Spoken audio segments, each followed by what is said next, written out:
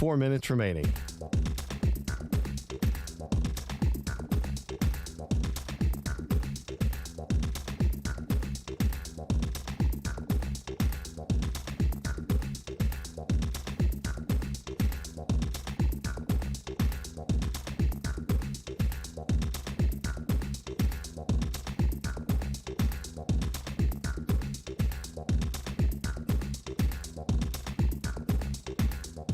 Three minutes, 30 seconds remaining.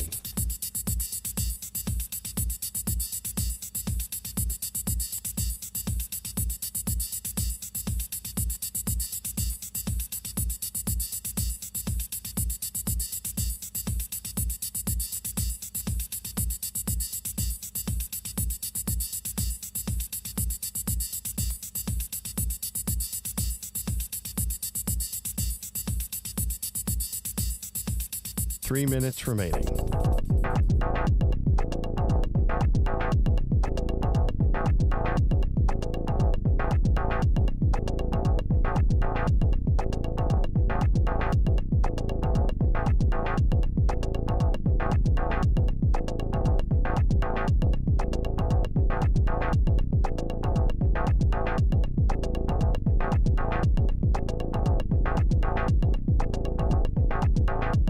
Two minutes, 30 seconds remaining.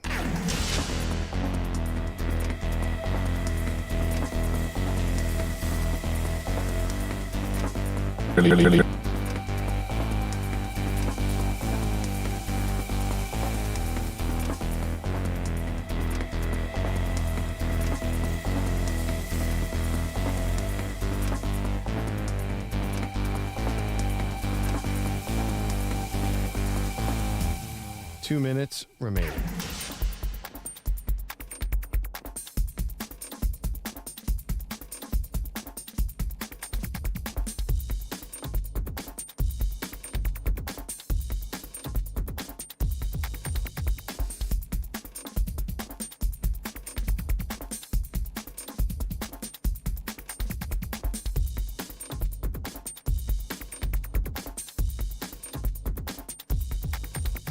One minute, 30 seconds remaining.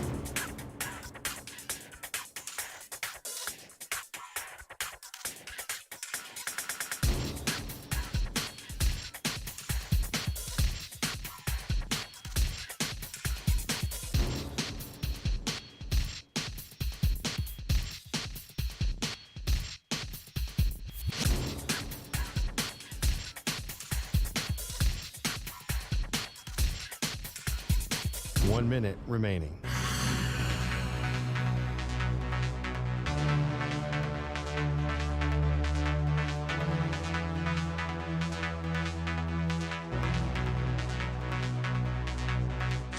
Forty-five seconds remaining.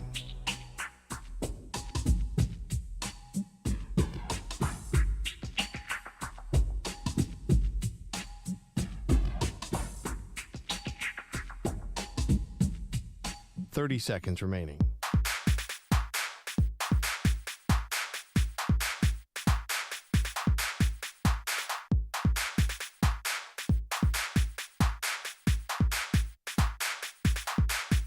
Fifteen seconds.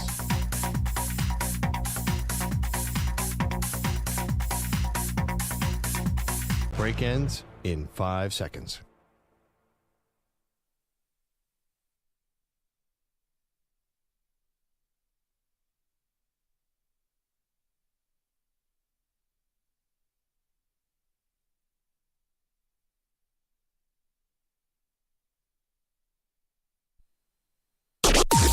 Maggie and Perloff on the Infinity Sports Network.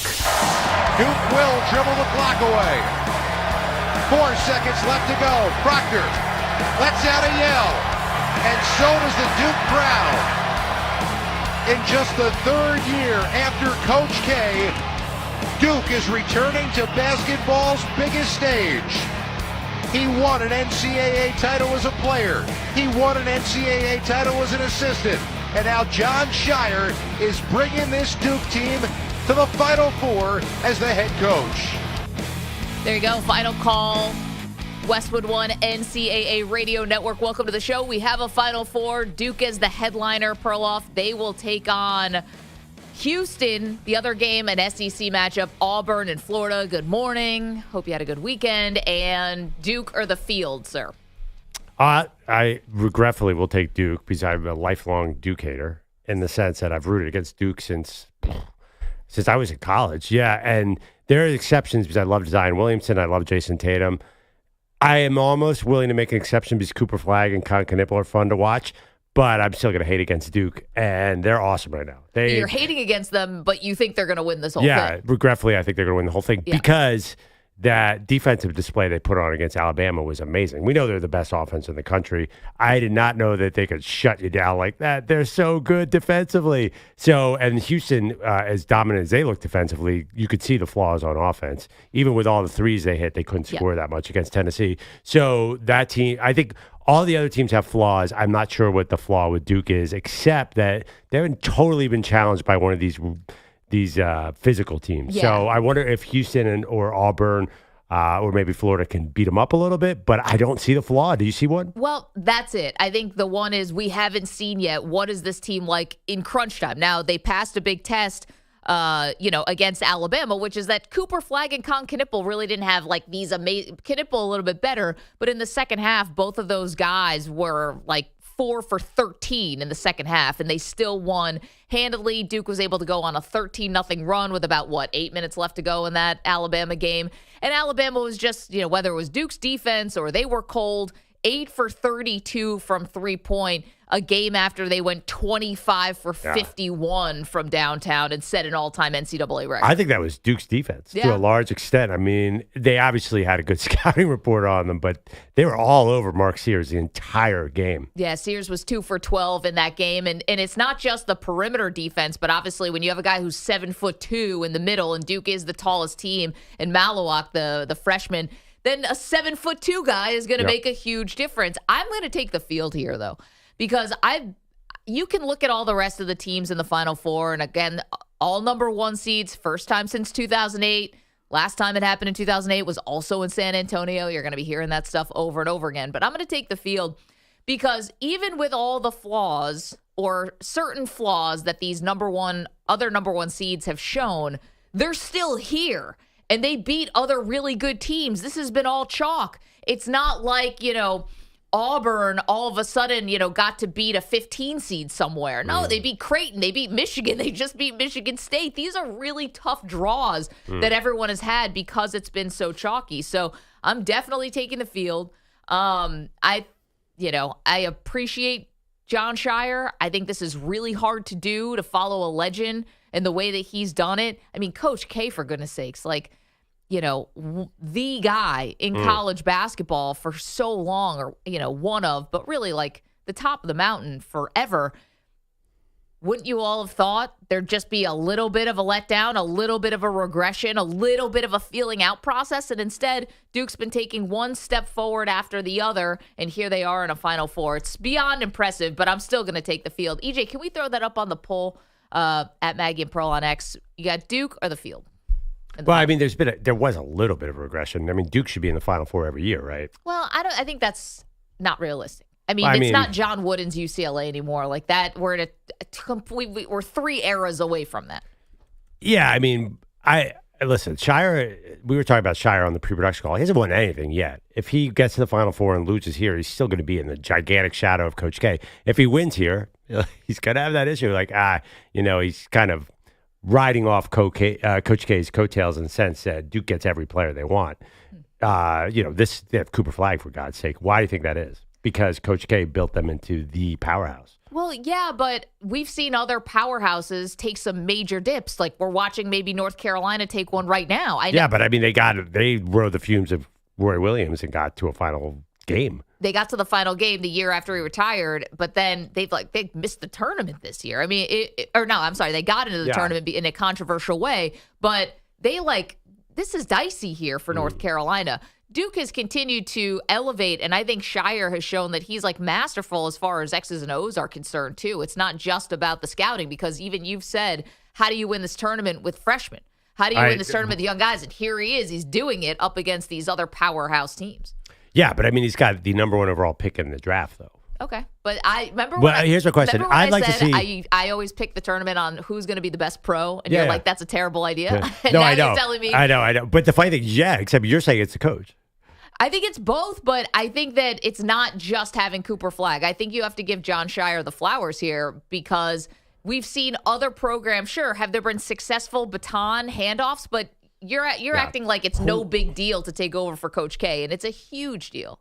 Yeah, I'm thinking of John Gruden winning with Tony Dungy's Tampa Bay team. You get a 2 or 3, you would, but he hasn't won anything yet. I mean, Coach, if he loses his first match to Houston, disappointment? I don't think so. I think making it to the Final Four is, to me, that's kind of the standard for coaches. I get Duke, it's a different level. It's about national championships, but don't you guys feel like in college basketball, it's about getting to the Final Four?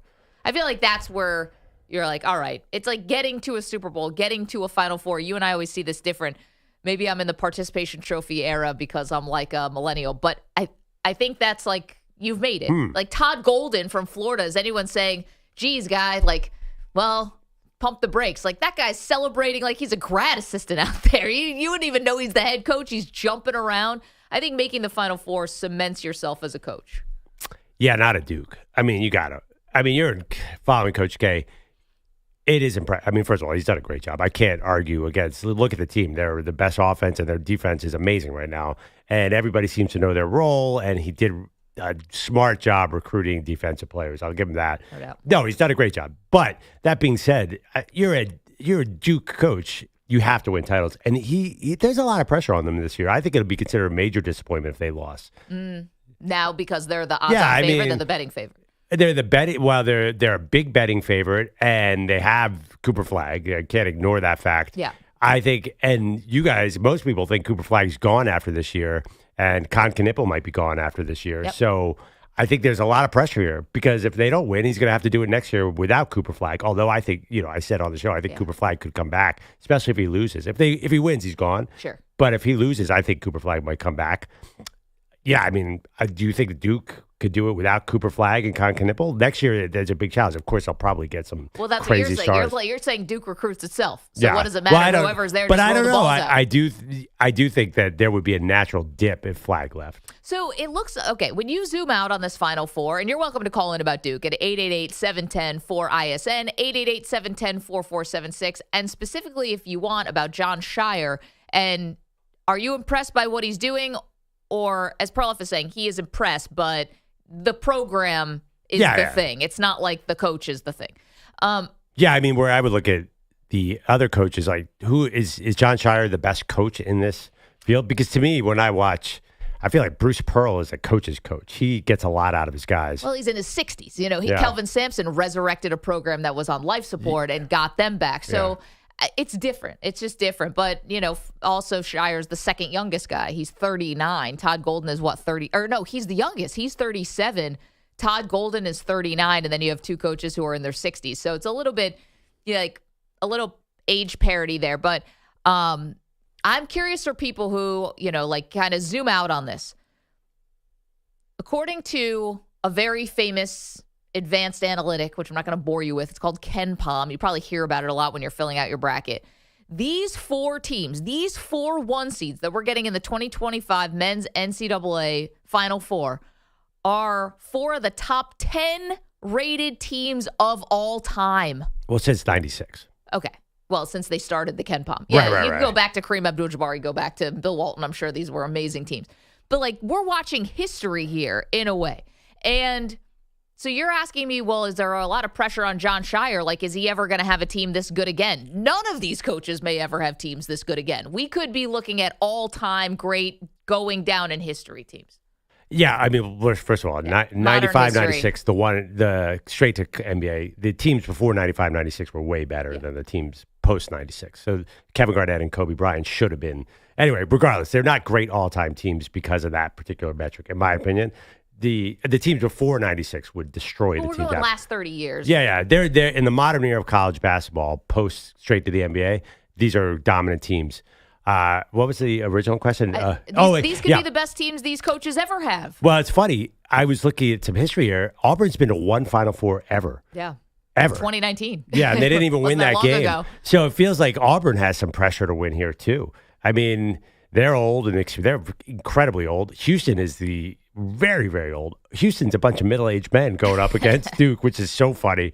And then Florida, I don't know what to make of this team. Florida's a lot of fun, man. They are fun to watch. They get themselves in these jams and then they get out of them. Yeah, Walter are they good? Clayton Jr., like I don't know what kind of future he's got, but I know I like watching this guy. When he's, passing up these easy 2-pointers to go retreat back to the 3-point line to, shoot a dagger to get Florida back in when they were trailing down 10, 5 minutes left against Texas Tech. That was amazing. And what he did against UConn. Yeah, I don't even know how good this team is. There are a lot of people second favorite in this field. I'd say I think they're odds on second. But can you imagine them?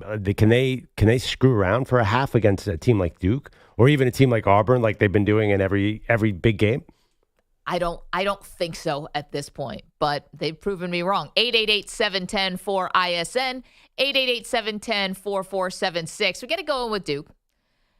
Jon Scheyer, are you impressed with what he's done, or is this the program sort of perpetuating itself, if you will? Also, are you taking Duke or the field? Again, all 1 seeds here. I think this is beyond impressive. Beyond impressive. Beyond. This is one of the greatest coaching jobs of all time? I think I'm trying to think of what's the greatest coaching job of all time. That's probably more of like a Brad Stevens taking like a Butler team to back-to-back finals with Light guys. Brown taking Kansas to the championship. Yeah, this is Light Brown. Pretty much the opposite of all that. Right, but again, you factor in the status of Coach K. Wait, but okay, let me even ask, is it the most impressive job in this Final Four of the 4 coaches? I think when you're talking about pressure, what Jon Scheyer has been asked to do is, well, I can't say greater than Kelvin Sampson or Bruce Pearl. Or it's Todd Golden. I mean, Todd Golden probably took the least acclaimed team very far. Yeah, but like Billy Donovan left the building a long time ago. There's a unique pressure under Scheyer because Bruce Pearl's not in anyone's shadow. Kelvin Sampson's not in anyone's shadow. Jon Scheyer, definitely. Todd Golden's not in anyone's shadow. Well, let me tell you, did you say all this about Hubert Davis when they went up against Kansas in the title game?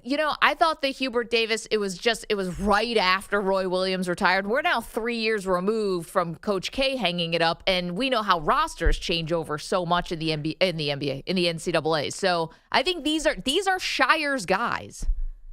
So it's more impressive. I think so. All right. We'll see. I would say definitely. I mean, Hubert Davis made it to the championship game, so Jon Scheyer's got one more to go. But I think this is crazy impressive. 888-710-4ISN, 888-710-4476. All right, we get it started with Duke. You're welcome to call in about that. We will update a movie sequel bracket. It didn't even take a week, and we've got controversy in Major League Baseball. Thank you, Yankees. We'll get to that. We've got so much to do. So glad you're with us. Let us know what you think about Duke. Phone lines are open.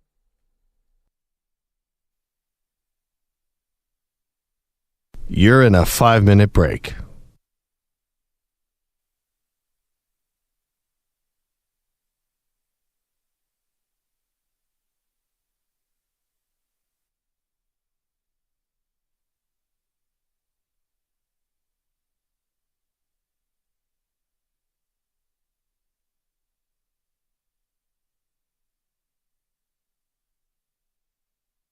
Four minutes, 30 seconds remaining.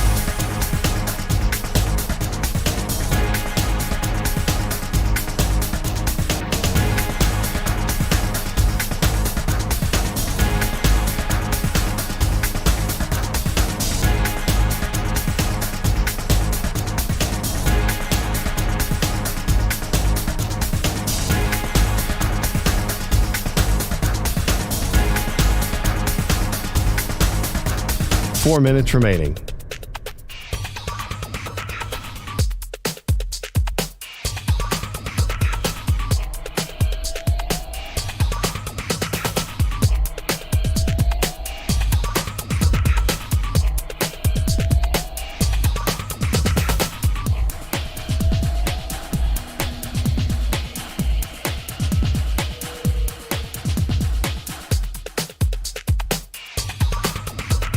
Three minutes, 30 seconds remaining.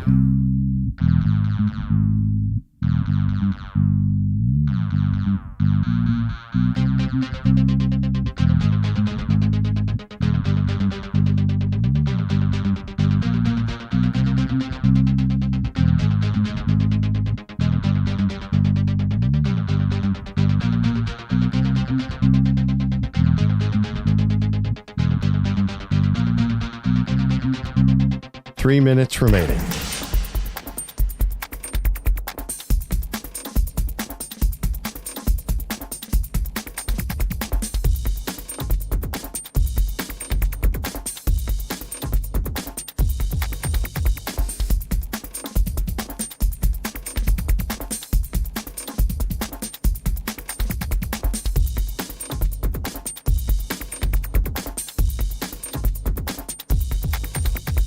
Two minutes, 30 seconds remaining.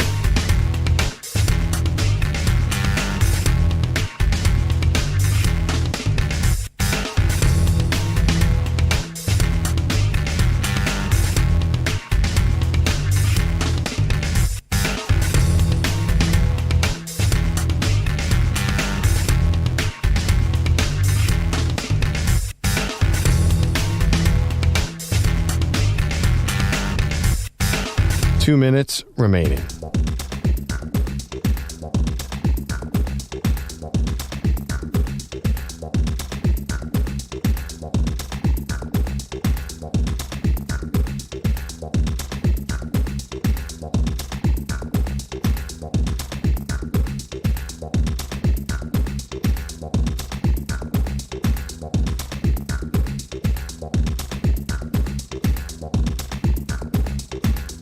One minute, 30 seconds remaining.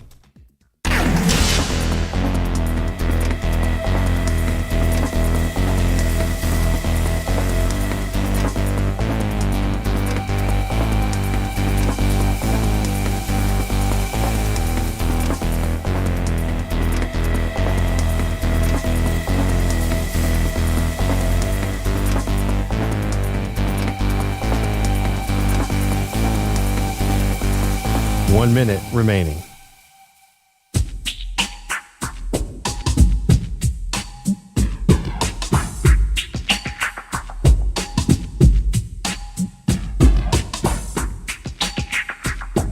.45 seconds remaining.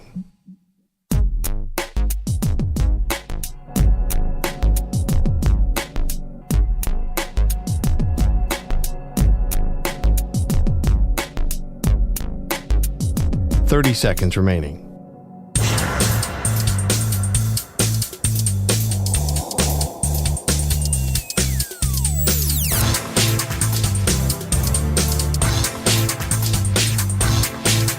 .15 seconds.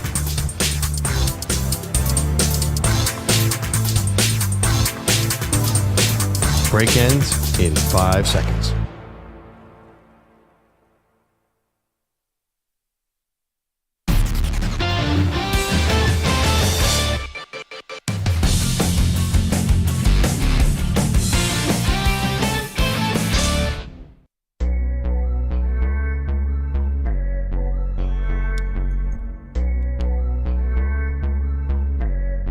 Welcome back, Maggie and Perloff show. Maggie, I was feeling myself yesterday on my bracket. Feeling myself. Before Sunday morning I come in, I'm like, I'm going to get the entire Final Four right. And then I got crushed yesterday because I had Tennessee and Michigan State advancing. But I still have my final game, Florida against Duke, Florida winning, which would put me in about 50th percentile because everybody has the same Final Four. It's really hard this year with all the chalk.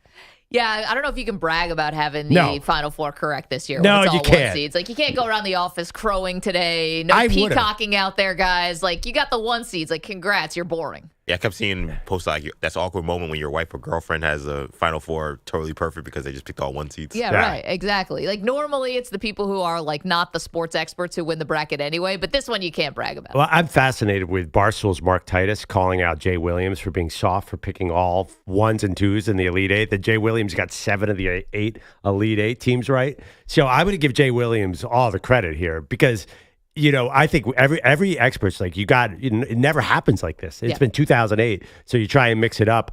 I mixed it up in the wrong way, but I'm close. I feel okay. I feel okay about how I did. Listen, you should feel good about yourself, right? Let's be positive on this Monday. The question we're asking you, actually kind of 2 questions here. They both revolve around Duke. Duke is now the odds-on favorite to win the tournament. So here's an easy one.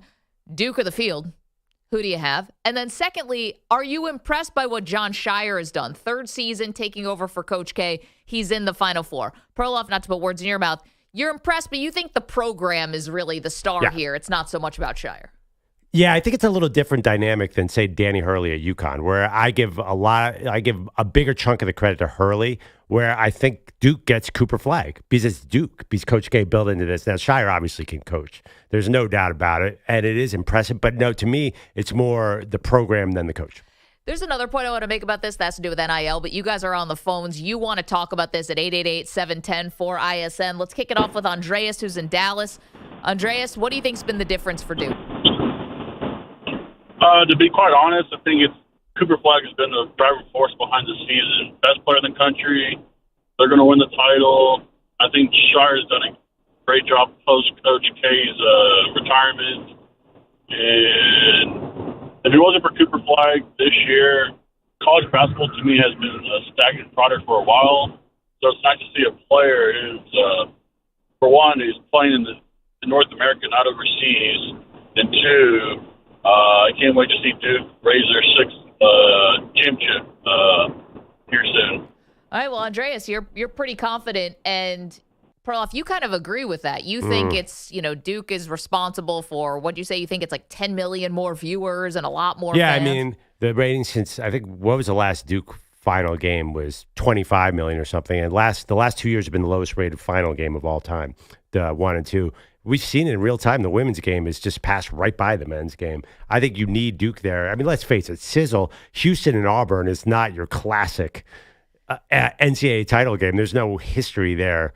It feels like... Well, Houston has a lot of basketball history. But Houston is just barely, just got to the major conferences. They're not exactly Duke, North Carolina. No, it's not. But, to be fair, Kelvin Sampson has had this team as a top 5 team for the last 4 years. They've been to the Final Four twice and now a third time. I mean... Jim Nance is sitting front row. They've got all the history. Yeah, Auburn. Auburn's a football school, and now it's Bruce Pearl. Though, who sells their program more than Bruce Pearl? But if UConn Purdue can't rate, why would Houston Auburn rate? I mean, UConn Purdue have just as much history as all those schools. I mean, yeah, I don't know. I don't think Houston is in the Duke, North Carolina, Kentucky, Kansas conversation. Obviously. I just think they need. If the NCAA could organize this, they would clearly put Duke in the final. The Blue Bloods matter. Yeah, JT is in Atlanta. JD, what do you think? Is this a Jon Scheyer? Are you impressed, or is just the Duke program chugging along? I gotta respect Perloff's contrarian nature, but I totally disagree. I think that it would be different if this was like. My man coming after Jimmy Johnson the first year, or like you said, Barry Switzer. Barry Switzer, right? Or like when you were talking about Gruden, the Tampa Bay Dungy. coach the next year, right? Yeah, it's just not that though. This is the third year, and it's a lot of pressure. So the standard has been set. I give you that by Coach K, and he did lay the foundation. But someone has to be there to take up that. It just doesn't continue. He wasn't just doing it, by just being Coach K. There was a process that he was doing. And someone that follows that has to kind of live up to that as well. And I feel like Scheyer has definitely gotten to that level. And, you kind of poo-poo the Final Four, saying it's about championship. I think that Final Fours are, they cut down the ribbons, right? It's like you just won a 16-team tournament, right, in itself. Yeah. So I think that getting to a Final Four is definitely significant. Of course, it's not winning the championship or getting to the championship game, but beating a 16-team field is pretty impressive. And I think that, with that being said, Scheyer has done a great job over these last 3 years, and I see that he's shown his chops as far as the coaching X's and O's is not just him just coming out. And I got the feel. JT, thank you for the call. Good one all around. Of course, Perloff being contrarian. This is the man who, inspired against the grain, thought up against the grain. Of course he is. But I know you really believe this. This is not just a radio take. No, I know you do, because we've talked about this many, many times. Wait, which part? On the air and off the air. That you think just Duke is the program. Why is that contrarian? Well, I don't understand what's contrarian. Duke basketball is Duke basketball. By the way, you guys are putting so much pressure on Jon Scheyer. If he loses this game, he's now going to be considered a disappointment, last year at NC State. We have less, because some of us are saying, that just getting to the Final Four is a big enough accomplishment. You're saying it's got to be championships. Now it does. With Cooper Flagg, yeah. I think after all these callers are like, Jon Scheyer's doing the greatest job. If he turns out to be the fourth best coach in this bracket, then we have a problem. But I think there's a general sports consensus that following legends are extremely hard. Right. And typically we see guys flounder, and usually they flounder kind of quickly. Maybe you have one good year or 2 good years, but then after that, it kind of falls apart. We're seeing Scheyer get better. So I think that's where I think people were saying, like, hey, like, Sheyer's doing a fantastic job. Like, as you said yourself, it's extremely hard to win with freshmen. And he's had good freshmen before. His first year, he had the top 4 players in the high school class. He's doing it differently with these guys. I think that's where we're saying, hey, he's done a fantastic job. But you could also say, like, he should have won last year. I mean, he should have won the year before that. He definitely should have won last year. Going against an NC State team that didn't even belong there. Well, right, but what, like, NBA superstars did he have on the team last year? I think that also, here's the thing. It's funny to make the argument, well, it's Duke. They're always going to get the players. We're in a totally different era right now. We laugh at tradition now of college sports, both on the football side and on the basketball side. It's the highest bidder, is it not? It now, is. For Cooper Flagg, I don't know if it was, and everyone's got, now he's got NBA riches that are waiting for him no matter what, but just to say Duke's going to get the best players, we're in a different world now. Yeah, I mean, they definitely this year got the best freshmen, so they did. I mean, last year they had Filipowski, Jared McCain, who is probably a little too busy filming himself in the hotel room, but he was pretty good. TikTok star. They had and Tyrese Proctor, so they definitely had a good team last year. Filipowski was the star, but regardless, it's funny. I think Duke is just. Duke, they got Cooper Flagg. Why do you think Cooper Flagg? Why do you think LeBron wanted to go to Duke? Why do you think Kobe wanted to go to Duke? I just think the program has become bigger than the coach. Yeah, but again, now isn't it also about who's got the biggest bag? Like, who's going to offer me the most money? Maybe I'm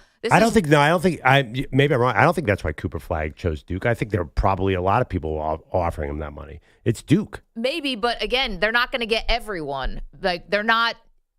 Yeah, you still get Cooper Flagg, great, but now it could be the highest bidder. And there is the conversation that we had last week of simply freshmen don't win. Yeah. So we can say, well, he got the best players, got the best players. Well, how come John Calipari kept losing? How come all these other guys that keep getting? How come Rutgers didn't make the tournament? Right. Like, it does take something beyond coaching, beyond just getting the best players on to win. Most teams that have their best 3 players as freshmen simply don't win. Right, but first of all, a couple things. One, we knew Duke had a very manageable bracket. There's no doubt about it. Everybody said that coming in, that Duke had the easiest run. So they haven't won anything yet. Let's not talk about them like they won the title. But Alabama scored 130 points the other day. We were like, oh, my God, how's everyone going to stop Alabama? History. But was anybody picking? I watched the expert, like the pregame. Was anybody picking Alabama in that game? No. Dude, you can't. I'm sorry to jump in. You cannot dismiss them giving up only 65 points to Alabama. But one more thing about this, though. I'm sorry. You guys, to find out, we have to wait till next year. We have to see, can Scheyer get to the Final Four without Cooper Flagg? And then we will know. Okay, can Bruce Pearl get there without Janai Broom? I mean, coaches have good players, have great players. But Duke has a lot of chances to get great players as well. We have to, look at it that way. Freshmen do fail, but Duke has a chance to reload year in and year out. Right, and the Boozer twins are walking in next year when it comes to Scheyer. All right, they got the Boozers coming next year, and we're gonna say, oh, you got to do it without the Boozers. Like, they're the best players in high school basketball this year. So right, because they're Duke. That you guys are confirming my point. Like, Duke is always going to get the. Duke has got this program. Like, Scheyer inherited a pretty good spot. Then how come Kentucky's not in the tournament in the Final Four every year? How come Calipari struggled so much? Well, Calipari clearly lost his fastball, and Mark Pope is going to take that according to Big Dave. Right, because of coaching is my point. Yeah. That's like you can say, well, just get the best players. All right, well, there are other guys who have simply just got the best players every year, and they couldn't get out of the second weekend. So you guys, let me make weekend. sure, because it's obviously 4-1 again. You guys are saying Jon Scheyer is the best coach in the country? No, I'm on your side. No, we're just impressed. We're just impressed by Jon Scheyer. Quickly, let me go to Kent, who's in Ohio. Ken, what do you think? Is it Scheyer or is it the program? Well, Maggie kind of stole my thunder just a little bit. I do believe that Jon Scheyer's done a tremendous job. I think Duke will win, but I do think the other 3 teams are quite physical, and I think that will be a challenge for Duke. But you just can't replace someone with Coach K or Jim Boeheim, Bob Knight, John Wooden. It's very difficult, and I think he's done a tremendous job. He seems to have great control of his team. One thing I looked at the other day was that they had played Alabama, and you looked at Alabama's roster, they had 4 graduate students that started. You're talking 22, 23, 24-year-old men. Yeah. And, they're playing Duke with 3 freshmen. So you've got 17, 18-year-old kids out there, and they just took it to them. I have a question about the age. Can age be a factor in all this too? I mean, from the coaches, you mean? No, I'm talking about players. Oh, just the players. 23, 24-year-old players. I mean, is that going to be a trend too now? It's here, Ken. It's here. Great call. You did have the COVID year, which has affected a lot of things. Yeah, so you have, for example, Elijah Martin, who's on the Florida team. He played for Florida Atlantic and already played in a Final Four. It's the first time ever, obviously, that someone's played in a Final Four on 2 different teams. Well, LJ Cryer won a title at Baylor. Yeah. Okay. So 2. Sorry. Yeah. One. He literally is already a champion. It's just so funny to be this is the new era. I wasn't sure if Kent was talking about the age of the coaches. You got 2 guys in your 30s and 2 guys in your 60s. Yeah. I've got a little bit of a take on this. I know that it's important that obviously you're at an advantage if you're an older player in basketball. I think it's much bigger in football, though. Well, simply because your body is so much more of a factor. If you're 23 and you're Bo Nix, or Bo Nix is not even about his body because he's not a huge guy, but you have all that experience in football for these quarterbacks. I think for linebacker, everything. I think in football, being 22 versus being 18 is so much different. Basketball, I'd like to not as much. I'd like to see your dad on that because haven't we had a lot of old teams over the last 10 years win? For basketball? Basketball, yeah. I think it matters. I'm sure it matters in basketball. I think in football, though, it gives you such a different advantage. This is why it was hard for older guys to get drafted in football because you were wondering, did they already hit their ceiling? Are they already too banged up? Stuff like that. Yeah, I think that I'm curious about that. You're right. Definitely in football, it's a massive deal. The fact that Ohio State could keep all those older players thanks to all their NIL money was a big deal. But I see a lot of old teams that have won lately in college basketball.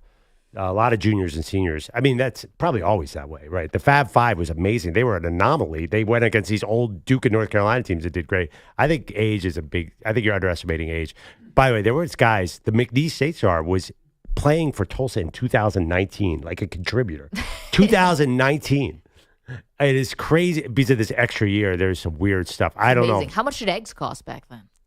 Houston has, how many players does Houston have? Or over 20?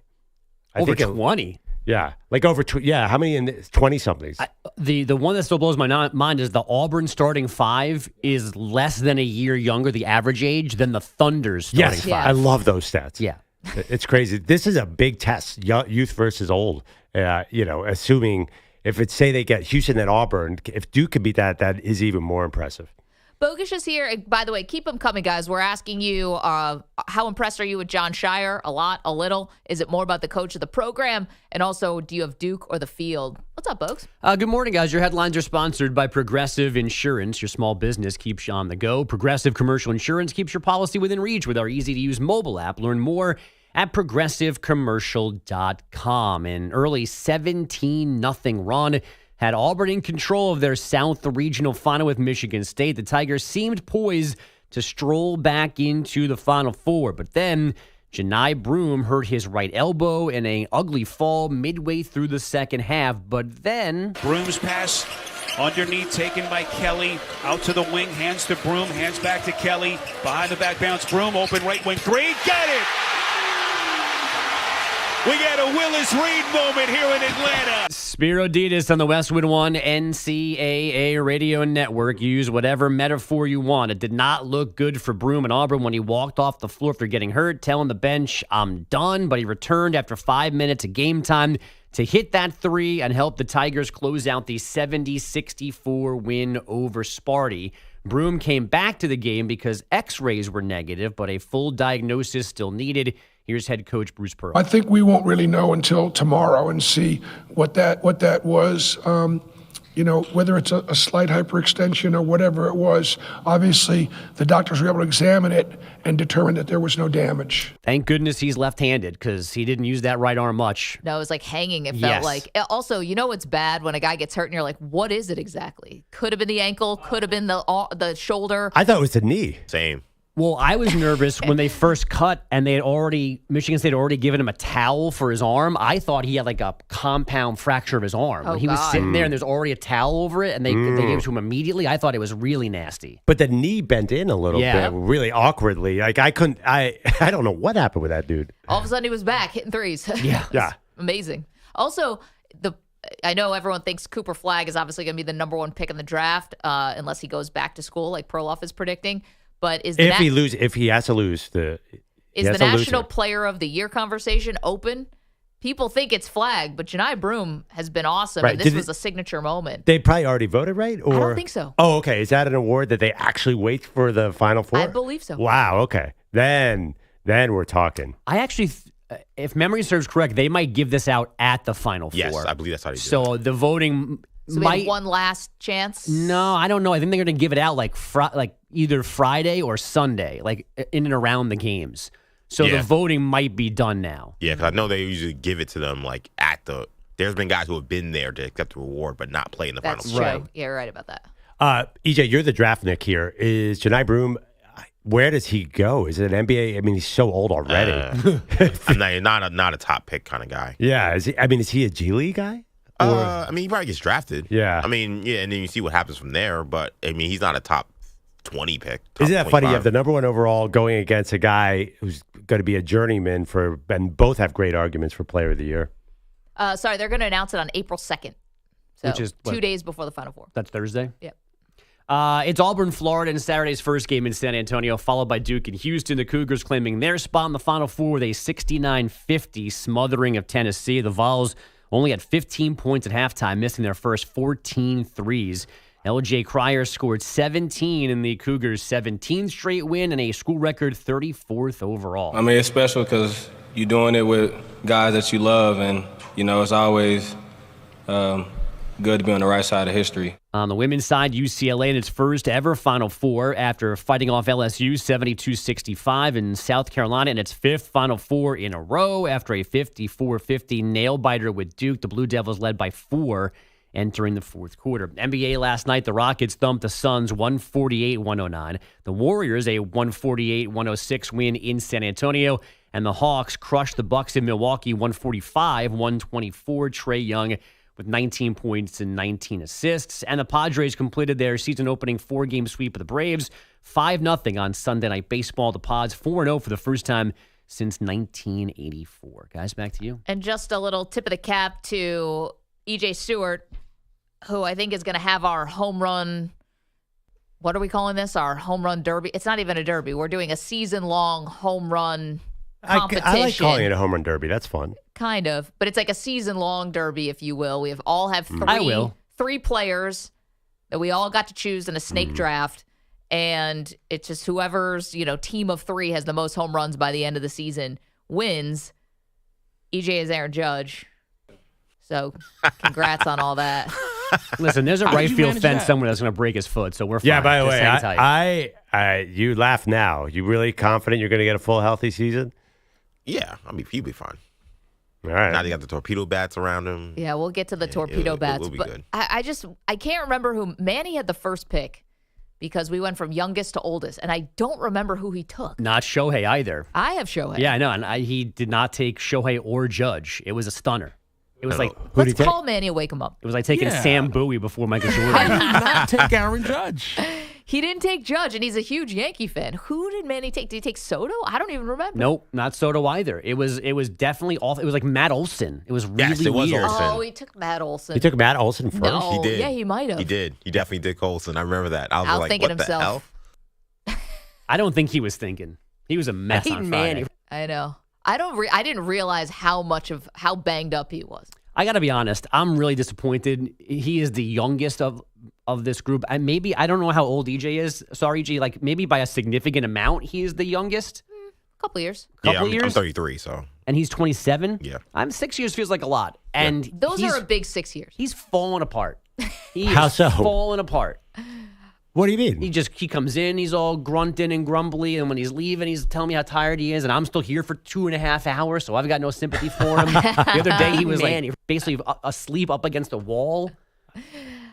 I like the fact that at least one of us Well, EJ, your hour, you keep crazy hours. I couldn't do it. Yeah. You're in a different thing. But, Manny still has to, live his life, because he's 27. Also, you have that, confidence, hubris, whatever it is, that you can still go out and still do this shift. The rest of us are resigned to the fact that, we just are who we are.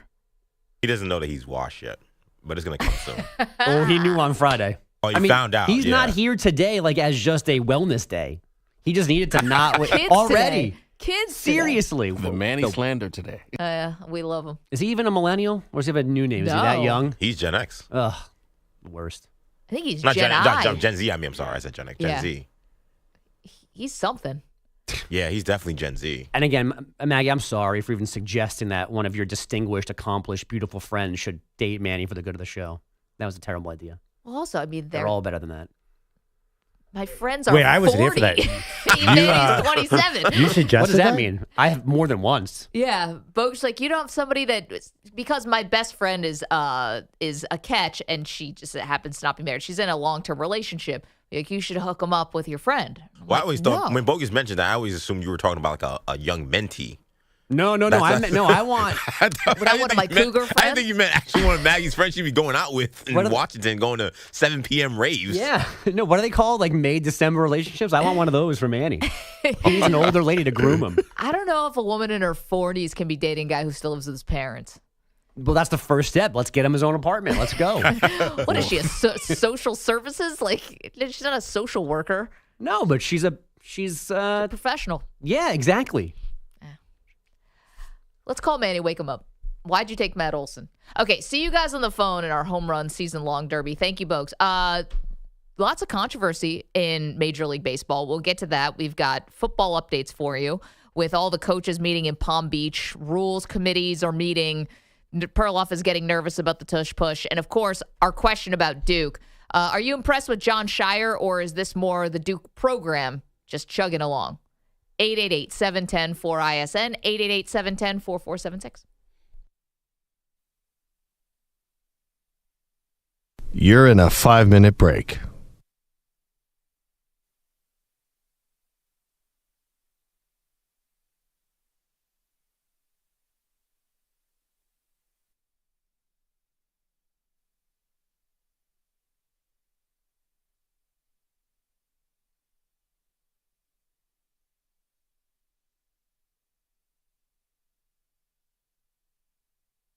Four minutes, 30 seconds remaining.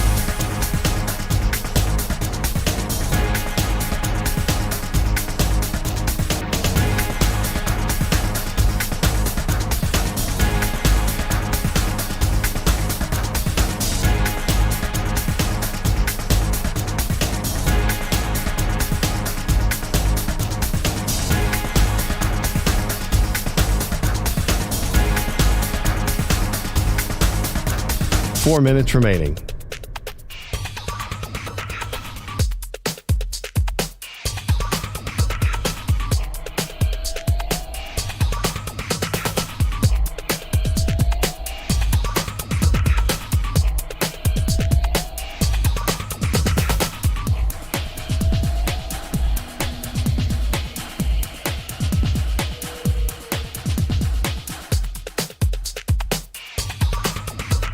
Three minutes, 30 seconds remaining.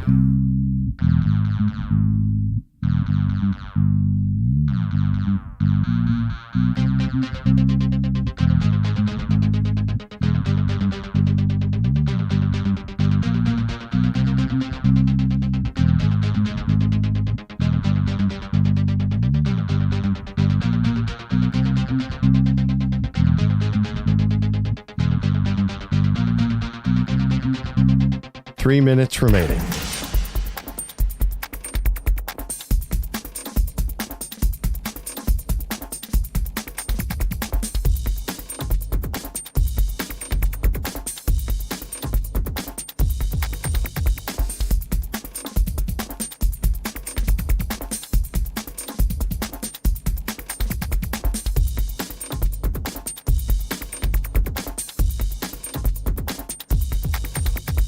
Two minutes, 30 seconds remaining.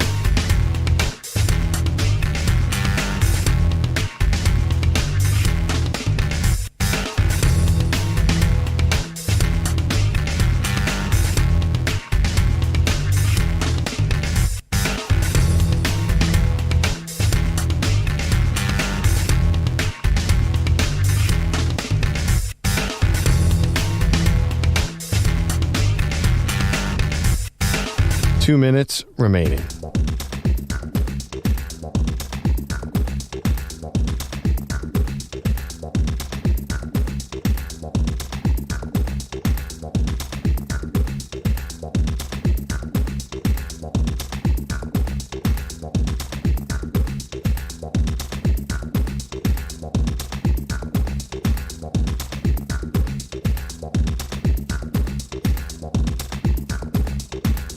One minute, 30 seconds remaining.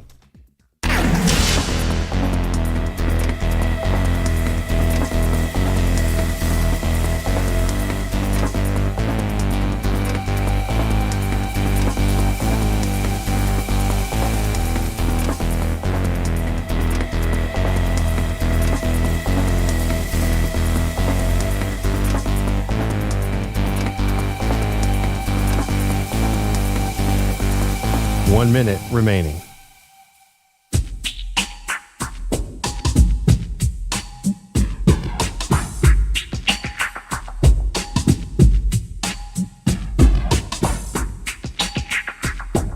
$45 seconds remaining.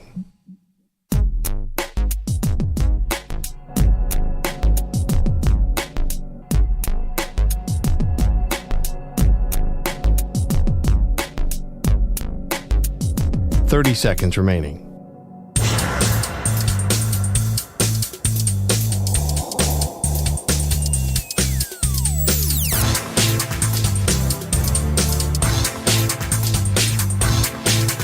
$15 seconds.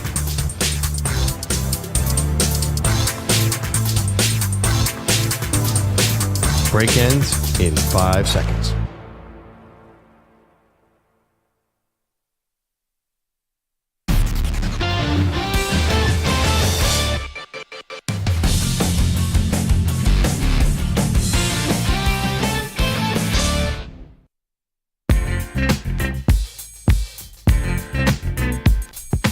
Welcome back. Final four is set on the men's side. Still have 2 games tonight for the ladies.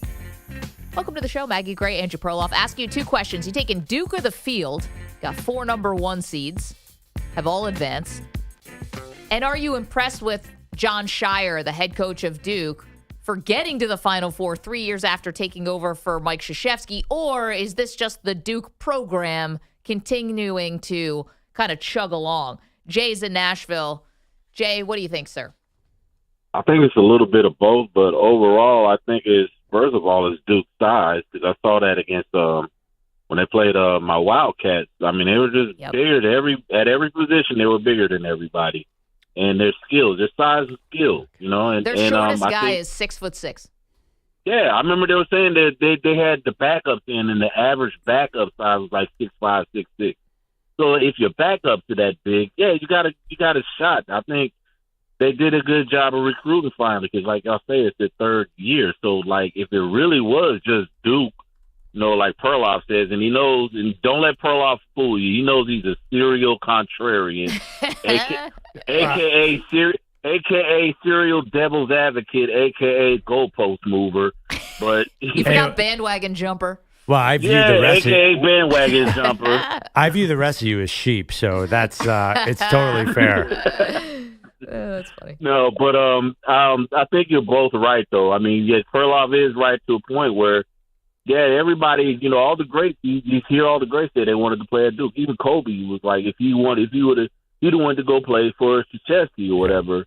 And at the same time, I think that coach, it's like I told EJ on the screen call, like it's like giving somebody the keys to Ferrari and you're just looking at them, don't crash it. And a lot of people mess around and crash it. This coach didn't, and he's young too.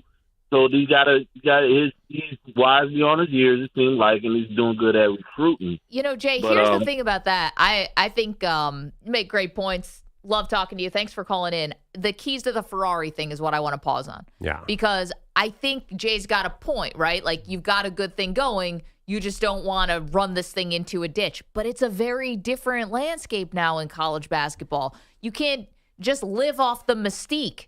You know, I don't think you can live off of the program anymore. If this was still the old rules where you can't you can't pay guys, wink, wink, nudge, nudge, but you can't have it above board the way we do, then yeah, I think you keep going off of the mystique. But, we talk about this a lot.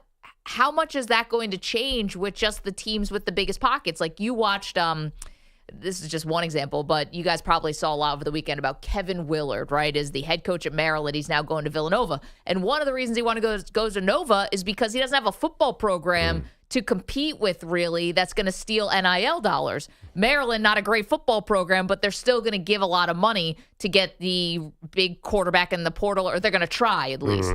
So I don't know if it's the same. It's not the same program that Coach K was running. It can't be because we're in a different era. Yeah, but do you think Jon Scheyer, say he was a coach, name a school, some other, you think he would have gotten Cooper Flagg? Say he was a coach at Michigan, for example. Right. I still think Cooper Flagg would have been attracted to Duke. But for how long, right? Like, how long is that going to remain? Because I'm watching, at least on the football side, we're going to see schools like we just saw SMU, these schools with the super deep pockets that are going to start becoming major players in ways that they hadn't been before. Right. So, yeah, but I don't know. I think Duke is, because you get all the exposure, which is tied to NIL. I remember when Zion went to his 1 year at Duke, he was on primetime, I think, 27 times or something. Yeah, but what about North Carolina? Like, are they? They're right nowhere there. Nowhere near Duke. Oh, come on. Come on. As far as TV product, Michael Jordan went there. Are you kidding me? Yeah, but as far as popularity now, like Duke moves the needle way more than North Carolina ratings wise. Well, here's the thing: people love to hate Duke also because they're like they come off as like the snobbier maybe program or the broier or whatever. But I think North Carolina's right there as far as sending guys to the pros. But I mean, look at ESPN's coverage this year. It was Duke, all Duke every night. I turned it on. It seemed like every game was a big deal to ESPN. To me, I mean, Carolina was on a lot too, but Duke is was they were number one team? Like, why would they? Who else would they show?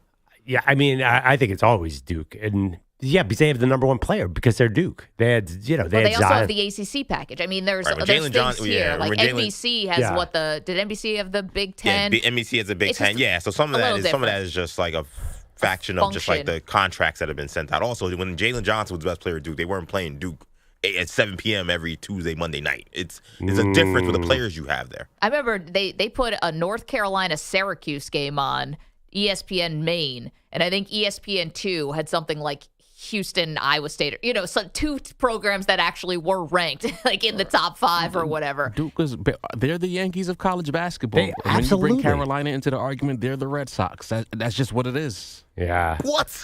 I'm sorry.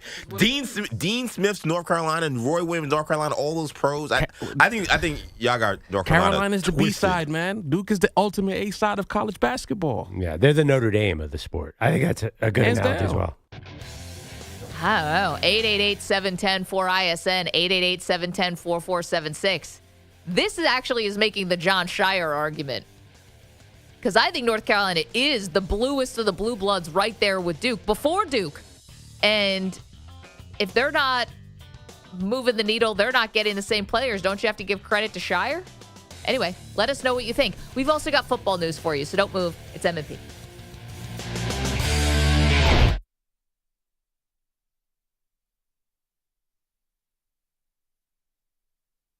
You're in a 5-minute break.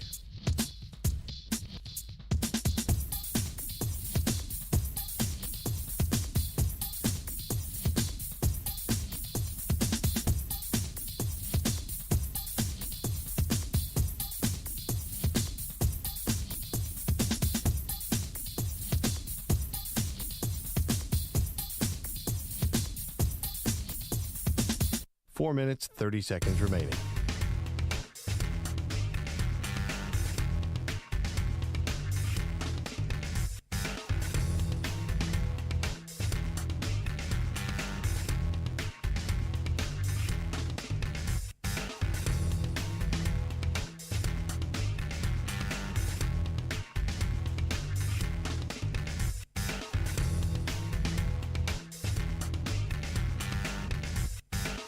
Four minutes remaining.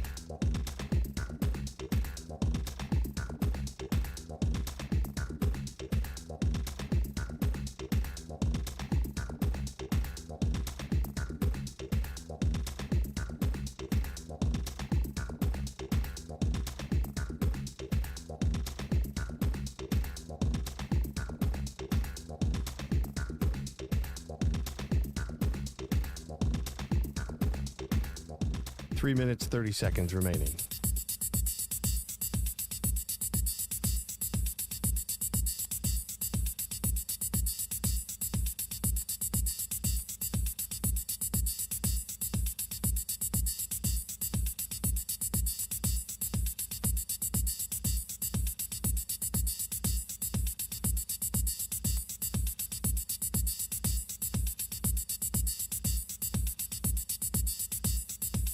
Three minutes remaining.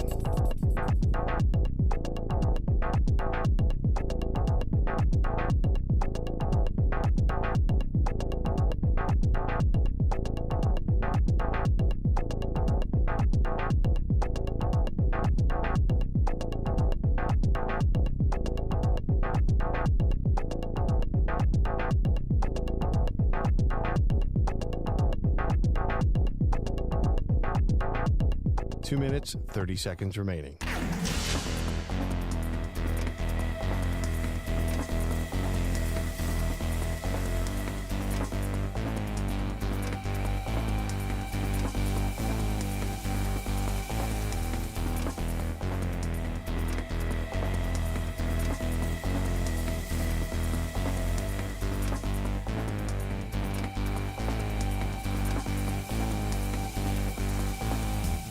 Two minutes remaining.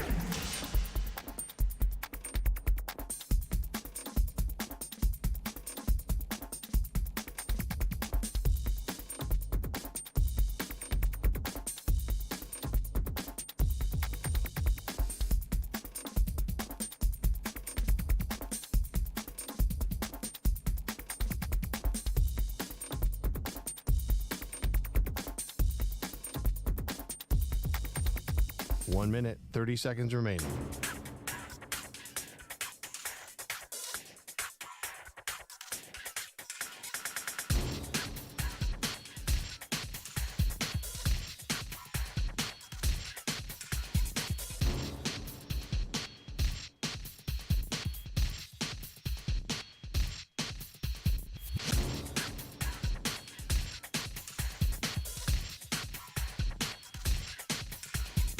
One minute remaining.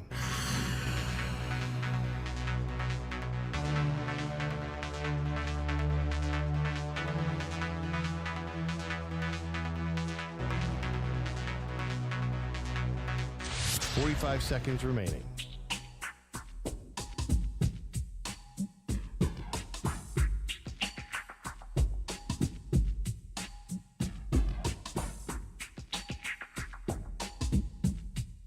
Thirty seconds remaining.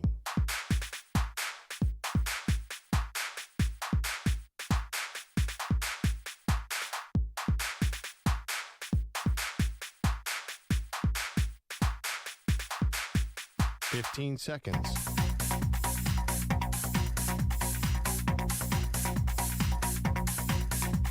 Break ends in 5 seconds.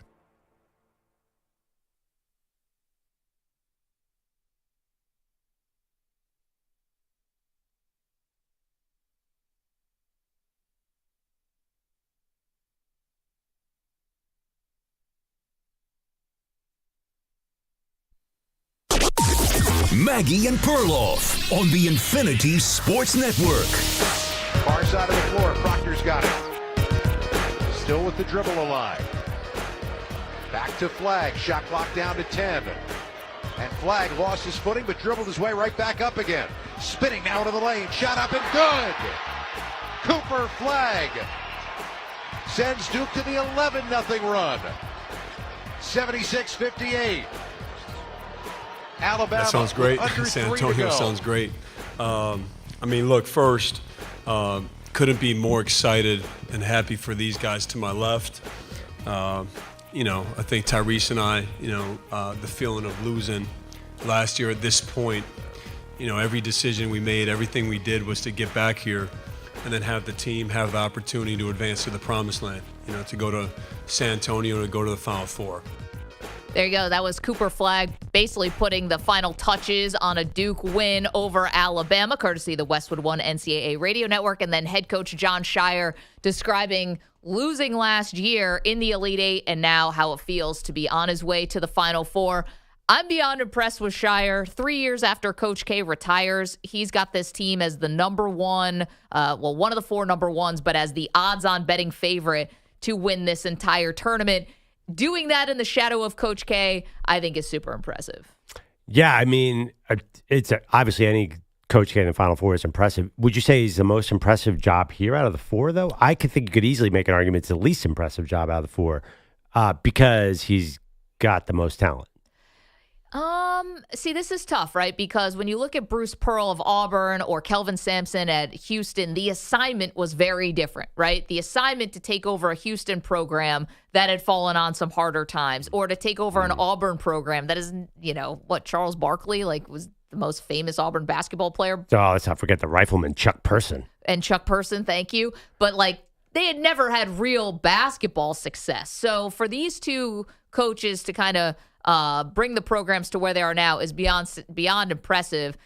Todd Golden, yeah, it's impressive too, but Scheyer was under a different kind of pressure. Billy Donovan left a long time ago. Todd Golden is not coaching in the shadow of Billy Donovan, even though he won back-to-back titles, but it was a while ago. Yeah, I'm most impressed by Scheyer.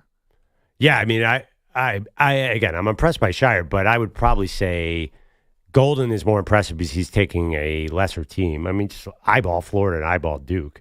I would think this run is more impressive. And also, Houston and Auburn. Auburn just seems, we'll see how this plays out. I think Bruce Pearl's done an amazing job there. And I think Kelvin Sampson's done an amazing job. It just feels weird to me. Scheyer has the best player in the field, as you pointed out. Yeah.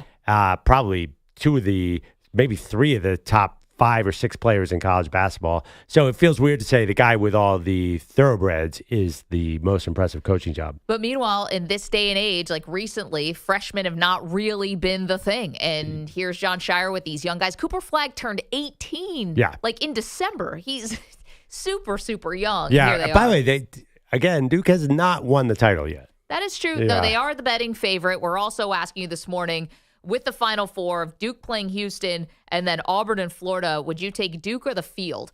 888-710-4ISN, 888-710-4476. And how impressed are you with Jon Scheyer? Perloff kind of saying, listen, it's the program. The program recruits itself in a lot of ways. Yeah, I mean, if they had hired Chris Collins or Tommy Amaker, he was the runner-up. Do you not think that they would have been able to get a Cooper Flagg, for example, or get the top recruits? I think they still could have had a lot of. Yeah, Amaker would have been great. All those guys, Woj. I mean, you could have had a million coaches who could have done well there. I don't think Scheyer is uniquely better than all those other coaches. Tough argument, right? Because they're all really good. There are a lot of good coaches. We're never going to know, right? I mean, could someone be doing a better job than Hubert Davis right now at North Carolina? Again, we're not going to know unless Hubert Davis somehow is, he's going to be on the hot seat, I think, even going into next season. And North Carolina is a team that you would think, well, the program recruits itself. Don't you just need a call from Vince Carter and Michael Jordan? And all of a sudden, even for young people today, Michael Jordan gives you a call, and I'm sure he'd be willing to do that, right? Doesn't that matter? Doesn't that hold a lot of weight? I think it does. I have to imagine it would. Actually, especially for the parents. Maybe I'm wrong about this, but I feel like Duke's had a little more major talent than North Carolina over the last 10, 15 years. I remember because North Carolina won with Psycho T, Tyler Hansbrough, stayed 4 years, was not where Duke all of a sudden flipped a switch and became the one and done school like Kentucky. In many ways, they kind of flipped roles, right? Yeah. Duke used to be the old team. Yeah, Carolina became the old team. They had Medallion Americans, but guys who had stayed 3-4 years. Yeah. And Duke was a team with the one and done Medallion Americans. So in many ways, they've kind of flipped roles from where they were in the 90s. I just think of Duke with the recent Duke, Paolo Banchero, Zion Williamson, Jason Tatum, Cooper Flagg. Sure. I mean, it is a superstar program. It's in a way as impressive as the Kentucky teams, although the Kentucky teams went 5 superstars deep. Duke goes 2 or 3. 888-710-4ISN. So again, got all 4 number 1 seeds. First time since 2008. You mentioned Psycho T. He was on that 2008 North Carolina team with Ty Lawson and Wayne Ellington. You'll remember that. That was UNC, Kansas, Memphis, and UCLA. Now we get Duke, Houston, Auburn, and Florida. So you're welcome to weigh in on Jon Scheyer. And are you impressed with what he's doing, or is this just Duke rolling along? I mean, in the age of NIL, I don't know if people are as precious or are going to be. Maybe in the future, we're still young in this NIL world. Does the mystique of the program matter? And that's kind of on the football side too. Are the Ohio States and the Notre Dames, are they still going to hold this like elevated status? Well, the Texases, like, are we still getting that? Or is it just, hey, who's giving me the most money? Yeah, I mean, those schools do actually have a lot of money too. So it's tied in. Ohio State, you can't ignore their budget this year. Sure. But but SMU has a lot of money. We know Texas A&M has had a lot of money for a long time. Right. I think Ohio State, with that $20 million influx, is the reason they won the title this year. Otherwise, a lot of guys would have left. So, and I think Duke probably has a lot of money as well. I don't think I imagine you can't outspend Duke. Duke spent a lot in football. There's money galore. Think about it. Half of those guys own half those programs fuel Wall Street. I'm sure there's so much money coming in. I mean, the cliche about Duke is that. Yeah, I'm sure the lacrosse program. The lacrosse program immediately goes straight to Wall Street. Wow. Yeah. Listen, I know a couple people play Duke lacrosse. They're not hurting. Yeah, you do. I think there is one thing too that maybe a lot of folks don't realize as well. But Nike's funneling guys to Duke, and that's a big issue as well. What the shoe companies want and who they're, especially now that you're talking legally about. now. Yeah, now it's legal, right? And now we have guys who have NIL. But that's a huge thing, too. Nike is a huge Duke school. It's probably their most important school, which is crazy considering Jordan Brand, of course, North Carolina, but Duke is number one. So that is a big deal as well. The AU pipeline is very real. Mm-hmm. Duke got I assume they had the number one class this year, right? Yeah, they had two guys who were top 4. Flag and Malawak were both. And do they 7'2"? You mentioned next year they have some talent coming in, too. And next year they're going to have the best class. Next year's class might be better. I looked at the top 10 rated recruiting classes of like the last 20 years, and Duke is 8 of 10. So they've obviously had a recruiting advantage. And I think it seems to continue even with NIL.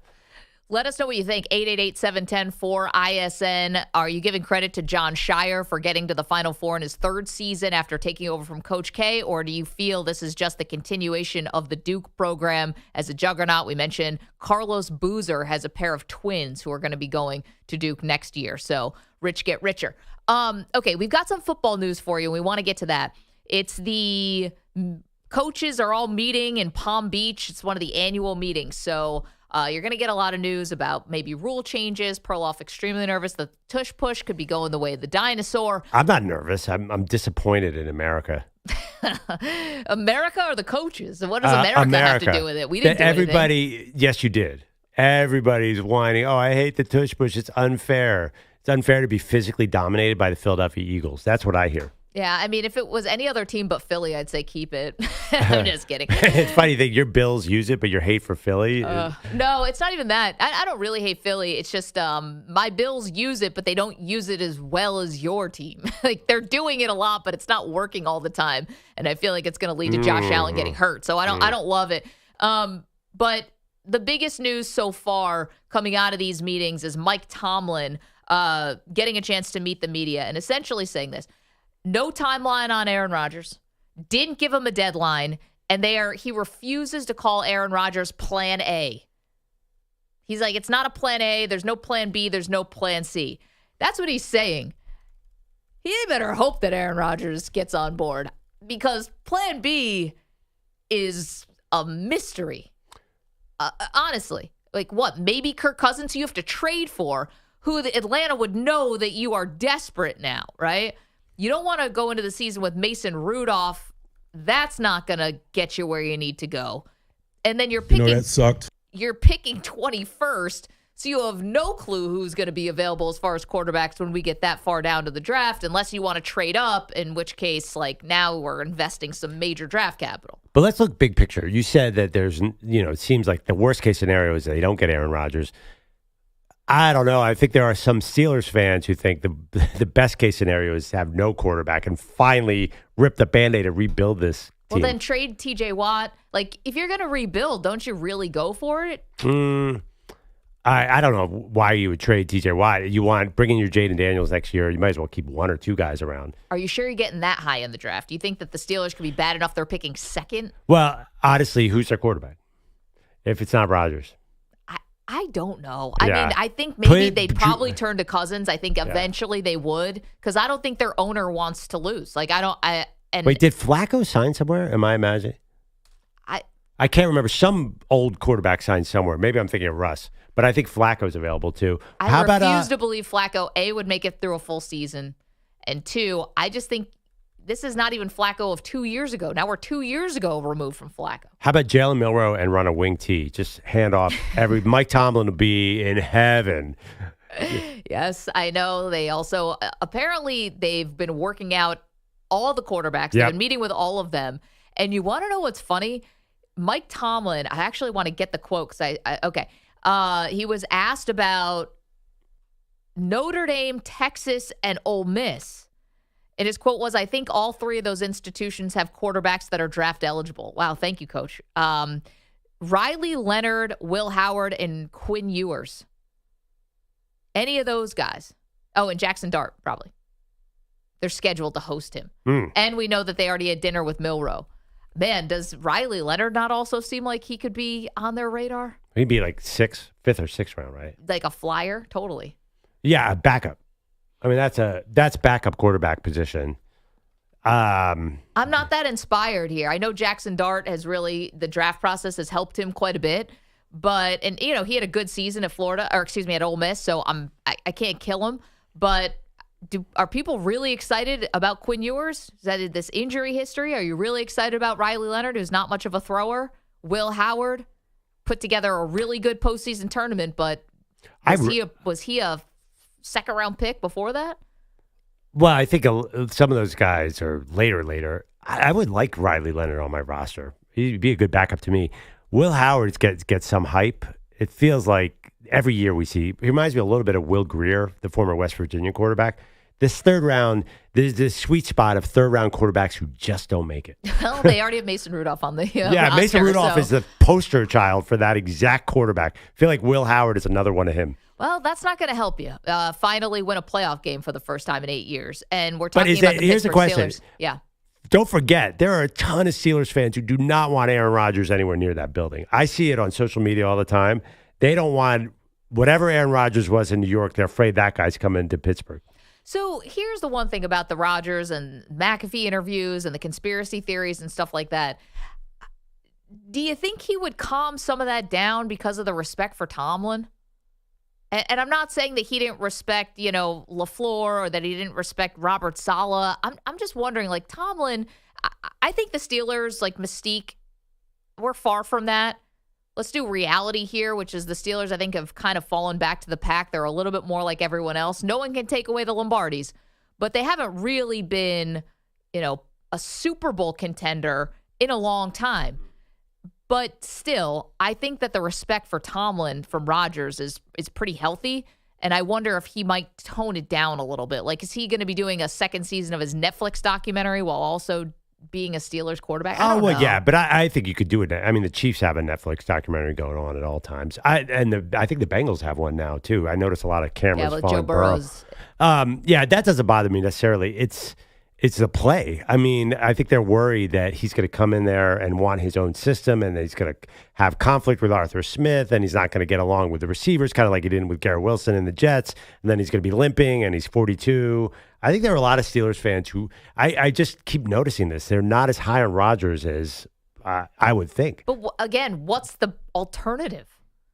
You going to be high on what, Jalen Milroe? I mean, I would... If you're not going to, first of all, I agree with you. I would side Rodgers if I were them. You might as well give it a shot. What's the downside? It's 1 year and then you start over again. And honestly, it's the boom or bust thing that I kind of like, because I'm sick of 10-7, just like you are. I don't even care if they make the playoffs. You got to either get really good or really bad. I cannot do any more of this middle ground. Did you happen to see, so obviously we're here on the Infinity Sports Network, and we say good morning to all of our affiliates who we absolutely love and adore. Rich Eisen, who's also a part of this network, a huge part of this network, and we love the Rich Eisen show. I saw that Rich, I think this was last week or maybe over the weekend, he thought that Rodgers was getting $40 million. Really? Yeah. Whoa. Because we had the report that Pittsburgh wanted to do a 1-year deal. Is it for $40 million? That was Rich, who's obviously, I mean, Rich is as plugged in as anyone. Yeah. He just came from, hosting all that combine coverage and He's got more contacts in the league than anyone.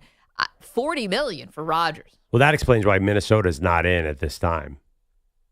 Yeah, and they've got J.J. McCarthy, so. Well, right. Palacero said when we played the sound last week from Jim Rome that there's no issues with financials. Right. Financials they've worked it out. They've been figured out. Yep, that's true. Well, Aaron Rodgers ain't retiring if there's a $40 million contract out there for him. Hell no. You know how much ayahuasca you could buy with that? I don't even know how much that stuff costs. No, Is there even like a fee? But I don't think it's just the drug. You need all the stuff around it. Right. It's the flight to Costa Rica. The bed and breakfast, the hippie, whatever they do. You need a tent. Definitely have to have a tent. You need some blankets. a lot of buckets to throw up in. Your bucket budget has got to be huge. And like some calm music. You're going to need some Bluetooth speakers. It could add up. But do you actually pay for the actual drug? Does anyone know this? Oh, I'm sure there's a cost. How much do you think that stuff costs? Everything has a price, Maggie. That's true. And don't you need like a guide, like a shaman or something? I don't think you need one. I think it's probably better for you that you have one. I think I think it's part of the experience. I had a friend who was hired to go down and translate for a ayahuasca shaman in, I think, Nicaragua or Guatemala. And it was a terrible experience. Translate? Yes, because basically, this woman was taking a group of 20 people down to somewhere in Central America to do ayahuasca, but she didn't speak Spanish. And my friend spoke Spanish to communicate with the shaman, who turned out, because he's been a jerk in Spanish for so many years, but the English-speaking tourists did not know that. Wait, you can be a jerk and be a shaman? Oh, yeah. Yes, big time. Shamans have attitude? Oh, my God. Some of the most unhealthy people of all time are gurus. Wait a minute. Yeah, I you thought know, they're come on. supposed to be like Zen and kind of like looking at the good in life. Look at the bio of any sort of yoga guru or meditation guru. They all have these horrible affairs and things. They're the biggest group of phonies out there. No. I mean, I watched the documentary about the Bikram yoga thing, but like I'm talking about your run-of-the-mill shaman. Oh, yeah. No. But they're healers. You don't get to be an alpha shaman without, breaking some eggs, as they say. Yeah. They're not. Oh, Maggie, come on. Don't be so naive. Yeah. I mean, of course, I speak from personal experience because my uncle was part of the famous cult in Oregon. Yes. With the ultimate yogi. And of course, he, I think, had 85 Rolls Royces and slept with millions of women. It's amazing fun fact about Perloff. EJ, your face. Yeah. You didn't know this? That Perloff's uncle, I'm speaking for you now, was in a cult. It's the Bhagwan from Oregon. But EJ might not have seen it. Was a hot documentary about 8 years ago about it. Is your uncle in the doc? Do you ever see footage? Because they have a lot of stuff from the 70s. No, we looked for him. We looked for him, and we did not find him. I mean, there were thousands and thousands of followers. But they did crazy stuff. They like poisoned a salad bar, and like it got really crazy with the town gown relationship. That's an allegation. Oh, I'm sorry. Allegedly, they poisoned the salad bar, which is diabolical. I would say the rule is if you become a yogi, you're doing it to sleep with women to make money. That is my take. What? Yeah. That is amazing. History shows that, this documentary is one of thousands of documentaries of this thing going wrong. I mean, cults. And by the way, can we get a PS, like an update on your uncle? How's he doing? Oh, he's fine. Yeah, okay. No, he, basically most of the cult dissolved in the 80s. So then it became more of a peaceful movement. Oh, good. Yeah. What happened to the Bhagwan with all the Rolls Royces and it happened at the end of the documentary. The Bhagwan, I think... He didn't go to jail, did he? No, I think he hid overseas, and I don't know if he ever got... He was definitely in legal trouble. Sure. What happened to the Bhagwan? Or he died? I got to look at this up. Meanwhile, I'm looking at how much it costs for ayahuasca. So it looks like I can only find out how much the retreat is. It's like, I'm seeing like $4,000 for a week. I guess it's one of the things we can't just buy like ayahuasca a la carte. You're going to have to go on the whole retreat. You got to get the whole package, I think. You can't just get the tea and take it back to your Airbnb and do it. Works. Yeah, probably not smart. The El Bhagwan Rajneesh died in 1990. I think he evaded the law, but he was in all kinds of tax problems. That's another thing. Yogis don't pay their taxes. I've been telling people that. Hey, you gotta be careful. Andrea, my fiance, is a yoga instructor. Yoga instructors are good. She does pay taxes. Has she ever called herself a leader of a movement? No. Yeah, once you're in charge, it's like absolute power corrupts absolutely. What's that line? To be fair, though, she has worked at some studios where the people owning it were very interesting people. Yeah, it's a lifestyle. Wait, how did we get into this weird We're talking call? about Rodgers. Rodgers, of course. Oh, Rodgers. Yeah, with the shaman. Right. And I was yeah, like, your wife doesn't do the kind of stuff that Aaron Rodgers does. No. That's what I'm talking about. That world. Okay. I guess there's like levels to the shaman thing.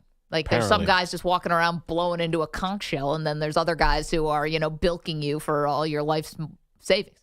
Whatever you see on Rodgers, I would pick the latter. Maybe he needs the $40 million because he's supporting some kind of like shaman. Actually, I think Rodgers becomes a shaman at some point. I think that's his next. I think he does a little bit of color commentary, then he goes straight into Eastern philosophy. First, he's going to call Browns Ravens on a Thursday night, and then he's going to go straight over to Costa Rica to lead an ayahuasca trip. Can I ask you guys a question? Maybe it's for the break, but I know both of you guys mentioned how the Aaron Rodgers Jets failure, do you feel like doesn't really affect his legacy? But what if he fails in Pittsburgh? Does that affect his legacy? No. Nobody cares about the end. It doesn't matter. 2 places he fails. In his 40s. High profile Perloff. You said last week that this would be the biggest story in the NFL. Just the Joe Namath, O.J. Simpson, Emmitt Smith. Well, O.J. definitely messed up his legacy, but not by going to San Francisco. Yeah. The conversation Jerry about Rice. him being a shaman kind of balances out any football fails he'll have at the end of his career. Yeah, trust me, he'll move the headline. Ray's right. Yeah, burn enough incense, no one's gonna remember Jack. I think the failing with the Jets. I think the Jets are gonna wear a lot of that because the Jets are a punchline. Failing with the Steelers, especially. I think that hurts a little bit more. I don't. Name a player who's ever been affected by that post-40 failures. Name a legacy. Maybe Russell Wilson. 888-710-4ISN, 888-710-4ISN. Russell Wilson's 35. I'm just saying, Russ, this is now the third team in 3 years. Right. But I think I'm talking about the last gasp career. Try and name a player. I don't think Russ fits that, in my opinion. Okay, got to take a quick break. 888-710-4ISN, so you can answer the Rodgers question there. Legacy's getting impacted, and do you think this is the best option for the Steelers? We're also asking about Jon Scheyer and Duke. To the Final Four, 3 years after taking over for Coach K, is it the credit go to Scheyer or just the Duke program? It's M&P, don't move. You're in a 5-minute break.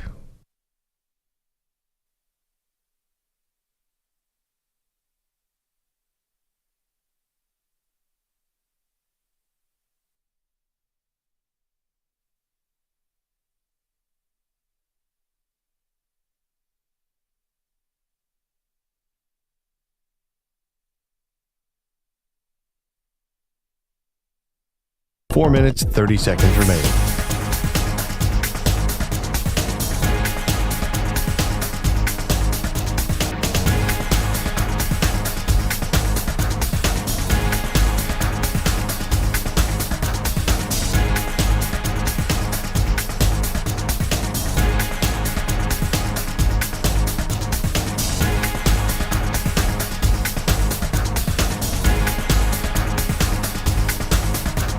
Four minutes remaining.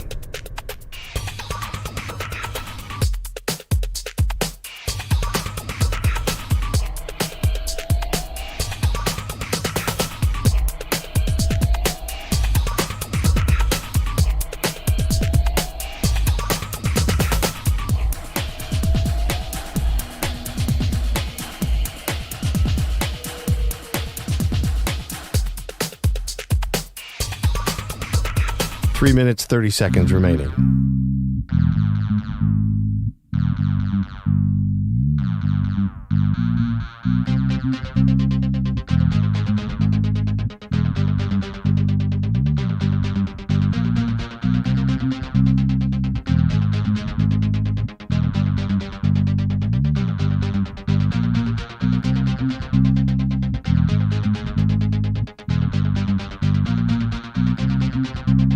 Three minutes remaining.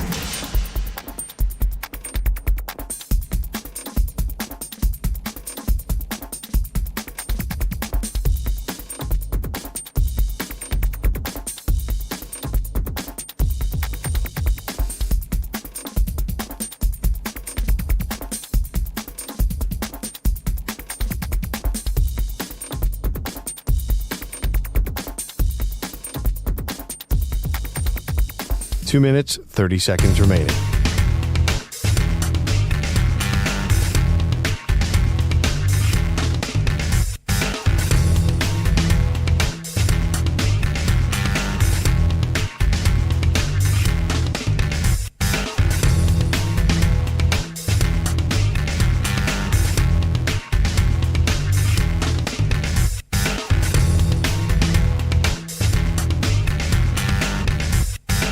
Two minutes remaining.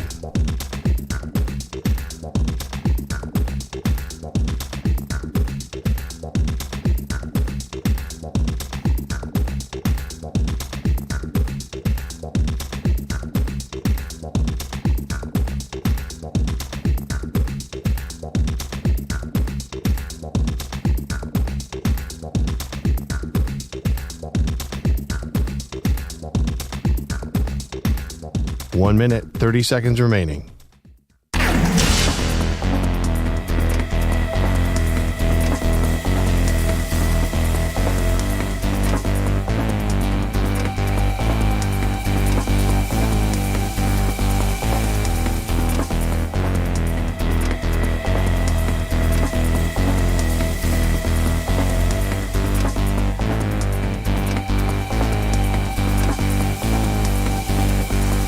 One minute remaining.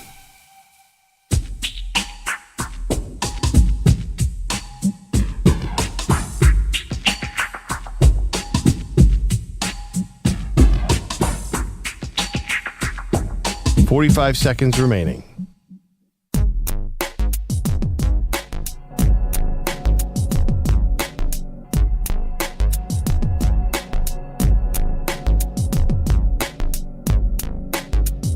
.30 seconds remaining.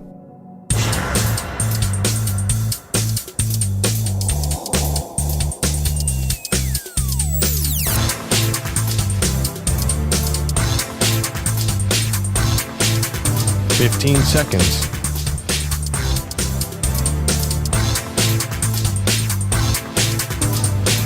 Break ends in 5 seconds.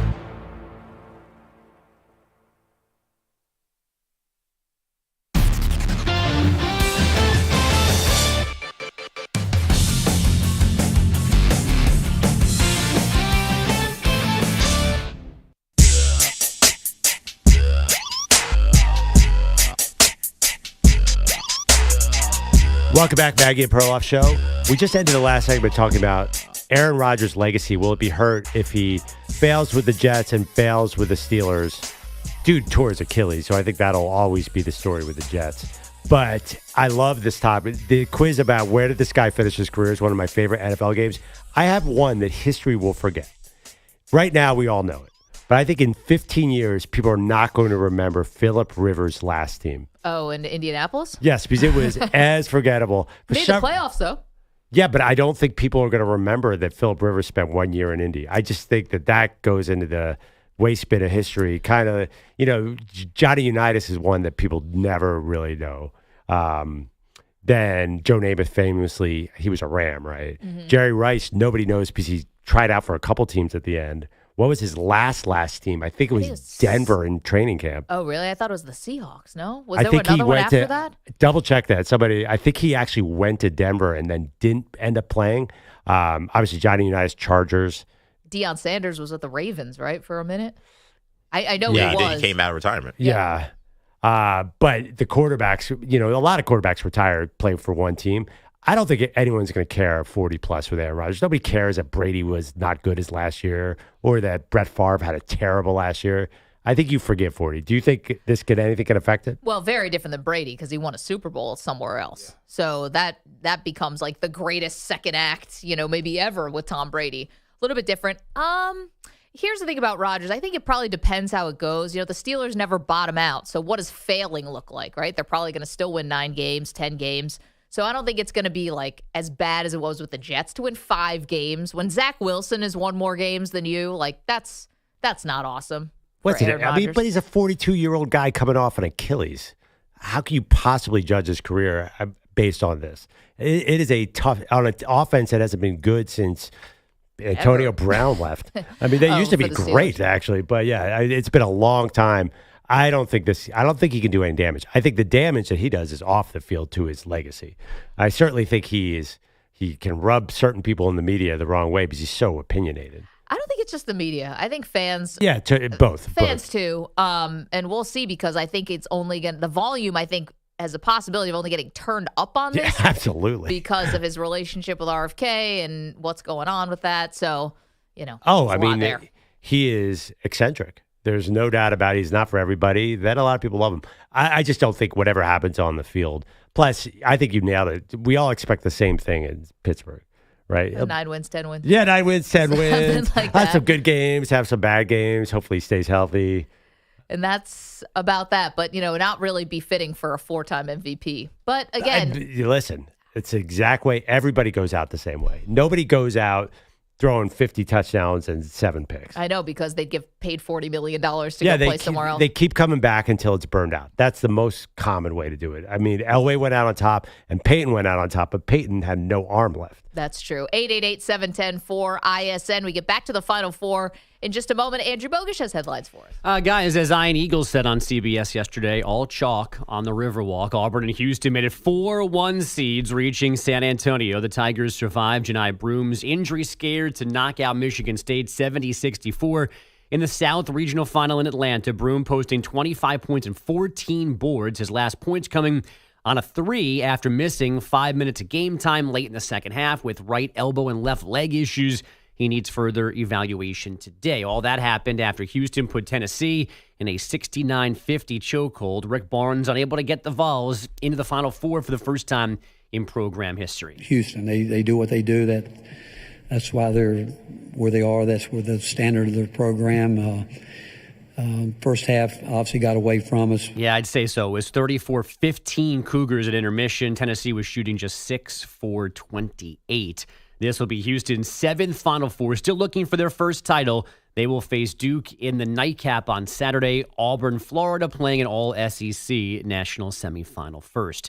The women's bracket, meanwhile, has just begun filling in its Final Four. 3.9 seconds. Inbounds to Flage. Cross the timeline. The running 3 from the top of the key. No good off the left side of the rim. And what a difference a year makes for UCLA. They were ousted by LSU in the Sweet 16 in Albany. Here in the Elite 8, they're victorious. That's Lance Meadow on the Westwood One NCAA radio network. So UCLA getting revenge on LSU and reaching the first Final Four in school history with this 72-65 win. South Carolina back in the Final Four 5 straight years now after fighting off Duke 54-50. Tonight, it's Texas, TCU, then UConn and USC. Last night's Pistons T-Wolves game got a little bit heated. Nas fakes the handoff, keeps it himself, drives, he got fouled. Holland picks it up. And now Nas and Holland going at it. Dante steps in, and now both teams have to be separated here. Dante takes Holland right out of play. It's a pile-up under the basket. It's gotten more than heated. And they are still going at it. That's Alan Horton on T-Wolves Radio. Had this been a Knicks game, they would have been fighting in Dr. Rock's seats. True. Right under the basket. Yep. Rower too deep, and it was nasty at times. It was a little bit scary, and there was like a 12-year-old kid just sitting there letting all these men right in front of him have this crazy fight. I think a camera guy was at the bottom of all of this, too. It was pretty ugly. I haven't seen one of these in a while. He's like that. Just watching it all happen. He's built for all this. He could have been a kid in the 90s. I mean, I think the Pistons they're an edgy team. I don't know if it's, Minnesota also have some edgy players, both but of them do. I think Detroit is like, this is the identity. Yeah, I'm Isaiah Stewart and these guys? I'm starting to feel like I don't think a team wants to play them in the first round. I think, by the way, a lot of this has to do with some hurt feelings on Dante DiVincenzo's part. As I saw in the AT&T ad, he's very upset. It's March Madness. It's the Final Four. He's going back to, he's missing his Villanova friends, and he's grumpy. And by the way, I totally disagree with everyone here. Me and Manny, that is the most awesome college tournament ad. I love that ad. The rest of the ads are terrible. That ad, which ran again a bunch of times yesterday, where DiVincenzo, oh, you do? Okay. Yeah. Oh, I thought we were all dunking on Manny for crying during it. Yeah, I mean, Manny. I am still, yes. Yeah. This is a bogus beef that you're talking about. Not to talk about sponsors in a bad way, because we're open for business here at the Maggie Perloff Show, but certain credit card. I'll say it because I actually am a customer. I'm a Capital One customer. I've got a lot of stuff with Capital One. These commercials are getting more and more bizarre. You mean the magic blimp? Are you talking about the magic blimp? That was created at an ayahuasca trip. Yeah, exactly. I'm like, do you guys go to Costa Rica, the rainforest, for this one? Because Maggie, you gotta be thankful though. You know why? Because we don't have a what a pro wants. Oh, what a pro. EJ, how dare you? I mean, we got rid of that. Right now, we got those 3 OKC guys wearing the same suit. It's a lot more funnier. No singing involved. Because remember that last year? You could have had that. Horrible. Just horrible. It was I like Chet the new one. Holmgren and Shea singing. The new one's fun, too. The new one's way more palatable. Yeah. But don't you guys watch, again, I'm a Capital One customer. I'm very happy. Yeah. The app works well. I'm all about Capital One. But aren't you just like, why? I never understand why Jennifer Garner's there. It still doesn't make sense all these years later. There's just this crossover thing. And the irony is that Spike Lee is in these commercials. They should be masterpieces. Clearly, he's not directing these things. The guy's an Oscar-winning movie director, and these commercials are just so dumb. I'm actually curious. Kareem is now part of them. Yeah. A lot of Kareem puns. Kareem is not like Charles Barkley. I can't picture the set. He does not speak to other humans. Maybe the Hall of Famers he will. Which is ironic because Kareem probably has the most memorable movie scenes. Yeah, he's a good actor. Way more than Charles. But he's Kareem's been in 3 times as many movies. He's a total curmudgeon. I mean, he hasn't been anything lately. Yeah, he's just totally. But Jennifer Garner, 100% approval rating. Who does not like Jennifer Garner? Ben She's Affleck. Delightful. No, they're back together. No, he's trying to get her back. I know. She's like, get out of here. He likes her more than the rest of us. Wait a minute, he's trying to get her back? Yeah, that's been the big stuff on Page 6 in Us Weekly. EJ, you and I should have our own gossip show. We should. Maggie is always. I'm up on celebrity couples. How did you guys hear about this? I don't know. Yeah, he showed up at the. Well, I know this is a Marvel fan, but he showed up at the Deadpool and Wolverine. Set when she was in the new movie, and he was there, and they thought he was there to act, and he said no, he was there just to support Jen. I think they have kids, right? Yeah, right, of course they have kids, right? Yeah. But still, I mean, this has been a long game of him trying to get back, and apparently Jennifer's made it very clear through the outlets that she wants nothing to do. Wait a minute, why does Ben keep going back to the old flings? He got remarried to J-Lo. Then that broke up. Now he's going back to Jen. You're Ben Affleck, dude. Well, you can to be get fair, a date. going back to those 2 Jennifers is pretty good. No, I get it. With an Anna de Armas mixed in between. It's not like me going back to my grad school girlfriend, right, Maggie? I mean, this is it's pretty big time stuff here. There's also a lot of reports about him being on that high end dating app. Have you guys seen those? Oh, Raya. Raya? Yeah, that's Ben been out Affleck's there on for a while. Oh, that he's on Raya? Okay. But you see Perloff that Johnny Wilson's on Hinge. That was something that came across this weekend too. The wide receiver for the Eagles. It's just like his picture. It's him playing. Well, that's how Jason Kelsey met Kylie. I was saying. Yeah. She sent the line to him, if I was a UPS worker, could I hold your package? I'm like, damn, you really wanted to date this guy. That's a hell of a line. Yeah. I saw this headline the other day. Nikki Glaser tried to date Ben Affleck on Rhea just for the story, which I respect. That would have been. It's got to be hard to be a celebrity and date in some ways, right? How would you trust anyone? Easy. Yeah, well, it's like athletes, right? You always think that some people are in it for a different reason, which is why a lot of people date their high school and college girlfriends, right? The ones who were with them before they got famous. But in some ways, it's easy. Yeah, your agent puts in a call and there you go. But also, you never know when the person's going to turn around and tell everyone about you, photos of you in bed. Weird people are weird. That's probably why Ben keeps going back to the Jennifers, too, because he's had experience. Yeah, but they keep failing. I mean, he's failing, but they are safe spaces. Right, yeah, safe spaces. He has to deal with people leaking information and stuff about him. I guess he feels he's comfortable with that. Do you guys think if you were super famous, would you want to date another famous person or an anonymous person? Or an air quotes regular. I mean, my dream when I was a kid was to date someone famous. But I don't know if I would feel that way now. I think Matt Damon's got the way better side of this than Affleck. He's married to someone who nobody knows, and it seems like the paparazzi pretty much leave him alone. But if you're dating, you have to have somebody who has something to lose. If you're a super A-list, you can't just date. You can't go out and date a normal person who could then blackmail you. That's my theory. Oh. I've thought about this a lot. Or a really rich person. Somebody you can't be the only one in the relationship with a lot to lose. I don't know. This is You obviously not get going to worried happen about anyways. blackmail a lot? I think if you're a Sitting famous around person, thinking about blackmail. You've got a lot of plans for worst case scenarios. I think if you're a quarterback, you have to date a famous person because you can't trust a civilian. I think New York millennials have been jaded by Derek Jeter and wanting to have that life. It can't exist anymore. I know, but I think that's why, like, again, me growing up, it's like, oh yeah, I want to be like Derek Jeter. That's a forgotten era. Not everybody, every guy growing up wants to be date a million women. Nobody wants to get married at 23 like Kirk Cousins. That's not the fantasy. I get that, but the Derek Jeter thing can't happen anymore because let me ask this there's camera phones. Yeah. Like he could go out to clubs in New York and LA and no one would ever say anything. Like Leonardo DiCaprio, I think also had this earlier on where he could just date and the stories were rumors and. Let me ask you this, EJ. Would you want to be the Bachelor? Is that part of your fantasy dating? Well, he loves that show, though, don't you? I love the show, but I've talked to Andre a lot about this. I don't know. I feel like I would be. Of course you have. Well, yeah, we don't want to watch it together, right? I feel like I'd be terrible. I'd be a better Bachelor than a contestant, if that makes sense. Okay. You want to be the one who the as women a are fawning contestant, over. I'm getting thrown out day one because I'm too scared to talk to the person. I wouldn't like. You talk to everybody. Not women. Oh, okay. I'm not like that.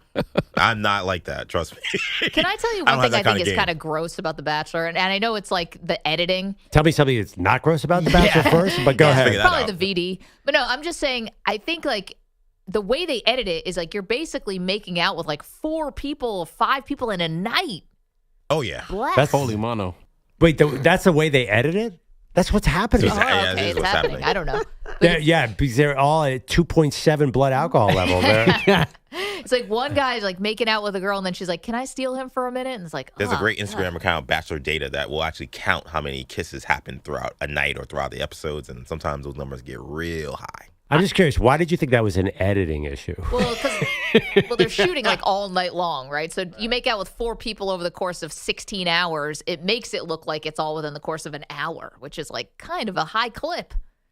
So you're just thinking that they're more efficient. So it's fine if you can make out with 5 girls in a 16-hour and a long night, but if it's within an hour, then that's too much for you. Yeah, a little bit, because it's like you're kind of making out with the whole room. Yeah, first of all, I don't think it's quite 16 hours, but it's still just as gross. That being said, the new thing is they sleep together in the final 4, and that is weird. And they talk about it. Right. But the first half of The Bachelor, the old school Bachelor, they didn't admit that they were having sex with each other. Now it's open. But now it's become a big storyline, as you mentioned, because it's like, oh, like you didn't tell me you slept with this person before you said I love you. Like it's a big drama thing. So they're proposing to a woman, even though they slept with someone this woman knows very well a week before. Maybe but there were 8 hours in between, so it's fine. But it's an editing. It's really an editing. Limitations is more. That's what it was fine. Yeah, that's what the guy said. He said, "Don't look at me. Blame the editors on this one." Listen, if I don't get Jesse Palmer in between somehow, then it's just too much. One guy was like, "Yeah, you know what? I'm gonna be a good guy and just keep it even. I'm not gonna sleep with anybody." And of course, he slept with one of the women, and that woman didn't win. So of course, that was a whole thing. And the woman who did not want to go to the fantasy suite, of course, did not win the whole thing. I could have seen that coming from a mile away. Am I right, EJ? Come on, I'm right. That's how it goes. Spoiler alert. Well, she was using the Maggie time theory. It was just like, give me 5 hours. Yeah. No, right before he's like, I am inviting you to the fantasy suite. She's like, no, I think our long-term relationship is more important. He's like, okay. And then like a trap door opened and she was never seen from again. Scooby-Doo. Yes. And this is why Ben stays in the Jennifer verse. Off camera, you could hear him say, security. Is Melissa still here? Drag her away. What's that? Oh, I hear the SUV pulling up. Yeah. It's like the tires screeching. It's not like the Batmobile. And then the Did final we just rob a bank? It's like, no, she just won't put out. He's like, this is the hardest choice I've ever made. And I said to my wife, is he winking right now? Because he clearly wants to be with the one who he slept with. All right. Bogusch Dynamite update. God, a little hijack there. Lots more to do, including we get back to the Final Four. We've got Cowboys news for you. We got 49ers news for you. We'll get to all of it next. You're in a 5-minute break.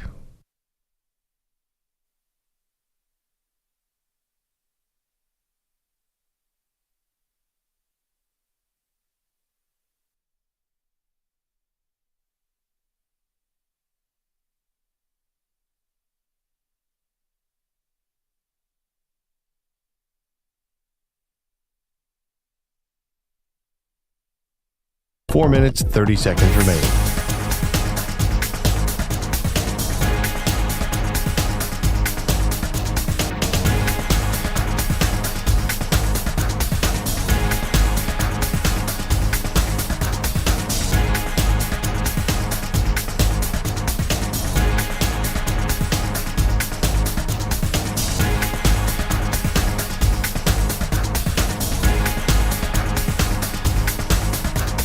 Four minutes remaining.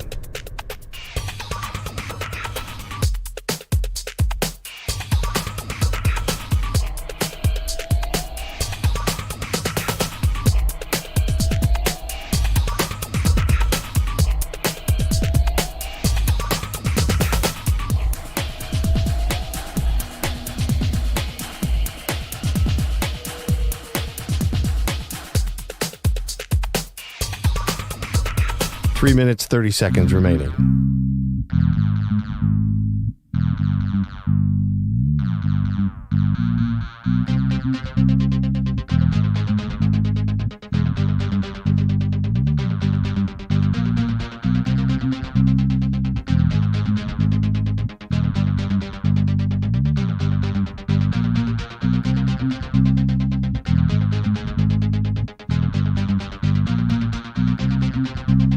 Three minutes remaining.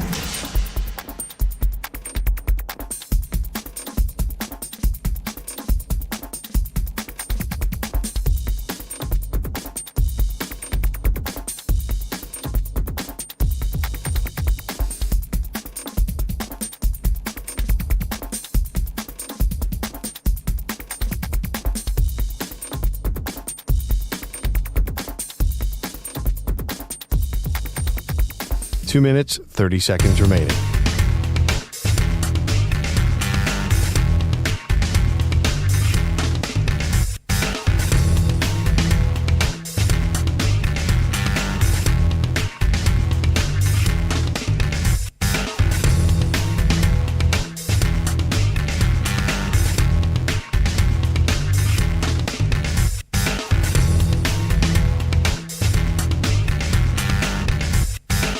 Two minutes remaining.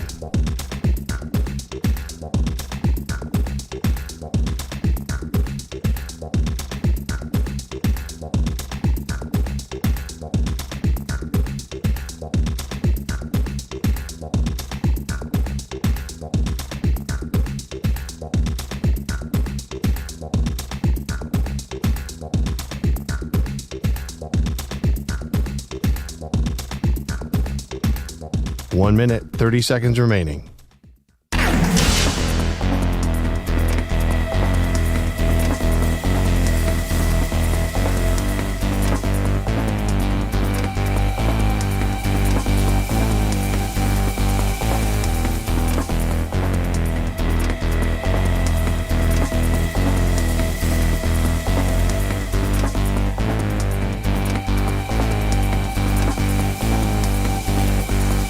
One minute remaining.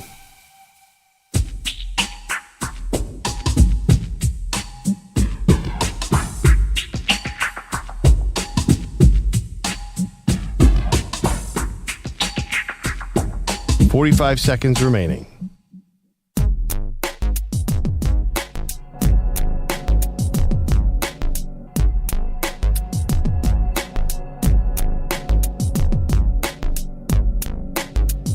Thirty seconds remaining.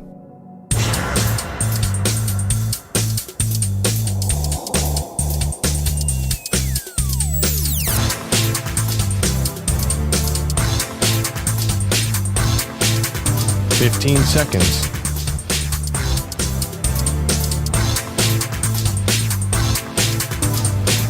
Break ends in 5 seconds.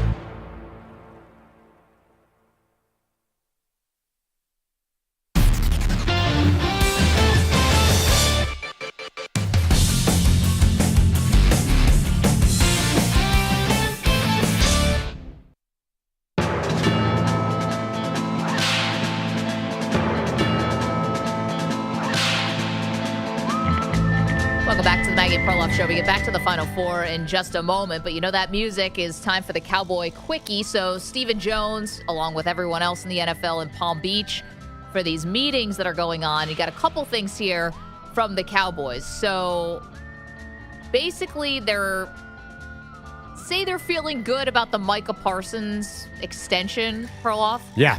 But again, with the Cowboys, it's the actions, not the words here. They always wait. This thing should be pretty cut and dry. Seems like it should be simple. Parsons even said he'd take less as long as they, allocate the money and try to get better players. Meanwhile, it's not done. Yeah, I mean, you're right. It's probably going to get done, August 17th or something? I'm not too worried. It does seem like, how can this not work? Is there any possible... The fear is they overpay him, right? He's going to be a Cowboy for life. Listen, I want him to cut free and come back to my Eagles. Yeah. But to me, it feels like a fait accompli. Do you have any doubt that he's going to sign with the Cowboys? But I don't, and also I don't see any issues. I really don't. Well, here come the issues. If Micah Parsons ends up not going to training camp and there's really no reason for it, right? It's a mixed bag about whether or not, not going to training camp leads to injuries and stuff like that, but you just don't need the distraction. We all know this is going to happen. If it drags into training camp, I think it looks bad for the Cowboys. More things from Stephen Jones. Says they're not done yet in free agency. Well, I don't really know who's left on the board. They need a backup quarterback. They said they will be looking in free agency. They lost Cooper Rush, signed with the Ravens. Dak Prescott's coming off a pretty significant injury. Lower body injury. Second time in, the last 4 years that he's had a lower body injury. Backup quarterback. Listen, Cooper Rush has had to play some meaningful games for the Cowboys over the last couple seasons. Backup quarterback's important. Yeah, really, though? If that's what we're doing, if Dak gets hurt, what are we doing here? They might as well be bad again, right? What's the point? They're not going to have a Cooper Rush save the season this year. I'm worried about my Cowboys. Your Cowboys. My Cowboys, because I need the content. They have a ridiculous schedule next year. There's so many guys who are still coming off injuries. And again, they didn't really go all in. Even they're talking a big game this offseason, but they weren't really able to go all in. I don't know. I'm not so worried about the backup quarterback. What are the names they're throwing around? I haven't heard Flacco to them at all. I did hear, wasn't there a rumor that they were going to try and trade for Joe Milton? That's not going to happen. Names out there. There's not a lot of great names left. Yeah, but they could get... Is Mariota signed anywhere? He feels like he's a backup everywhere. He is. Where is he? In D.C. He decided to stay. Here's the thing. I'm not ruling out Cowboys go quarterback here with a significant pick. I don't know if it's going to be their first-round pick, but maybe in the second round, something like that. I think this is another throwaway season. And maybe they want to get into the Arch Manning sweepstakes, Pearl, but as you say, you're not even sure that Arch is coming out after the first season. His first season as a starter. The Cowboys do not want to be that bad. They have the highest paid quarterback, and they have the highest paid wide receiver, and they will soon have the highest paid non-quarterback. There's no way. That is not an option. Do you think they could tank? That's your Cowboy Quickie. I think it's really... Not on purpose. I think it's really interesting. They have to add a skill player, right? So do they go running back or wide receiver? They've been drafting nothing but offensive linemen. I don't think Ashton Genty's going to be there for them, but would they look at, they got to get some pizzazz on offense, right? 12th overall pick in the first round. Ted McMillan could be there. Would it be crazy do they fall in love with like a Jackson Dart and try to say, hey, we've got the guy for the future if Dak gets hurt again? I think that would be crazy. Okay, coming up, you got some controversy in Major League Baseball in the Final Four.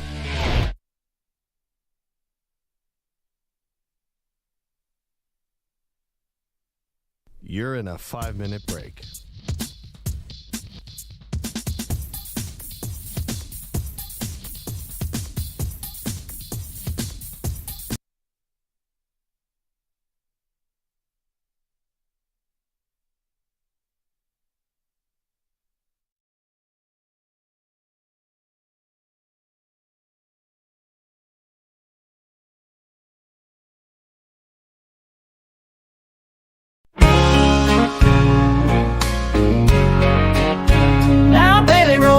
Town with suspicion in his eyes, saying Kaplan's got a secret and he's hiding it inside. Zach Jobs lost in darkness, Ryan streams a mess. Then walls just a spinning wheel. Oh Lord, what a distress. But Maggie and Perloff, they shine so bright, like a star in the desert on a Texas night.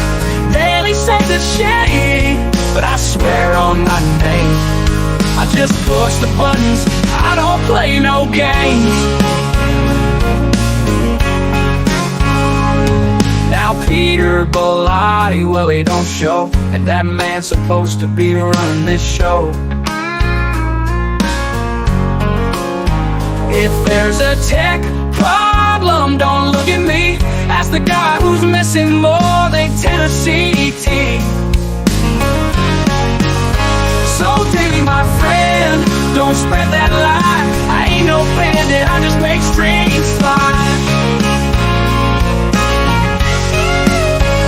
But Maggie and Perloff, they shine so bright, like a star in the desert on a Texas night. Daily says it's shade, but I swear on my name, I just push the buttons, I don't play no games. Now Peter Bellotti, well he don't show, and that man's supposed to be running this show. If there's a tech problem, don't look at me. Ask the guy who's missing more than Tennessee team. So, Debbie, my friend, don't spread that lie. I ain't no bandit, I just make strings fly.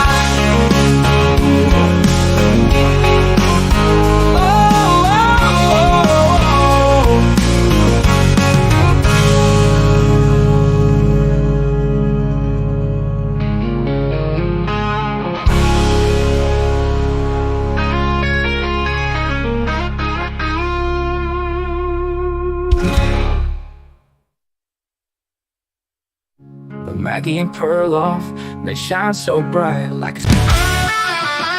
Bailey's in the chat, throwing out doubts, saying my stream skills are playing tricks now. Shotguns glitching, Ryan's cutting out, Shepard most frozen with the pixelated shout. But Maggie and Perloff, smooth as can be, crystal clear feed, perfect HD. Now they're asking, is it sabotage or just a case of technical mirage? Blame it on Kaplan, yeah, go ahead. Sam pulling wires while the lights go red. Yeah, yeah. Down in Music City, there's a man named Jay. He's tuned in to Maggie and Perloff every single day. Life's been a battle, he's been losing for years, but now his motto's clear. No more losing tears. He's been down, he's been low, but now he's ready for a brand new show. Jay's got questions, can't let it slide. Who's running the YouTube on the Infinity side? Jay in Nashville calling out the crew. Who's behind the curtain? He demands the truth. Peter Bellatti's ghosting, no work in sight, but Jay's got the Maggie and Perloff show to make it right. Make it right. Been a loser so long, my losing's all gone. Tapped out my bad luck, it's time to move on. From his couch in Nashville, he's solving the case. Infinity's mystery, he's all over the place. He's got theories, he's got plans. Is it Moose or Perloff behind the cams? And Bellotti, forget it, he's MIA. Jay's the one who's showing up today. Jay in Nashville calling out the crew. Who's behind the curtain? He demands the truth. Peter Bellatti's ghosting, no work in sight, but Jay's got the Maggie and Perloff show to make it right. Make it right. Jay's turning his luck, rising up the ranks. Infinity answers, he's storming the banks. Bellotti might miss it, but Jay's always there with a sharp-eyed question and a comfy chair. Jay in Nashville calling out the crew. Who's behind the curtain? He demands the truth. Peter Bellatti's ghosting, no work in sight, but Jay's got the Maggie and Perloff show to make it right. Jay in Nashville, he's taking the stage. From loser to legend, he's turning the page. The Westwood One NCAA Radio Network on the call. Duke to the Final Four. Houston to the Final Four. Florida, Auburn. Yep, all number 1 seeds. It's chalk, but I'm fine with it. Welcome to the show, Maggie Gray, Andrew Perloff. I don't think we make these sweeping generalizations that Cinderella's dead or that the sport's too top-heavy. I think it's just that kind of year, Pearl, and I'm cool with the all 4 1 seeds getting through, like destroyed by bracket, but I'm cool with it because we get some heavyweight matchups in the Final Four, and I think it's the 4 best teams. Who doesn't want to see best on best? And then let's also be a little bit honest with ourselves. Cinderella is fantastic. I love it the first weekend of the tournament. But generally what ends up happening outside of like Butler and a couple others is Cinderella tends to get blown out in these Final Four matchups when they hit some of the bluest of the blue bloods. And I don't think we're going to get any blowouts. I don't think we're in danger of that at all. Well, actually, Cinderella doesn't usually get through to the Final Four. I mean, occasionally like Loyola, George Mason Chicago. and VCU. Here's what I don't understand. Everyone's talking about the trend. Could the trend be that fast that 2 years ago we had Florida Atlantic and San Diego State in the final game? And last year we had NC State come out of nowhere. I am shocked by people calling this a trend. And also the trend in college basketball seems the opposite of the trend in college football. So everyone's saying now it's too top heavy, but in college football the talent's been spread out. Explain all this to me. Yeah, I don't agree. I think this year. I think you had these 4 teams. Listen, Auburn was the best team all season long until the very end where they lost 3 of 4. They're still the number 1 overall seed in this tournament. You know, Florida won the SEC tournament. It was the best conference. Yes, of course you think they'd be here. They needed some comebacks to do it. Houston has been knocking on the door. They've been to Final Fours. Hell, knocking on the door. But they've been to Final Fours in the last few years, and so they're back. And then Duke is Duke. So none of this is weird to me. None of it means more than just, hey, enjoy it while we have it. Now, let's pause on Duke for a second because they're the lightning rod of the Final Four teams. And we're asking you today 2 questions about Duke. Number 1, are you taking Duke or the field in this Final Four? You're welcome to vote at Maggie and Pearl on X. And 2, how much credit are you giving to Jon Scheyer, the Duke head coach, being in the Final Four 3 years after Coach K retires, having to coach in the shadow of Coach K, doing it, though, in his own way? Do you give him credit, or is it just the Duke program continues to churn and the brand recognition, the name recognition, the gravitas of the Duke program, or any Tom, Dick, or Harry could have taken over, the program and they would have been here? Anytime. But let's be realistic. There are a lot of great coaches that came out of Coach K. Do you think that Tommy Amaker could not have gotten to a Final Four within 3 years? Do you think that Chris Collins or Steve Wojciechowski? I'm not sure. I think that they would have been pretty similar, especially if they got Cooper Flagg. Here's the thing, though, about that, right? They got Cooper Flagg, and Flagg may have wanted to play at Duke his whole life or be at the creme de la creme program, but that's not how it's going to be from now on. You're going to have guys who want to go for the mystique of the program, but it's also going to be who's offering me the most money. You can do that now, and it will turn your head to go to a different program. Now? Now we all know about it. Now it's above board. Now we know right, exactly. But I think a lot of people have a lot of money, and I think Duke gives you that branding and that visibility that other schools don't have, so you could probably get even more NIL money and marketing. But here's the thing, like North Carolina doesn't have that. Not like Duke. I think Duke's a little bit ahead of them. Well, but again, is that because Roy Williams has retired and Hubert Davis, made it to the national championship game, then missed the tournament, and now is back in the tournament the last 2 years, but hasn't really been to as much distinction? Like, again, I don't think it's a given that these programs just keep rolling and rolling. Yeah. It's at some point you tend to see a little bit of a drop off when the OG is gone. Look at Syracuse now. I mean, yeah, you can maybe pick the wrong guy. I'm not saying that Autry's the wrong guy at Cuse. I'm just saying it's not a given, I think, that Jon Scheyer is doing this. And let's be honest, to EJ's point, he's getting better, right? It was Sweet 16, Elite 8. Now he's at the Final Four. Like, the further away we get from Coach K, the better he's doing. I understand, but to me, I think a lot of guys could have had this level, could have even won a title with this team. Do you give Danny Hurley this squad? I think he would have probably won a title too. I think he's a good coach, but I don't think anything he's doing is really distinguishing himself as special. Like, he'll win the title and he's going to have that, oh, you did it with Duke. I just think that's going to be a thing. I don't think it's going to be. Danny Hurley got all this credit because you kind of been down for a little while before. and he won back-to-back. Maybe Scheyer wins back-to-back, and then it's on. But generally, I don't think that he has distinguished himself as taking this sort of mid-level, somewhat talented team. I feel like it's like Duke. Yeah, Cooper Flagg, the number 1 overall pick, and Duke. I know, but... And Cooper Flagg. But here's the thing, though. We've spent 2 weeks now talking about this tournament where you keep telling me freshmen can't win it anymore. Like, where the freshmen aren't the thing anymore, and you got to be old, and you got to have hair on your chest, and all of that stuff. But meanwhile, they're the odds-on favorite to win the tournament. They were. I said all that when they were coming in, but I also said, oh, man, this run is super easy for Duke. There's a lot of tests coming. If they can beat Houston, and they can beat the winner of Auburn, Florida, especially if they can beat Auburn, and Auburn doesn't miss 1,000 free throws, then I will be impressed. Because, generally, I think the old guys win the tournament. That's been the trend. And these are old teams. Houston and Auburn are ancient. They're kind of old for NBA teams. I mean, you say that, but you're kind of right. 888-710-4 teams. ISN, 888-710-4476. Are you giving more credit to Jon Scheyer, or are you giving credit to just the Duke program continues to roll? A couple things that Jon Scheyer has done, the little bit behind the scenes that people may not know. It used to be rare to find, I don't even know, did Coach K ever have anyone on his staff who didn't actually go to Duke? At least Jon Scheyer's got one assistant coach who was under Chris Collinsworth, I believe, at Northwestern.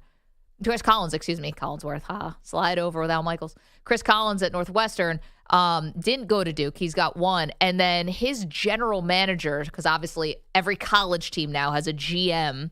They figure out how to dole out the NIL money and the collective money and stuff, is a woman, Rachel Baker, who was a longtime Nike executive and also worked for the NBA. Oh, Jai Lucas has been like his top assistant, who's now going to be at Miami, and he's not a Duke guy. And he's not a Duke guy. So he's doing things a little bit differently than Coach K. And you have to, because it's a different era. Coach K caught the tail end of NIL, but, this is Scheyer's world now.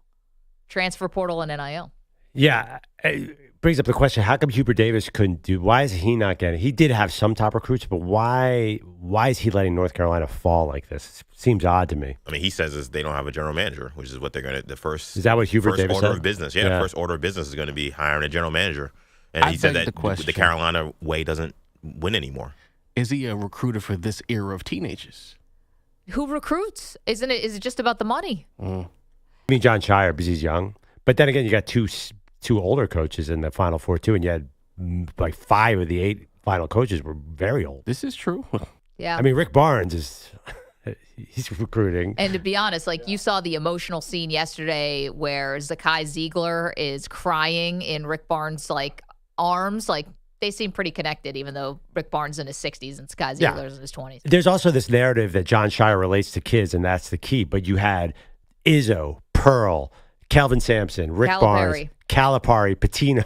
But you know the difference with Scheyer, though, is Scheyer was seen as the top lead recruiter for Coach K. And during that era where you're talking about getting these guys, Zion Williamson, R.J. Barrett, Okafor, Tyus Jones, Scheyer was the guy. He was the lead recruiter. Coach K is not flying around and going into people's living rooms the way he did it when he was younger. So when we talk about getting players, Scheyer was a big part of that in the last days of Coach K when they became this one-and-done factory. So I think there is some credit to that. Like, that was not Chris Collins. That was not Wojciechowski. That's not Tommy Amaker. Like, that's Scheyer. So if we're talking about the recruiting, I think he gets some credit for that because he got credit for when they were getting those top guys. But do you really think that all those other guys couldn't have had success at Duke following Coach K? I think they could have. I don't think they recruit the way Scheyer does. I really don't, because Coach K had a lull. And then it wasn't until Scheyer became their top recruiter where they started getting these one-and-dones like Kyrie Irving and these guys. There was a time where if Duke, Coach K was shunning getting those one-and-done guys. And he had to change because he saw that he was ancient in terms of the way he was building a basketball program. Duke wasn't a one-and-done factory in the 90s. These guys were staying 3-4 years. So if that was so good, then why did they have that little lull when Scheyer was recruiting for them? He didn't have a lull. What I'm saying, when he recruited, that's when they were getting Kyrie Irving and Zion Williams. That's when they were back to being championship caliber team. Right. When's the last time they won a title? 14. Was it the 15? I think. Or 15. Whatever. Yeah. I just looked it up. It was the Jello Okafor team. Okafor. And Tyus Jones. But yeah, so it's been a while. So he's responsible for all that. I don't know. I just think that Duke is a powerhouse. But those rosters, though, I mean, you're looking at the rosters were totally different. Again, K was at a point where they, in the mid to early 2000s, they had slipped big time. You're talking about 5 seed, 6 seed, losing to VCU in the first round. Like, we kind of forget like what Coach Duke was for a little while, and then Coach K all of a sudden decided, you know what? I'm gonna get the one and done guys, and I'm gonna do Calipari better than Calipari, and that's when we saw them finally win a title again. I mean, listen, I was the biggest Corey Maggette fan there was, and he was a fluke. When he came to Duke and left, everyone was like, "What is going on here?" It was the exact, and I think that's got to be way before Scheyer. Scheyer didn't even was in middle school when that Elton happened. Brand, right? Yeah, right, but that was not outlier Duke. Yeah, that was that. No, one they year. Maggette started a stream though. It was a trickle, and then it became a stream. Because Elton Brand too, wasn't he one of That was the same team. Very Same. true. William They're all the Avery same left early that year as well. The point guard that lost to UConn. To bring it back to what Scheyer is doing right now and going to the Final Four 3 years after Coach K retires, it's all different now. It's all different. Like, it's, again, the brand, the mystique, all of that, I think only takes you so far in college sports now for certain guys. That's it. It's about money, and it's about where can I start and where can I get my opportunity. And so getting guys to come off the bench, getting guys to buy in, it's just a lot harder. 888-710-4ISN. But you should be able to have the most money. You're on TV the most. You get the highest ratings. Like, why would Duke be outspent? Their CBS loves Duke, obviously. They want Duke to be in the final game desperately. I feel like Duke should be able to have these advantages. And I think being on TV every night makes a difference. I don't think it's I think Cooper Flagg did buy into Scheyer, no doubt. But you can't ignore the brand. Yeah, but I think North Carolina is the same brand. No way. I think they do. No way. They're Jordan brand. They've got all. I think they are the other half of the biggest rivalry. They'll put as many guys into the NBA. I mean, they're right there, and yet I don't think we're seeing. I think right now UNC is a little bit of precarious position. Yeah, I just don't think lately. And I'm sure the ratings bear this out. I think Duke is a much bigger TV draw than North Carolina. I mean, North Carolina really hasn't had all those stars, unless I'm forgetting a bunch of people. They always have stars. Carolina's won a title more recently than Duke, by the way. But like name Duke, I just think of the Zion year. They just really have a lot of sizzle around that program. I saw an article on Sportico on how desperate CBS is to get Duke through because their ratings are way, way higher than everybody else come Final Four. I mean, it's not even close. They're just the big draw. Yeah, they might be, but I don't think that it's, that North Carolina is like a dog. Like, well, I think honestly, oh no, Kentucky's not the Tar Heels. Could you argue Kentucky's right there with North Carolina? Yeah, they might be. We're talking about blue bloods. I mean, North Carolina's been a blue blood longer than Duke. So here's what I'm telling you, actually, Pearl. If Cooper Flagg was playing for North Carolina, you're telling me that there wouldn't be massive hype around Cooper Flagg? Probably right. You watched the Psycho T years. Of course there would be. Psycho T stayed 4 years and wasn't even a great NBA prospect. I'm talking about like the hype and the Psycho, appeal. Right. But let me ask you a question though. It doesn't feel like the Cooper Flags are going there. It does feel like Kobe, I agree with that. LeBron, Zion, the guys with one name all go to Duke. They don't seem to go to North Carolina. Oh, Kobe didn't go to Duke. You can't keep giving them players. Right. Also, want to go to Duke. Let's not forget, LeBron also says a lot of different things all the time, and including on McAfee last week said, I hated Duke all growing up and only started to like them after Coach K coached me on the national team. But LeBron goes whatever, whoever's asking LeBron's the question. first name is Aesop. He's a storyteller. Exactly. But I also think, though, that everybody thinks if LeBron was going to go to college, everyone's like, well, where would he have gone? Of course he would have gone to Duke. He would have gone to, or he could have gone to Ohio Some State. people say Ohio State, too. It's not totally Kobe says he would have gone to Duke. Okay, that fine. one is for sure. But LeBron's the king of leaving Ohio. He never would have gone to Ohio State. Man, 888-710-4ISO. That hit. 888-710-4476. I don't know why our Ohio fans had to take a stray right there. Sorry, Erie. He came back. And he came back. Ohio people. Okay, wait, let me ask you a question to wrap this up. If I put out a poll, which is a bigger basketball brand, Duke or North Carolina, who wins? I think it's probably 50-50. Because neither one of them have this football brand that's overshadowing them, right? So they're both kind of swimming in the same waters there. And I think you have the greatest player in the sport went to one of the schools, even though it was in the 80s, it still matters. And it's been a steady stream since then. What if I add the words right now? No, well, right now, I'm not going to Why? Right now? Right now, one team's in the Final Four, the other team isn't. So it's like, that's... It's loaded. Yeah, it's loaded, exactly. It would never hold up. What's the highest rated? If you asked before the season, What's the highest rated title game since 1997? All right, what's the highest rated title game since when Carolina was in there? Carolina, no one's passed Carolina. No. It's just the highest two ever, Bird Magic, and then Fab Five versus Duke. The third highest is Fab Five versus North Carolina. Right. Okay. Yeah. But that was Fab Five. Yeah, that was. Well, that was like a cultural phenomenon too. That was a whole other thing. And now it was 30 years ago. Yeah, or more.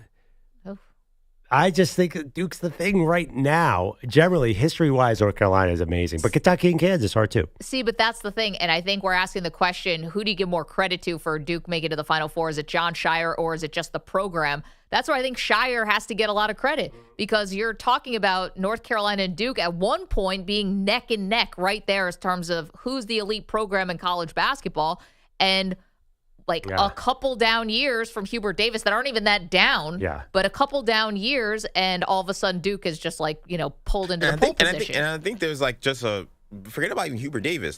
There's a reason why UCLA is UCLA the way they are now. There's a reason why Indiana is Indiana basketball now. You have these programs that at one point thought, oh, yeah, we're just going to always be great. We're just going to always keep the good times rolling. And for some reason, none of these other programs were able to do that. Now, Duke right now, and to Pearl's credit, maybe Scheyer will fall off, but right now he's been able to keep that going. Mike Davis went to a national championship game, and then he was gone pretty much a couple years later. What is UCLA? How many basketball coaches they had in the last 20, 30, 40 years since John Wooden left? I mean, I think there's something to say about what Shires did compared to other big programs that are no longer big programs anymore because of what happened after legendary coaches left. All right, 2022 national title game, 17 million tuned in for Kansas UNC. Oof. That's a lot. No, it's terrible. Wait, what did you say? 17 million. It's bad. Right, but then 17 million also did Duke and UNC. So Duke didn't in the Final Four. Yeah, so Duke. That's the Final Four. Right, but Duke didn't raise the spectrum to a crazy different level than UNC versus Kansas. Yeah, I actually was going to say this all post-pandemic. The sport was in a dire spot. But that being said, and by the way, no other besides Virginia Tech, Texas Tech, no other championship game has done more than a 10-point rating since 2016, which was UNC Villanova. 17 million tuned in for Villanova UNC. That was such a great game. The year before, 28 million tuned in for Duke, Wisconsin.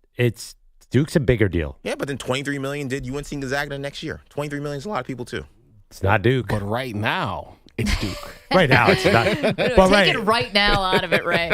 I mean, honestly, Kansas, North Carolina. Was anybody excited about that? That was I know, yeah. That was a big matchup. Yes, no, I felt like everyone was sad because Coach K just lost the game before. He was the narrative of that tournament. It was almost like Coach K's tournament, even though he didn't get versus Roy Williams, the history with Kansas. That was a big matchup. Hubie Davis, Hubert Davis in that one. But but to your point, okay, but that was also a coach hanging it up who was legendary. So yeah. 888-710-4ISN, 888-710-4476. Just like a PS to that. That was the first year of the Maggie and Perloff show. We went to New Orleans when Duke and North Carolina met in the Final Four. And we were sitting with Kevin Kugler, who was calling the game on radio. And Perloff was trying to basically slip him lines. You were trying to give Kevin Kugler lines to say, hey, can you workshop this? I was like, Pearl, you're going to get something stuck in his head, and I'll never forget this. Your line, do you remember what it was to Kugler? I do not. Coach K's okay. Yeah, solid. Oh, my God. Just. Solid. No. I was so worried we'd never talk to Kugler again. And that's why he didn't pick up my call this weekend. He's doing a great job. 888-710-4ISN. See you guys on the phones. Is this more about Jon Scheyer or is it more about just the Duke program? You let us know where to give the credit. It's the Maggie and Perloff Show. You're in a 5-minute break.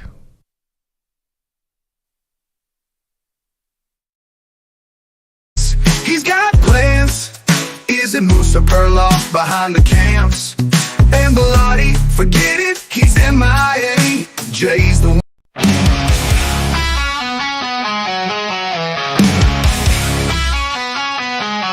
Andrew Perloff loves his turtle, call it shell shock bliss. He feeds it kale and lettuce, then gives it a little kiss. Andrew Bogusch's turtles got a mansion in the tank with a slide, a tiny hammock, and a treasure chest bank. Do So Tony rolls in, his turtles got swag. Cruising slow but steady, repping that reptile flag. Meanwhile, Kevin LaMelle's got tacos on his plate. Breakfast, lunch, and dinner, he's got no time to wait. Turtle love, taco dreams, Andrew and Andrew living supreme. Two-ton Tony, slow and steady crew. Kevin's got breakfast tacos, what's Peter gonna do? Yo, Perloff's turtles chillin', basking in the heat. Bogusch's turtles flexing, got gold chains on its feet. Tony's turtles on TikTok, racking up views, while Kevin's tacos sizzle, serving up the news. But Velotti's MIA, not a damn thing new. Work? Nah, he'd rather just hit snooze. We're out here hustling, making turtles the stars, and Pete's just ghosting like he's hanging on Mars. Turtle love, taco dreams, Andrew and Andrew living supreme. Two-ton Tony, slow and steady crew. Kevin's got breakfast tacos, what's Peter gonna do? Yo, Perloff's turtle spotlight, tacos taking the stage, while Velotti's excuses keep showing his age. Perloff's turtles name LeBron, Bogusch calls his taco just for the show. Tony's turtles trending, breaking the mold. Kevin's got a taco so spicy it's gold. And Pete, yeah, fuck that guy, still a no-show. The legend of Velotti always laying low. Turtle love, taco dreams, Andrew and Andrew living supreme. Two-ton Tony, slow and steady crew. Kevin's got breakfast tacos, what's Peter gonna do? So here's to Turtles tacos and the crew on the grind. Except for Velotti, who's Kevin's got a taco so spicy it's gold. And Pete, yeah, fuck that guy, still a no-show. The legend of Velotti always laying low. Turtle love, taco dreams, Andrew and Andrew breaking the mold. Kevin's got a taco so spicy it's gold. And Pete, yeah, fuck that guy, still a no-show. The legend of Velotti always laying low. Turtle love, taco dreams, Andrew and Andrew living supreme. Two-ton Tony, slow and steady crew. Kevin's got breakfast tacos, what's Peter gonna do? So here's to Turtles tacos and the crew on the grind. Except for Velotti, who's always lagging behind.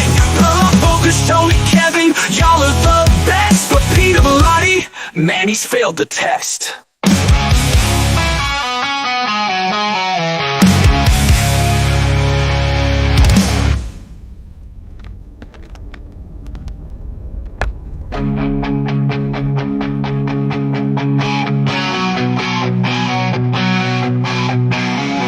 So here's to Turtles tacos and the crew on the grind. Except for Velotti, who's always lagging behind. Perloff, Bogusch, Tony, Kevin, y'all are the best. But Peter Velotti, man, he's failed the test.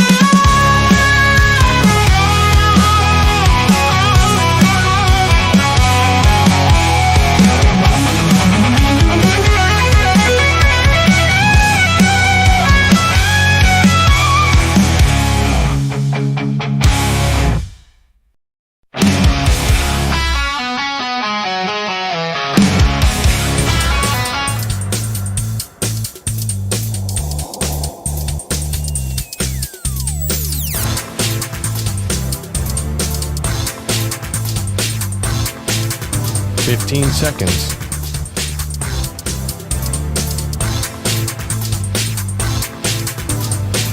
Break ends in 5 seconds.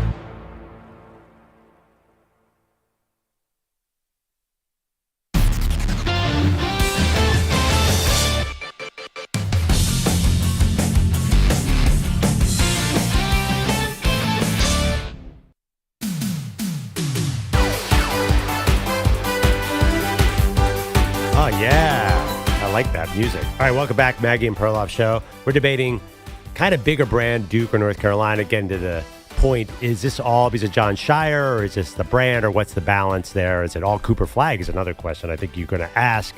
By the way, they haven't won anything. We'll see if Houston beats Duke, that all these debates we're having kind of go by the wayside for now. And then we start debating. I don't know, what's the big storyline with Houston? Just can defense win a national title? Yeah, they are the number one defense, adjusted defense. Shut out Tennessee. Duke, Houston is one side of the Final Four. Auburn, Florida, the all-SEC matchup on the other side. So it's exciting. All 4 number 1 seeds. I think the SEC did fine this. I think they 2 out of 4 is they definitely did not disappoint after getting all those teams in. Felt a little shaky on the first couple days of the tournament because they did have a bunch of teams who lost to the higher seeds. But yeah, it's weird. It's a weird new world of college basketball. I don't understand it. I don't think anybody does. Like, it's hard to pick out a trend, as you pointed out. I don't think there is one. I think this year we get all 4 number 1 seeds. So enjoy the heavyweights. Enjoy the blue bloods, the heavy hitters. Meanwhile, we're asking you also, are you giving more credit to Jon Scheyer for this run to the Final Four or just the Duke program? Of course, it's been 3 years since Coach K retired. But you hear that upbeat music, which means it's time to update the Maggie Perloff movie sequels I actually was bracket. wondering, why are we playing that music? Is that the We've been typical playing it every day, every time. For the movie bracket? Yes. Oh. All right. This is like our 8th time playing it. What's this movie bracket thing again? Welcome to the show. Movie sequels. That's the assignment. We're trying to find the greatest movie sequel of all time. And believe it or not, guys, we're to the Sweet 16. So we're going to update you on 2 different regions. Let's start in Gotham City, where it's the number 1 overall seed, The Dark Knight. Who appointed the Batman? We did. All of us who stood by and let scum take control of our city. But this is a democracy, Harvey. When their enemies were at the gates, the Romans would suspend democracy and appoint one man to protect the city. And it wasn't considered an honor, it was considered a public service. Harvey, the last man that they appointed to protect the Republic was named Caesar, and he never gave up his power. Okay, fine. You either die a hero, or you live long enough to see yourself become the villain. Look, whoever the Batman is, he doesn't want to do this for the rest of his life. How could he? Batman is looking for someone to take up his mantle. That's the 1 seed, The Dark Knight. It takes on the 5 seed in this region, Kill Bill Volume 2. Can't we just forget the past? That woman deserves her revenge.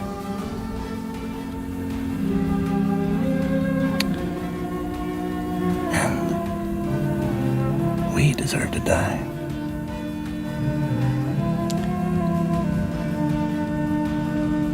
But then again, so does she. For the Maggie Perloff movie sequels bracket, the 3 seed in the Gotham City region is Indiana Jones and the Temple of Doom. The other one, the other right, your other right.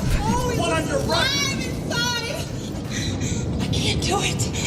You can do it. Feel inside.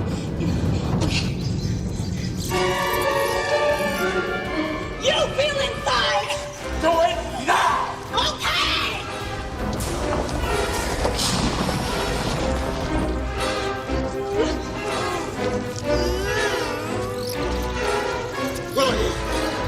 We are going to die. And John Williams as a composer, just chef's kiss. Okay, we're on to the Corleone region in the Maggie and Perloff Sweet 16 of the movie sequels bracket, the number 1 overall seed in this. Excuse me?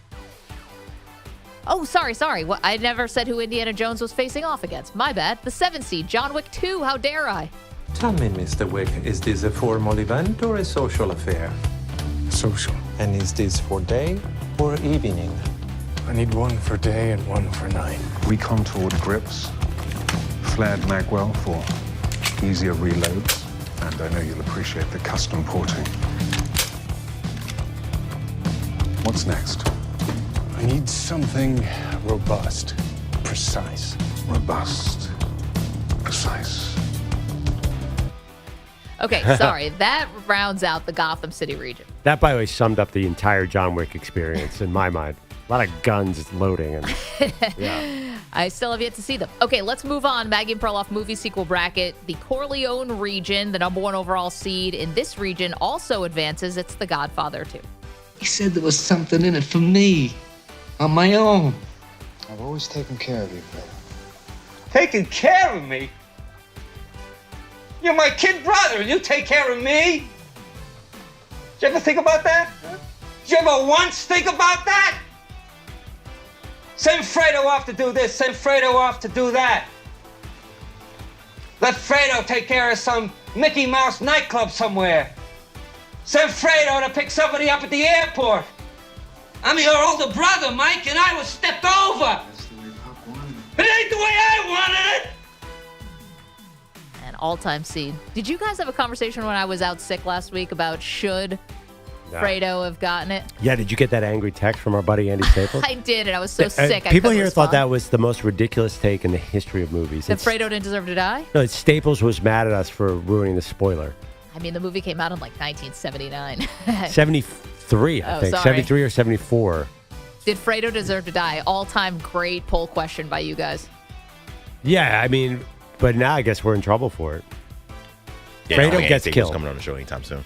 Oh, Yeah. come on, Andy. You got Florida's in the Final Four. Chill out. Okay, the Mike fourth seed. overreacted. The fourth seed in this Corleone region going up against The Godfather 2 is Guardians of the Galaxy Volume 2. Gamora is not the one for you, Quill. Shadow. There are two types of beings in the universe. Those who dance and those who do not. You just need to find a woman who is pathetic. Like you. Okay, and finally here, rounding out the Corleone region, it's the 3 seed. We got a lot of chalk here. 3 seed, Top Gun Maverick. Penny. Too late. What? You're about to ask me what time I get off.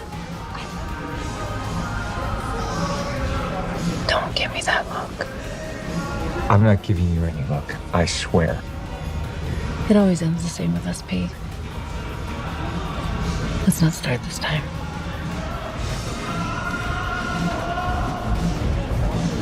Okay. Okay.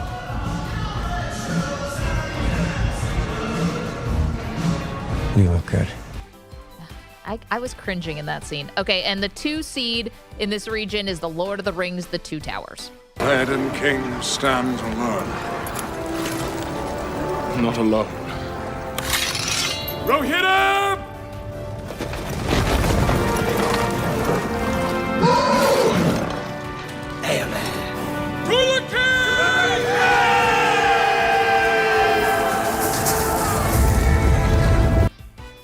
There you go. So that's the Sweet 16 on two different regions. Open for voting now. Go to Maggie and Pearl on X and vote for your favorite movie sequel.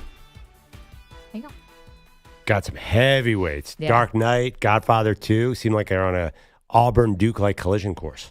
Do you guys know, speaking of Fredo, and we'll get to Bogusch in just a second. So Fredo, the actor who played him, John Cazale. Oh, yeah. What an all-time run. So he unfortunately died very young. But he was in The Godfather, The Conversation, Godfather 2, Dog Day Afternoon, and The Deer Hunter. That's an incredible IMDb. How many of those have you seen? I've seen The Deer Hunter, Dog Day Afternoon, both Godfathers. I've never seen The Conversation. Okay. All right. I just want to, because I feel like there's a lot of people on these sequels are saying, I haven't seen this movie, I haven't seen that movie. And I know, EJ, how many have you seen? I don't know if I've seen any of those movies. You see The Godfathers. No, we've talked about this. Oh, I've never right. seen Godfather.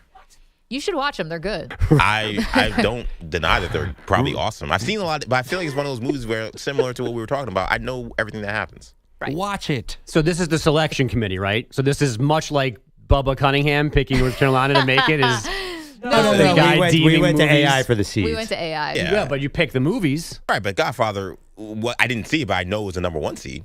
But I don't know if I can trust any of your opinions if you don't know The Godfather. Well, it was a committee. It wasn't just Right. Bubba Cunningham. Well, there was a committee, and it wasn't just Bubba Cunningham. Maggie's never seen Guardians, and That's I saw true. Guardians. So that's why there's multiple people, right? So we all have But there's different takes. levels to sequels now. Thank you. Well, that's what we're trying to find out. Who's the best? Ray's face when he found out EJ didn't see The Godfather. I know it happens. I mean, listen. I'm not a mob movie guy. You've always said that. It's a good movie. It's a great movie. Whatever the No, I'm not saying that. topic is. I keep saying it's great. I don't know. You guys keep acting like I don't think it's a great movie. I know it's a great movie. You can't think it's a great movie. You haven't seen it. You'll get it- I've you'll seen get a around million to it. scenes now. I literally been cutting all these clips for the last 2 weeks. I'll tell you what, though. If you're going to sit down and watch The Deer Hunter, which did not have a sequel, Yeah. you got to be in the right mood for that one. That is, oof, that's a hard one. Let me ask you a question about this. You're not a mob movie guy. I feel like everybody's a mob. Like, what do you not enjoy about mob movies? They're great stories. Just the idea of the mafia? Or? It's not interesting. It's not that interesting to me. Like that genre is just not. I don't understand that at all. It's the best movies like are mob movies. The Mafia? Like, Mafia, Narcos, anything involving organized cartels. crime, I'm all in. Anything about a cartel, I'm in. Anything about the Mafia, I will watch a Netflix documentary until 2 a.m. And I mean, Guardians is a gang movie. It's a gang of 5 or 6 with a tree. I mean, like, it's not a gang movie. Do they take an oath? Galactic gang movie. Yeah. Do they wear plaid It's more close to suits? Star Wars There's than a gang movie. organized crime. Star Wars? Organized crime throughout this galaxy? Is that what we're talking about? Kind of. There's They're a in the mobster garbage business. inspiration. I say Thanos has some Godfather in him. Listen, I watched The Penguin. Thanos wiped out half the galaxy. I watched The Penguin. I feel like I've seen what mob movies represent.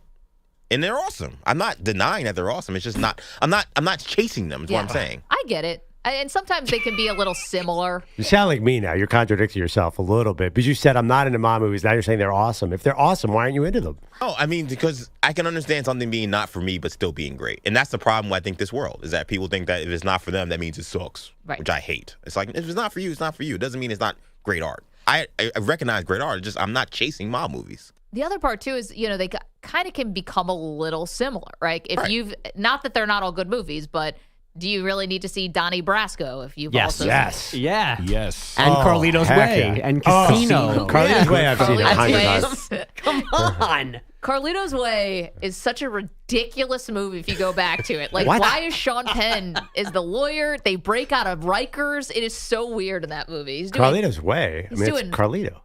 He's doing cocaine off the desk. What? Well, that's a lot of movies, I guess. Yeah. Wait. Yeah, every movie. Do we have? First of all, I've also seen Donnie Brasco 1,000 times. Yes, these are great movies. And Goodfellas, of course, is the goat of all goats. And a lot of people, my former boss Dan Patrick had never seen Goodfellas and would drive the rest of us crazy because Goodfellas, from the opening, whatever credit to the end, is a perfect movie. It's my And dad's anyone- favorite movie, and I think every month he literally says, "Why haven't you watched Goodfellas yet?" Yeah, For it's my on entire TV life. 27 times a day too. Gonna be honest though, it's not an upper. Yes, it is. It's depressing. Technically an upper. It's Coke. Everyone's on No. uppers, but it's not an upper. Oh, yeah, Goodfellas. These are all classics. But I hear you, man. Like At The least you're Sopranos. I mean, The EJ, you're Sopranos was consistent. great, but it's depressing to watch that. Yeah, I'm not running to see The Sopranos, and I'm sure it's amazing. I would stop after The Sopranos is great. Then I would just cut. Then you're good. Meanwhile, Bogusch has headlines. Tom Izzo's pretty good at getting his team into the Final Four, 8 previous trips. He also had never lost to an SEC team in the tourney, but Auburn got in the way of all of that yesterday in Atlanta. Sparty never recovered from an early 17-0 Tiger run, getting no closer than 5 and losing by 6, 70-64. These guys gave me everything they had and drained them of everything. They should take a week off. There's nothing left in them, and that's kind of the way it was in the locker room. It was a tear-jerking locker room because they knew they spilled it all. Michigan State had an opening when Janai Broome left the game mid-second half with that right elbow injury, but did not take advantage. Then Broome made a stunning return to the game, hit a 3, and Auburn got to the finish line. This is the second Final Four in school history, 5 years after the first. It's number 7 for Houston after drilling Tennessee 69-50. The Vols scored just 15 first-half points, the fewest in an Elite Eight game since 1979. Now, if Manny's falling apart physically being on our team, it's a very good thing he does not play for Kelvin Sampson. We do 18 100-yard sprints in time. And if anybody doesn't make it, we start over. That's part of our culture. You be on time and you're held accountable for everything you do. Wait, so someone's 1 minute late and it's 18 100-yard sprints? No. They run regularly the 1,800-yard sprints. And if anybody doesn't hit the allotted time, they start again at 1. Mm-hmm. I thought he meant if you're late to practice, we're running. It's part of the accountability. Got it. Yes. But not a lot of body fat on that Houston team. No. You think? Those guys are ripped. So Saturday's schedule in San Antonio is Auburn, Florida, then Duke, Houston. Just the second Final Four ever with 4 1 seeds. The previous time was 2008 in San Antonio as well. How many sprints do you think Manny can do coming in hungover for Kelvin Sampson practice? Like, how many would he get through? Manny said he could run a faster 40 time than Xavier Restrepo. Yeah. Youth. He also, now I think of it, had the gall to send us a picture of him holding a glass of beer, and then he wouldn't admit to being hungover the next morning while he was groaning in a corner. That was funny. I never do that thing of like my athletic career because I can't hold a candle to even the lowest, worst person that we talk about. I never, ever pull that when I was in high school. But can I tell you guys one thing that used to happen when I was at tennis? I used to go to tennis camp. Oh, right, I know. If you, however many minutes late you were to curfew, you had to do the iron chair for that many minutes. What's the iron chair? What is the iron chair? The iron chair is are they wall sits? Wall sits. We sit against the wall and squat, and however many minutes, that's how many minutes you do the iron chair. That's not the thing in Game of Thrones. That's the iron throne. Precursor. I wish it was the iron throne. No, the iron chair was probably just as painful as some of the characters in Game of Thrones got it. Wall sits are terrible. Like when I go to PT and I see other people doing wall sits, I'm not there yet, but I wonder, oh man, that better not be in my future. I'm just going to opt out of those.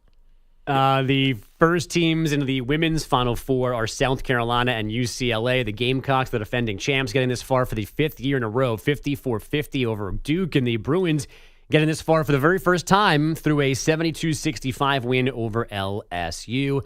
I didn't get to mention last hour that 5 players plus Pistons head coach J.B. Bickerstaff and T-Wolves assistant Pablo Prigioni all got tossed for their roles in that brawl in Minnesota last night. The T-Wolves also won the game, 123-104. Kevin Durant twisted his left ankle in the third quarter of the Suns' 148-109 beating from Houston. The Rockets have now won 12 of 13, have a 2-game lead on Denver for second out west. And Alex Ovechkin scored in the Caps' 8-5 loss to the Sabres yesterday. That's .890 for his career, so he needs 5 goals with 9 games left to pass Wayne Gretzky for the most all time. Back to you guys. Is he going to do it? I still think so. So he's still at 9 games? I feel like this season is going slow. Yeah. He hadn't played in a while then, huh? Because he was, anyway. I think he gets it, but I love Maggie's obsession with it, and mine too, about Wayne Gretzky's travel schedule around this. Well, it's going to be super annoying.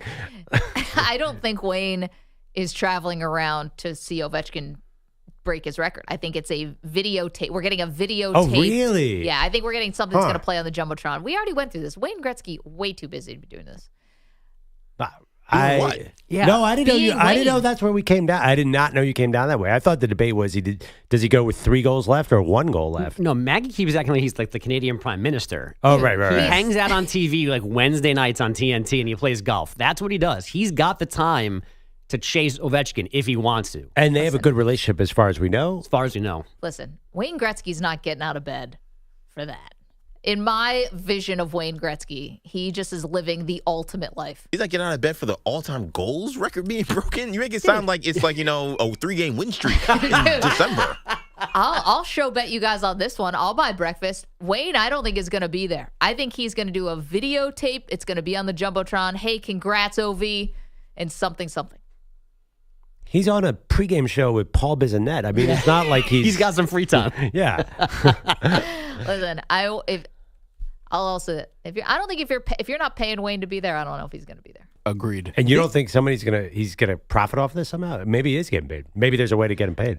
It didn't seem like he was really into it in the Four Nations Cup. I don't know. I just don't know if Wayne is doing that. We got a show bet. Yeah, Maggie breakfast, and we'll all split breakfast for Maggie. Yeah. This sounds personal. Did Wayne no show at an event for you or something like that? I or love did you Wayne. Try to get him to come to something and he wouldn't do it? No, this is the opposite. In my world, Wayne Gretzky lives the best retirement life. I think he does. Yeah. He plays golf with Janet Gretzky.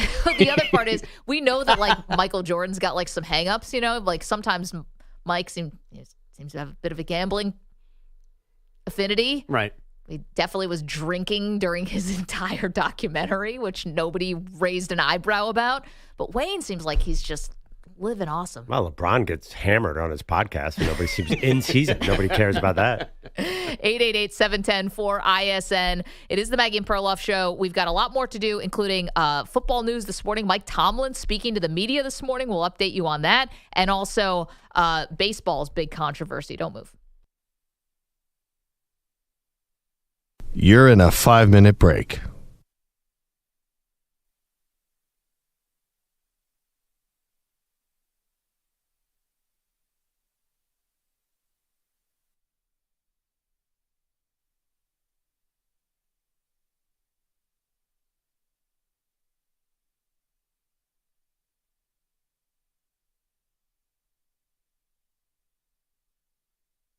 4 minutes, 30 seconds remaining.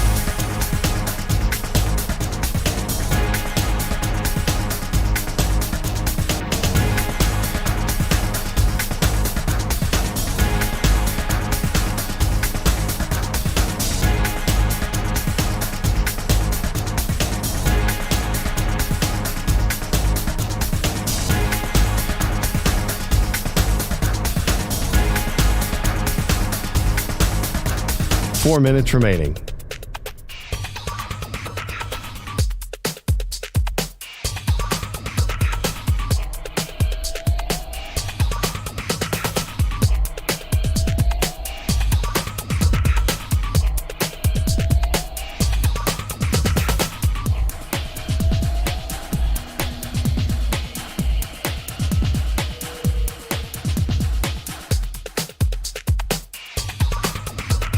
Three minutes, 30 seconds remaining.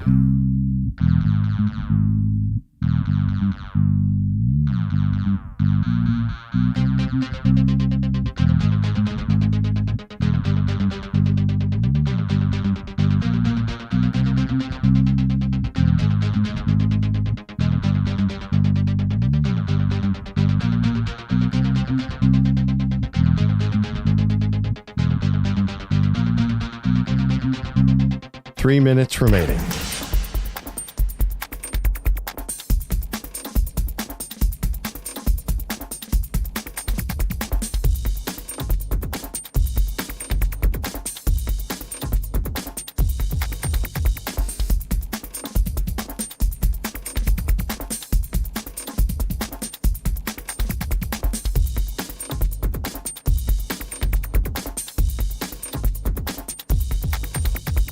Two minutes, 30 seconds remaining.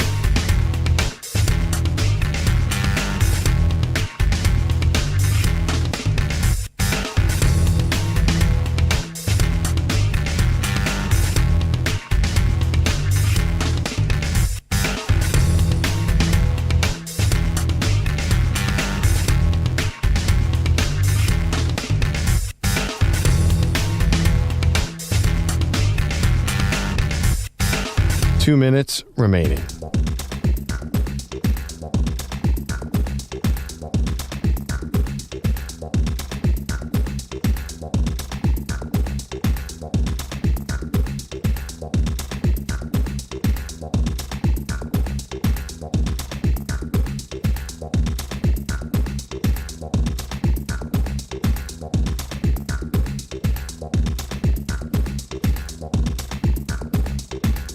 One minute, 30 seconds remaining.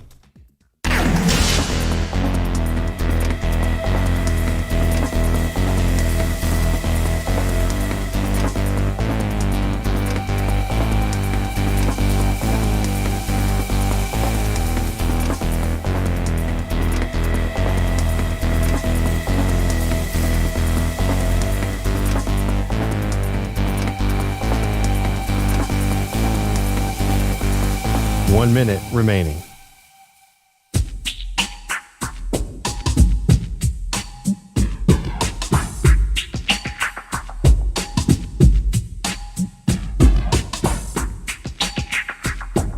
$45 seconds remaining.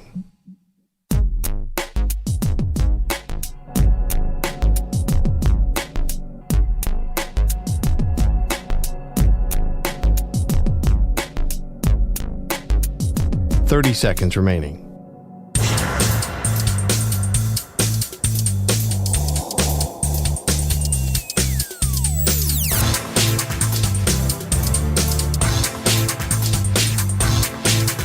$15 seconds.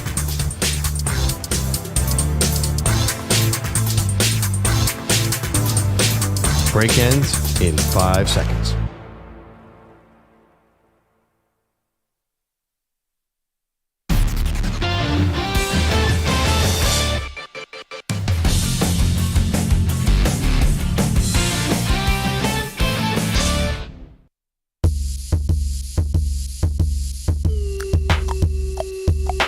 Welcome back.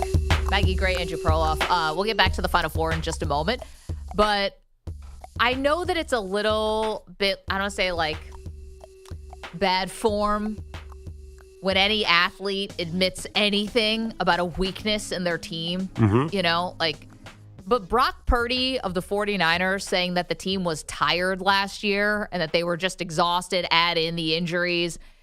I actually think this was right. I don't think that Brock, you know, I've been critical of Brock. We've been talking about whether or not he's going to get the contract every which way. He admitted on a podcast that guys were tired and just sort of out of steam and out of gas at the end of the season.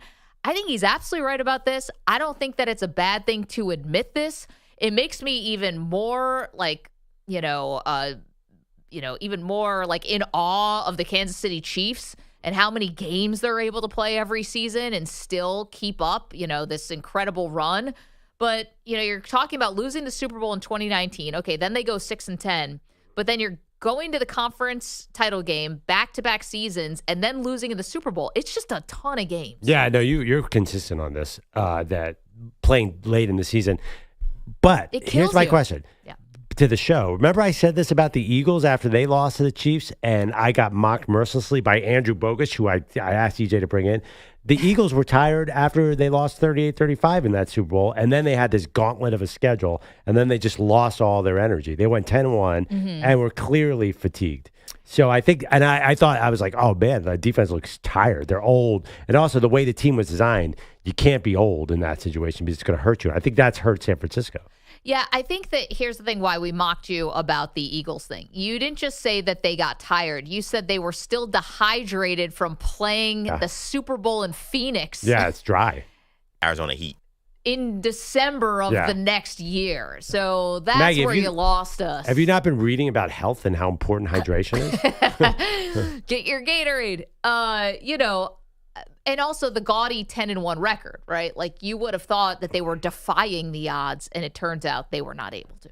Well, they ran out of steam. They had some injuries, and their defense. They had a lot of there was a lot going on, but it did feel like a similar kind of exhaustion for the Eagles. They just looked their press conferences. They looked tired. They looked over it, and you kind of got that vibe from San Francisco last year. Well, let's also be honest. San Francisco has gone a lot further than the Eagles, though. Like in this short amount of time. I know the Eagles went to 2 different Super Bowls, but then you also lost in the first round with Jalen Hurts starting. Yeah, lost 2 first-round games with Jalen Hurts. And lost that one that we were just talking about where you start off the season 10-1 and then lose to Tampa and Baker Mayfield. So I think the 49ers have actually played a few more games. But here's the thing about the 49ers for this year. Really can't be an excuse this year. They've had a lot of talent go out of the building. I'm just very... That's an excuse, right? Well...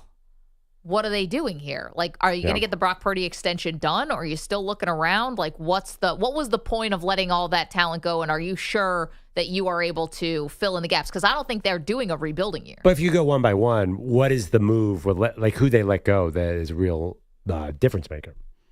I think every one of them, everyone individually is defensible. They were a lot of older guys, a lot of expensive guys. They tried to get Dre Greenlaw, who they wanted back. They couldn't quite pay up for him. Yeah. And one thing they did, they paid for a lot of special teams guys, which I like 6 or 7 of them to start their special teams. One of the things that I'm obviously most curious about the Purdy contract, first and foremost. But he's going to be there anyway, though. Okay, that's fine. I still think there's a possibility he gets traded. We've talked about this. I think there's a world maybe where they think Mac Jones can do the same thing that Brock Purdy did, and they don't want to pay him, and they trade him.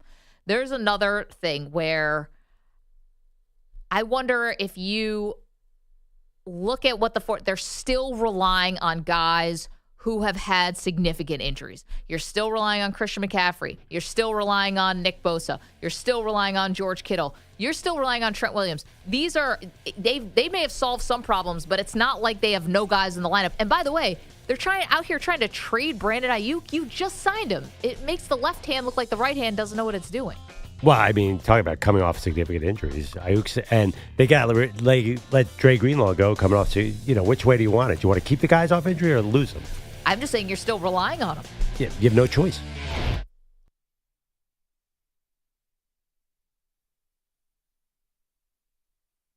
You're in a 5-minute break.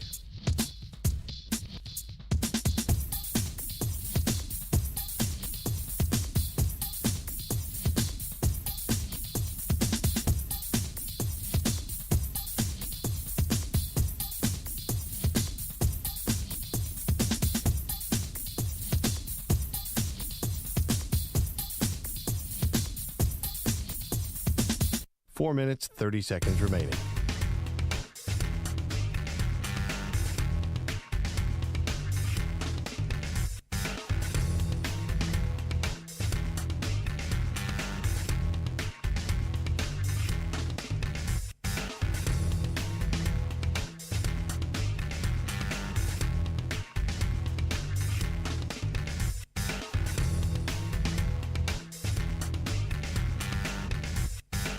Four minutes remaining.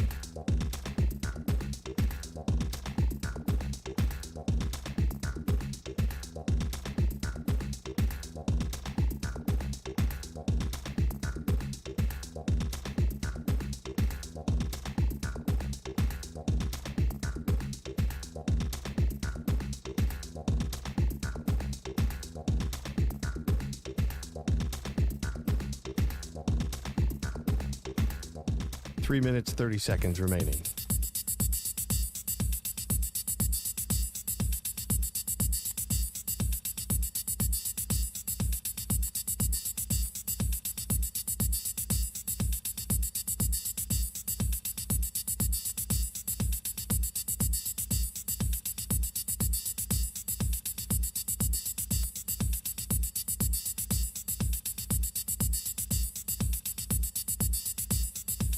Three minutes remaining.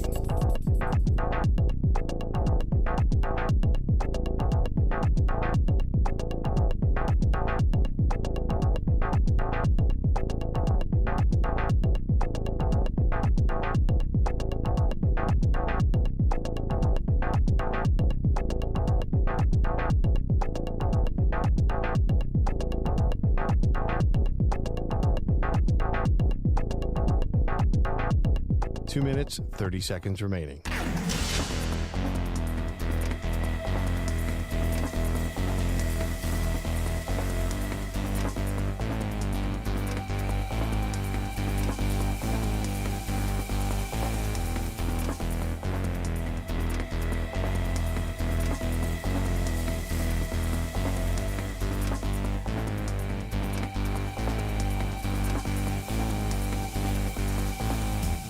Two minutes remaining.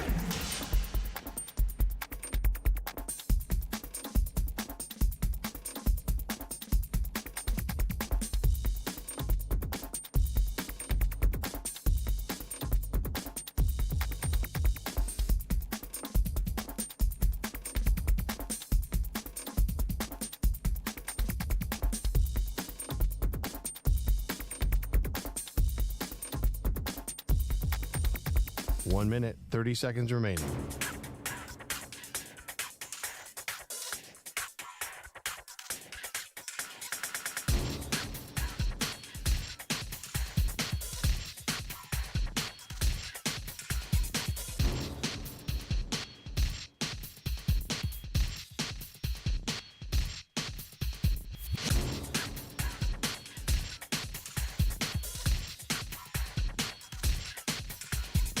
One minute remaining.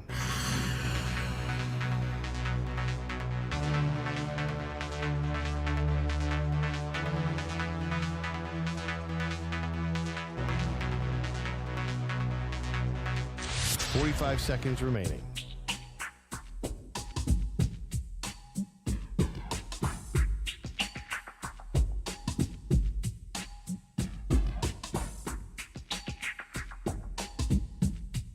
Thirty seconds remaining.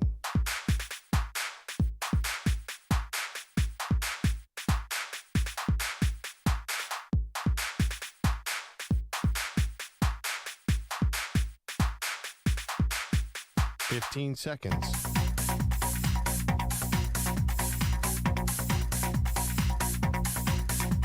Break ends in 5 seconds.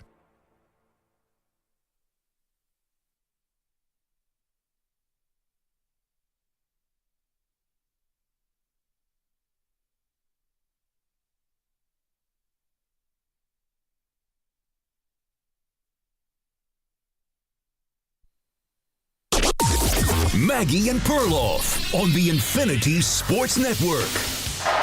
Duke will dribble the clock away.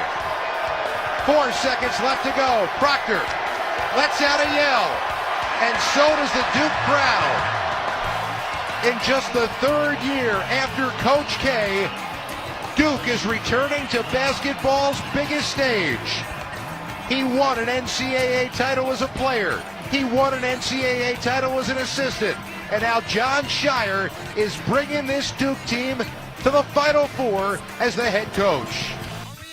Thank you to the Westwood One NCAA Radio Network for the final call. And now Duke is just one of the 4 1 seeds, Pearl, that marches on to the Final Four. We're all chalk here. And we're asking, are you taking Duke or the field? I'm taking Duke just because I at least going to get some. I bet on Duke already. I got to get something out of this because to see Duke be good is just painful to me as a college basketball fan. I'm one of the many, many, many Duke haters. I've hated this program for 30 years since Christian Laettner. Yeah, well, you put in the time. So, but meanwhile, you are betting on them, and you do think they're going to win. I'll take the field here. We have yet to see Duke really tested in a close game, clearly, in this tournament. It was a bit close at a moment with Arizona, and then obviously they went on to win. Alabama, even without Cooper Flagg playing his best game, they hold Alabama to under 70 points. Meanwhile, Alabama had just scored 113 against BYU the game before. They've been impressive. I don't think they're unbeatable, but the real question beyond Duke or the field, which you're welcome to answer, how much credit are you giving to Jon Scheyer, the Duke head coach? Do you find that this is impressive? 3 years after Coach K retires, he's got the team back in the Final Four. Or is this just the Duke program rolling along, the juggernaut, the machine that just kept being fed? Yeah, I mean, I think it is as impressive as Jon Scheyer is. I do think a lot of guys could lead this Duke team to the Final Four. A lot of those former coaches, especially if you have Cooper Flagg on your team. Is it a given that Cooper Flagg would have came to Duke even if Jon Scheyer wasn't there? I mean, these are questions we just don't know, and I doubt we're ever going to get the answer to that. Duke has gotten many of the biggest stars the sport has seen in recent years. I mean, so is Kentucky, and so is UNC. Well, see, Duke has gotten Zion, who is the closest thing to Cooper Flagg. Who else? Duke had Paolo Banchero. Yeah, actually, I mean, I think that it's not a surprise. Duke has gotten the biggest star before. I think Cooper Flagg, for some reason, I don't know. I would think Cooper Flagg would have eyed Duke, regardless of who the coach was. Listen, it's possible that just the biggest stars are going to continue to go to Duke, but it's not like Duke had no competition or has no competition. No, North Carolina was right there in terms of getting recruits with Duke. Kentucky, right there. I just think that in this new world of NIL, I don't know if the mystique of Duke is going to end up meaning the same thing. And I'd say that ditto to all of these top college programs.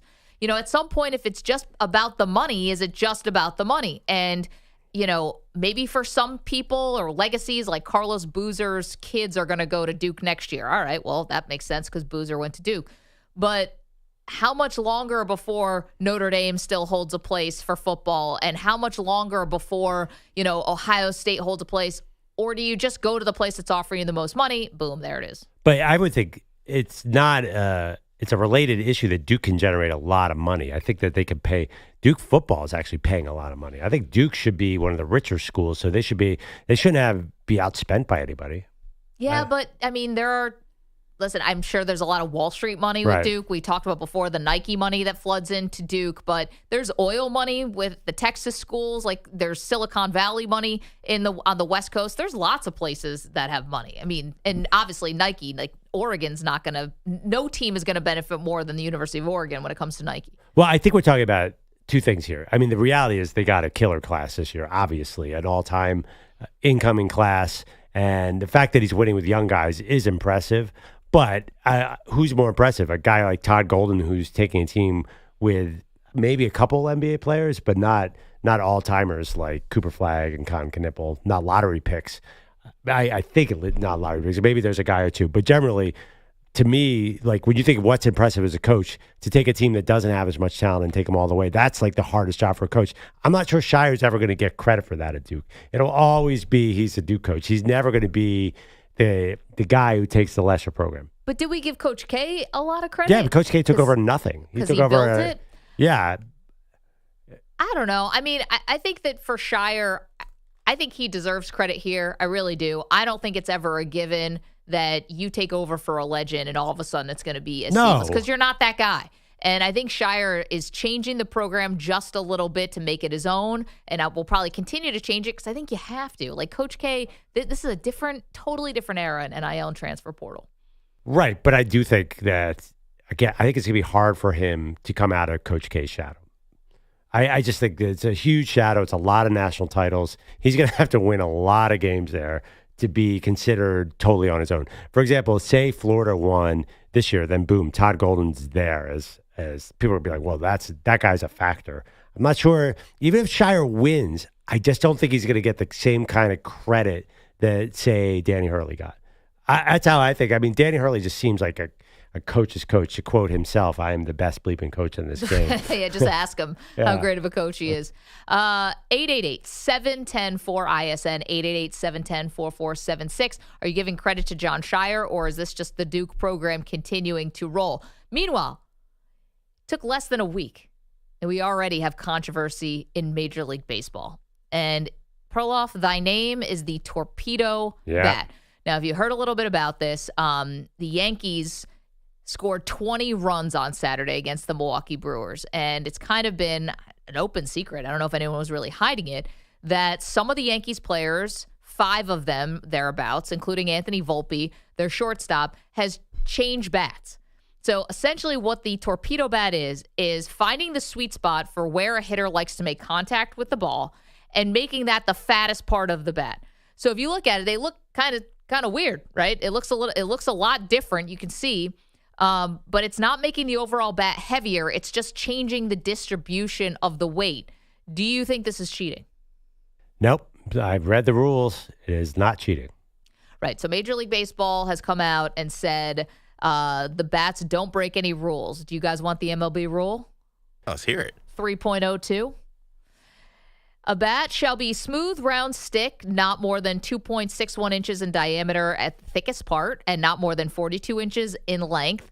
One solid piece of wood. It said experimental bats can't be used, quote, until the manufacturer has secured approval from Major League Baseball of its designs and methods of manufacture. That's where I thought this might get hung up. I wasn't sure if baseball went through and vetted this whole thing. But meanwhile, it was a former MIT physicist who was on the payroll of the New York Yankees back in 2018 until last year, who's now a member of the Miami Marlins, who came up with this idea. If you're wondering, no, Aaron Judge isn't using the bat. Yeah. Nothing to see here. But apparently Giancarlo Stanton did change the bat a little bit, and he had alluded to the fact that this might be the reason why he has double tennis elbow. So anyway. I think the big issue is, do other teams try and ban it, like the NFL's trying to ban the tush push, or do other teams just say, all right, give me those bats? And the MLB would maybe like all the home runs and say, yeah, we have no problem if you want to switch to Torpedo bats. And then I was talking to Andrew Bogusch about this, the logistics of bringing in a bunch of Torpedo bats midseason, having guys who have to adjust their swings, let alone, he told me there was a wood supply chain issue. Is that right? I think he made it up, but I totally bought it. Yeah, just to get, Are we getting them from Canada? Uh-oh. The paperwork about getting all these new Torpedo bats into all these other programs. I mean, it'd be a crazy change to all of a sudden see all the success with the Yankees in the opening weekend. Can't even believe it. And 29 other teams would say, bring in a bunch of Torpedo bats. I mean, we're talking a lot of processing and shipment forms to fill out, Maggie. I love this. Do you think that somehow the Louisville Slugger people are going to be like working overtime? Somebody in the back office of the Kansas City Royals is super annoyed right now, the Torpedo bat. It's like the Lucy and Ethel on the conveyor belt, like on the assembly line with all these bats coming through. I don't think it's like that. I think that the players are really hesitant to switch things up in the middle of the season, especially if Stanton is out here saying or implying that he may have gotten hurt because of this, the distribution of the weight of the bat. He thinks may have torn a ligament in his elbow. I don't know if it's going to be the sensation sweeping the nation type of thing. So maybe does that mean they don't have to do anything about it because other teams will not pick it up? So here's my question about whether or not, because I think you're right. 2 options here. Either Major League people complain to Major League Baseball and they ban it, or everyone starts doing it. We act like the pitchers don't have a say. pitchers are a very big part of the players' union. They always have a say, and there are some really influential pitchers who are really high up in the players' union, which, as we know, is the strongest union of all sports unions. Well, how come the pitchers have let every rule help offense over the last 30 years then? I think there were they really fought pitch clock. I mean, well, I get it, but the commissioner basically had to overrule that. They stopped collectively bargaining that stuff. Well, any rule that helps offense seems to get through.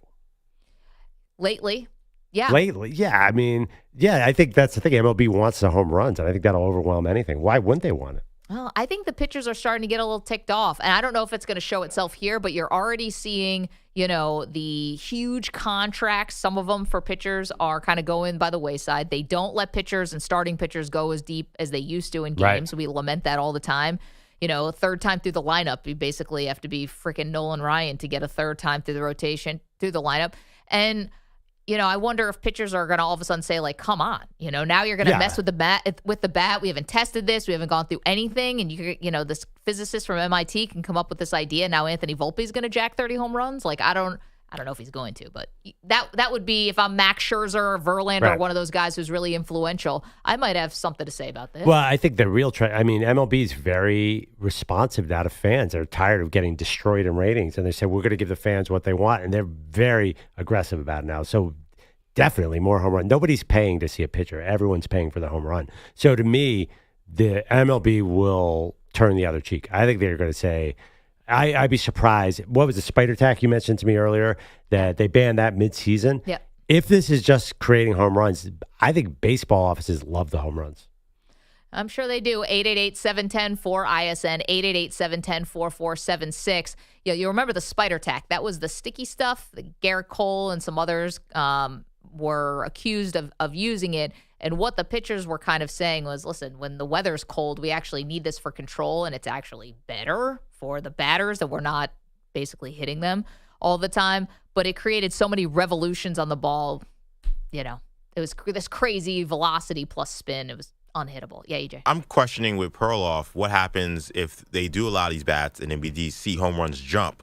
Are we going to then look back like we did with the steroid era and be like, oh, these stats aren't legitimate? No. Because that's baseball's biggest thing for the last 15, 20 years has been what's legitimate and what's not legitimate. Like, we have guys who have bats that look like bowling pins up there swinging and hitting home runs. Yeah. Are we going to look at this and say, well, this is nice and all, but it's not real? Hank Aaron didn't play with a torpedo bat. Like, Willie Mays didn't play with a torpedo bat, just like we said those guys didn't have access to steroids. Yeah, I think we've already given up on the home run numbers. I think that it's a done topic to a lot of fans. Like, they don't care like they used to about the home run numbers. Now it's just give me a bunch of home runs. I don't think the sacredness of I think that already died, didn't it? A lot of fans don't consider Barry Bonds a home run king because the steroid era. I just don't think it really matters anymore. I think that Band-Aid's already been ripped off. Well, people were really into Aaron Judge, though, breaking that American League home run record. The American League home run record. And then you had the live ball a few years ago. Yeah, the juice baseball. They deny that, by the way. As far as I remember, Rob Manfred has continued to deny that those baseballs were juiced. And the home run numbers support that they were juiced. Oh, it was insane. And of course, the Astros, right? Like, we talk about them and how much they cheated and how much, those numbers are fugazi because they were banging trash cans allegedly. Like, it's stealing. I'm not sure. Like, we could say that we don't care, but I feel like people have cared about other issues when it comes to guys and performance enhancers, but baseball, cheating or not cheating. But don't you think baseball is more concerned about ratings, and ratings would be better with higher home runs? I agree. I think the steroid era was awesome. As someone who lived through the steroid era as a kid, like that was, and I think we should celebrate those guys still. That's me. That's why they didn't ban. That's why they turned the other cheek. And by the way, and everyone who thinks I'm not naming anybody, but I mean, guys are pretty big these days. That's all I will say. They are not small baseball players. Yeah. To say that they're all clean, like I wouldn't be clean. Heck, I'm sure there's an easy way to. I would go through the minors and take all kinds of drugs. People are still getting popped every now and then. I just think at some point, though, listen, you ban the shift. You've created a pitch clock. The bases are bigger. We're doing everything for the offense. I mean, the fences are pretty short. A lot of short porches. Yeah, we're worshiping the home. We're bringing the home run back. Rob Manfred's been on a victory tour all spring. He's done all these things to help baseball. Yeah, I'm wondering if the torpedo bat, is that a bridge too far for you? So again, it's the sweet spot, which is a little bit closer to your hands. So you're bringing the sweet spot down in the bat, making that the thickest part of the bat, and it looks kind of silly. I wonder if the Yankees play into this too, because we were talking about Duke all day. There are a lot of Yankee haters, and maybe it's a way to be, if it was a different team, if it was the Oakland A's or whatever, wherever the A's are, if it was another team, Sacramento. would we care as much if the Mariners were changing their bats? I think the Yankee hate is a factor here too. Agree. So apparently Cody Bellinger said that the Cubs had access to this too. So it's not just the Yankees. I think if Aaron Judge was using this, then people would be like, wait a minute, hold on. But it's Volpe and, it's not any of their huge home run hitters. But they're also not saying it's just to hit home runs. Let's be clear about this. The Torpedo bat, which is thicker at the sweet spot, is also Volpe saying to foul off pitches. Keep at-bats alive. He's not even necessarily saying it's for me to hit home runs. He just wants to, this is a guy who's had a sub 700 OPS, in 2 years. Like he was great in the postseason, but he's like hanging on to this job. So he wants to just be able to foul off pitches, make pitchers work harder. Again, I think you're going to hear from the pitchers on this. Trevor McGill, who was the Brewers pitcher one of those games, basically said that he thinks the Yankees are going to get away with this because they're the Yankees. To Perloff's point, he thinks that MLB's going to let it slide because people want to see the Yankees hit home runs and be great. 888-710-4ISN, 888-710-4476. What do you think about the Torpedo bat? You love it? You hate it? Let's get to the phones. Our buddy, Nick in Texas, who is the proprietor of Pearl Jam Season 4, the Maggie and Perloff Show men's basketball bracket, is on the line. Good morning, Nick. You got an update for us. Good morning, Maggie. Good morning, Perloff. Shout out, Weedos and coffee drinkers. We have made it to the Final Four. So, yes, are you ready for some updates? Lay it on. Let's go, Nick. All right. So, majority of you are obviously still alive because you all have Florida or Auburn. We won't talk about the one that took the one that's not in there. But let's start from the bottom. We got Andrew Bogusch at 104th place. Coming right behind him, we have EJ and then 99th. After EJ, we have Manny in 91st. And then we have Maggie, who's dropped a little bit to 83rd. And now Perloff has made a little push. He's made it up to 67th. But Perloff's wife has made it to 31st place. Whoa, Sarah. And, of course, Sarah, yes, in 31st place. And then, of course, we still have Andrew Kaplan up there at second place with Florida. And Nick, where are you, sir? I'm still down at the bottom.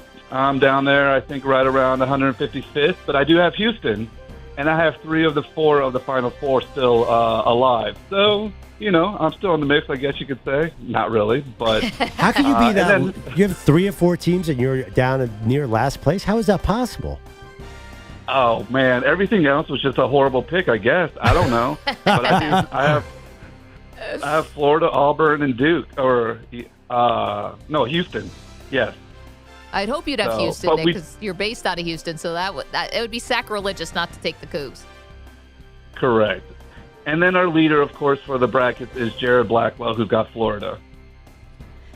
Nick, I think we're representing ourselves okay in this tournament. And the only reason I say that is because Andrew Kaplan has been holding steady in either first or second place throughout this entire thing. So we really have Cap to thank for making sure the show didn't embarrass itself, but I think we're all doing a good job. I got hurt yesterday. I was in the 30s, Nick, and then I lost both games yesterday.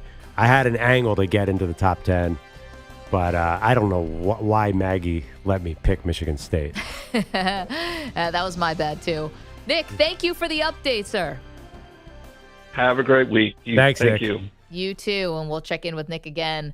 I kept waiting for all 4 losing teams this weekend. I was waiting for the run. I'm like, the run's going to come. Even Tennessee started to hit a couple shots, and the runs just never came. The number 1 seeds would just shut them down. The job that Duke did defensively on Alabama, we were texting about it this weekend. Yeah. Dear God, that was crazy. They were all over them. Little did we know that Duke is number 1 in the country in adjusted offense. They're number 4th in the country in adjusted defense. They are awesome. And they're tall. They're the tallest team left in the tournament. They're really good 3-point defenders. And then they got a 7-2 guy in the middle. I think that's why I think Scheyer's done such a great job, because it's hard to get young guys to defend the way they do. And I know, Malawach makes it easier because he's such a great rim protector, but all 5 guys are pretty much plus defenders out there. Flag's a really good defender. I think that's what makes him a special player. We talk about his offense, but he's a guy who can guard 4 positions, and he's an excellent shot blocker. Yeah, I know. So they got, and by the way, this whole idea that I've been hearing a lot about this, Con Knippel came in and he's like, he's just a shooter. He's just Jimmer Fredette. He's big and physical too. I mean, he's pushing guys around. But then again, Houston, remember early in that game, it was, oh my God, every rebound, it felt like they were just attacking the ball. 5 guys going after it. They're physical too. It's going to be great. 888-710-4ISN, 888-710-4476. 2 questions out there for you. 1, are you giving Jon Scheyer credit for this Duke run to the Final Four 3 years after Coach K retired? Or is this just the Duke program, the machine? Duke being Duke. Eating everything in its path. And then secondly, the new Torpedo bat in Major League Baseball, redistributing the weight in the bat to get the sweet spot as the thickest part. Is that cheating? 888-710-4ISN. You're in a 5-minute break.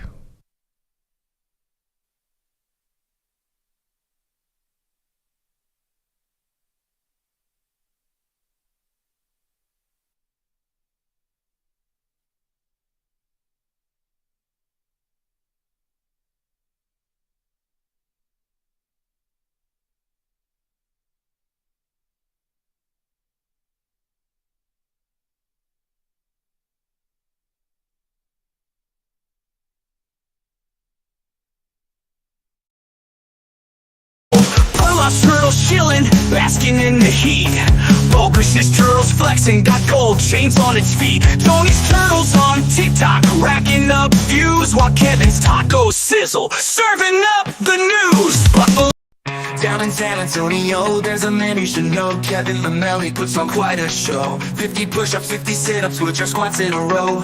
A workout machine, he's got that morning glow. Kevin Lamelli, breakfast king. Pancakes stacked high, hear the syrup sing. Sometimes it's oatmeal, he's keeping it clean. But every single morning he's living the dream.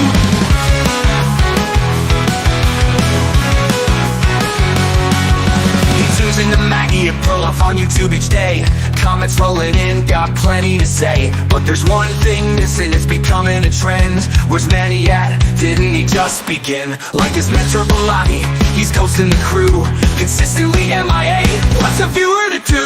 Kevin Remember, breakfast king. Pancakes stacked high, hear the syrup sing. Sometimes it's oatmeal, he's keeping it clean.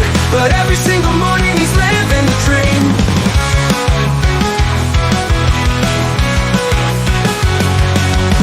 Tunes into Maggie and Perloff on YouTube each day.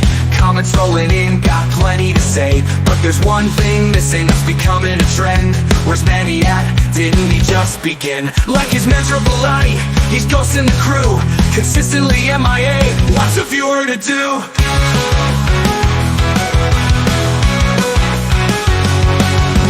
Down in San Antonio, the tacos are divine. Kevin's counting down, Wemby's right there in line. He says, Perloff, come join us, but we all know the score. Andrew hits some drives, he ain't leaving his door. Tacos and Wemby, it's a Texan delight. But Perloff won't show, not even for a bite. Wheelchair squats, he makes it look easy, breaking a sweat while others stay breezy. Meanwhile, Manny's got a new full-time gig, but missing work like Peter, it's getting big. Remember, breakfast king. Pancakes stacked high, hear the syrup sing. Sometimes it's oatmeal, he's keeping it clean. But every single morning he's living the dream. So raise your fork to Kevin, the man of the hour. With tacos and pancakes, he's got all the power. San Antonio's hero, he's making life sweet. With Wemby on deck and a table of treats. And Perloff, stay home, you'll never make the drive. But Kevin's out here living large and alive.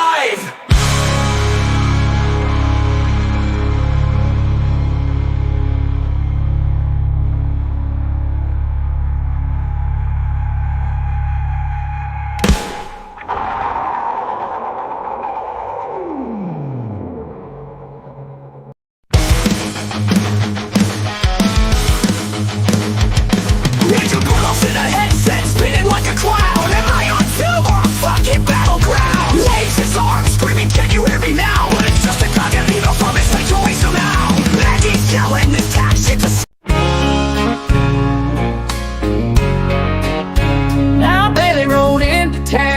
suspicion in his eyes, saying Kaplan's got a secret, and he's hiding it inside.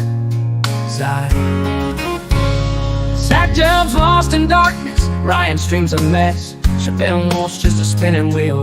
Oh Lord, what a distress. But Maggie and Perloff, they shine so bright like a star.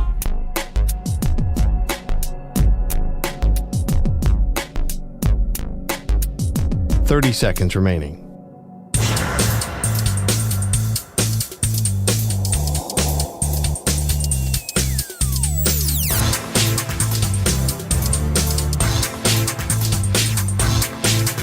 $15 seconds.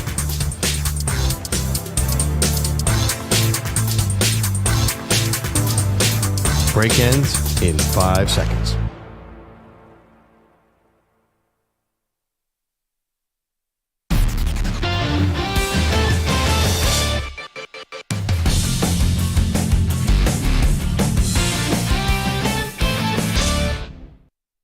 The M&P 500 on the Infinity Sports Network. All right, welcome back, Maggie and Perloff Show, M&P 500. Every Monday we do whose stock is up and whose stock is down, mostly in the sports world. Maggie, why don't you get us started? Okay, my stock up is going to go for Janai Broome. Janai Broome had an all-time game yesterday for Auburn where he got so allegedly hurt on this one play. You couldn't even tell, was it his ankle? Was it his knee? Was it his elbow? Was it the shoulder? All these different things could have been wrong with him. His parents came out of the stands. He has seemed to mouth the words, "I'm done," goes back to the locker room. And then Pearl, 5 minutes later, here he comes out back on the court. Not only that, hit a big three, and Auburn was able to hold off Michigan State. It was a really big moment in the game, and Janai Broome, who is amazing, we all know it, but an all-time tournament moment yesterday. Yeah, you actually tweeted something interesting. It was referred to as a Willis Reed moment both during the game and after the game. Yeah. Tracy Wolfson said that people don't. Does everyone know what the Willis Reed moment is? Even if, of course, you weren't there for Willis Reed. No. I thought it was somewhat universal, but I'm not sure. I don't think kids today would know it because it happened in 1969, Right. But I don't think it's sort of the name Willis Reed in the moment seemed to last way longer than anyone knowing what the heck happened. It's like getting Wally pipped. Yes, exactly. Like some Wally names Pipp. last longer, right? Yeah. Like, I don't know the situation with Wally Pipp. I have no idea. It was Mickey Mantle, wasn't it? No. It was Lou Gehrig. Lou Gehrig, pardon me. Yeah. All right, guys, that was. I would have gotten to it. Yeah. No, again, I don't even really know, was Wally Pipp a good player? I just know Wally Pipp. Yeah, you say it. I think Willis Reed might be a little bit like that, where even if you don't know the situation, you know that name. Anyway, okay, my stock up. I'm going to my favorite golfer, of course, Min-Woo Lee, who I fell in love with in the Netflix documentary. What's it called? Top Golf? No, that's the place. Full Swing. Yeah. Full Swing. No, Top Golf is where you go to get drunk and go on the golf simulator. So Min-Woo Lee is an Australian golfer, has a sick mustache, and he's the hot young guy. Everyone's waiting for him to win a major, and he could do it soon because he looked really good yesterday. And he held off my other favorite golfer, who's Gary Woodland, who had this terrible brain surgery, and no one thought he would ever come back, and he's coming back. So anyway, M.W. Lee is the guy. We'll see if he can win a Masters. It'd be good for golf. He's got a lot of young buzz to him. Yeah, people like the Riz. How would you describe this mustache? It's people might not know him. Might think you're talking about something like a handlebar or something. No, it's like bushy. kind of thin. Yeah. But it works for him. I can't even it wouldn't work for most of us. Yeah. Have you ever tried to grow a mustache? I can't even imagine. I've had mustaches before. Yeah. I kind of looked like Tom Selleck. No. Like the opposite of Tom Selleck. Be funny. You go 180 How many question degrees. marks are there? Tom Selleck? How would you describe famous mustaches? Do you look like Keith Hernandez? Like, I don't know who else is famous for this. Yeah, mine didn't look good. It was not good. Do you look like a bank robber? But for Min-Woo Lee, he's got a mini mullet, and he's always had this mustache since he was a junior golfer at age 6. No, I don't know, but it works for him. Yeah, it wouldn't work for any of us. It's like a pencil. What's it called? Pencil thin? Yeah, it's not good. Anyway. But yeah, he's really cool to watch. And if he shows up at the Masters, that'll be a lot of fun. From Perth, Australia. Okay, my stock down. Stock goes up, stock's got to go down. Can I just do it? This is a personal one, away from the sports world for a second. Enough with hitting people for speeding tickets on the cameras. How dare you? Ruh-roh. I got away with it. No cop pulled me over. No cop even saw me. I got 2 tickets the other day. 2 tickets in a week. 2 days apart. And I was going 11 miles over the speed limit. Come on. 15-mile grace period. I wasn't in a school. Not 3, not 4. I wasn't in a school zone. It was 5 o'clock in the morning as I'm racing to get here. Oh, no. This wasn't during the sickness? No. Those cameras are on at 5 in the morning? Yes, Yeah. and I got Ooh. in trouble because in the cameras, like, I just feel like that's cheating by the cops. You didn't catch me. The camera caught me. That's crap. The camera's the cop. Dude, no, we're not doing all-knowing eye in the sky Big Brother stuff. You can use that to catch a bank robber and a purse snatcher and all that stuff. But I was going 11 miles over the speed limit. Like, I made it. You can't get me after the fact. I didn't run a red light. We're not doing this. Has been around for a little while. Yeah. I got 2 tickets in 1 week, and they were both $60. Offers a photo on the job. 60, first of all, $60 for a speeding ticket? Yeah.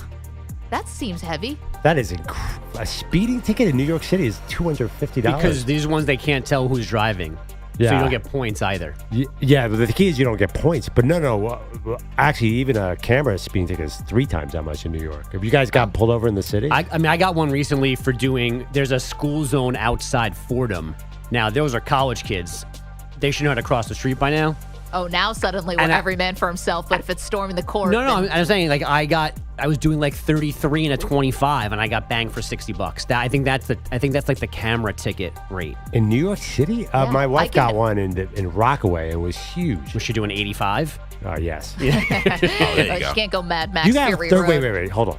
33 and a 25? Whatever it was, I was not, by no definition was I speeding, but in the school zone, the threshold's like 25. So maybe I was doing 38 and a 25. It was comical. So meanwhile, be careful. 2 tickets in 1 week. I once got a ticket for not turning my right ticker on. For turning right and not having my ticker on. That was somebody trying to meet a quota. It's just crazy. Yeah, anyway, but you didn't get stock points. Down. Thank God. If you got 2 speeding tickets, $120 in a week for tickets. Yeah, if it was an actual cop, you'd have a suspended license by now. I think 2 tickets would be 6 points. Oof. Okay. My sack down is this is it's not their fault, but Ole Miss's buzzer beater to cover the spread the other day against Michigan State. This is the second time this tournament there's been a last-second 3-point heave to affect the spread. There was also UConn and Florida. This is I just feel bad for everybody out there. There is nothing worse when you think you have the bet one, and then someone hurls up a 3-pointer just to pad their box score. I don't know if there's anything to be done about this, but I felt every second of that bad beat, and my Twitter feed was loaded with people who got killed by that. That was a tough one. All right, do we have time for one more quick round? Sure. Stock up for me is fan and media conspiracy theories. Stock up. Turns out the Lakers investigated what started off as a fan conspiracy theory that more players who've been out suit up to play against the Lakers. And John Morant had just missed 6 games and then came back to play against the Lakers. Sure. Luka had complained about it. JJ Redick complained about it. And they said they had the analytics department look into it.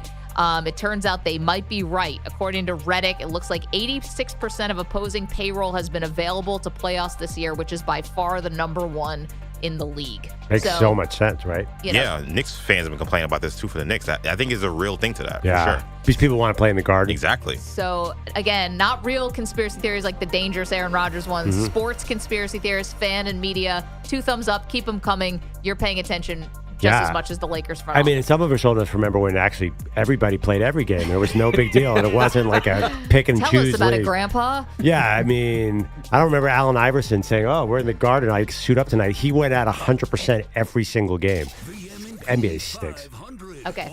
Well, I'm going to do a stock. Wait, was that a stock up or stock down? It was up. Why is that up? Up for fans. Because she's a conspiracy theorist, so she likes I'm a when sports they're conspiracy. real. Okay. can I just do the down? This craziness about the tush push. The idiot coaches saying things like trying to say it's injuries and nothing when we all know they just are afraid of the Philadelphia Eagles and they should keep the tush push. I am so down on the NFL right now. I can never remember where there's been less of a rationale for banning a play that they're going to ban. Okay. Tuesday morning's the vote. Can I just go flip side here?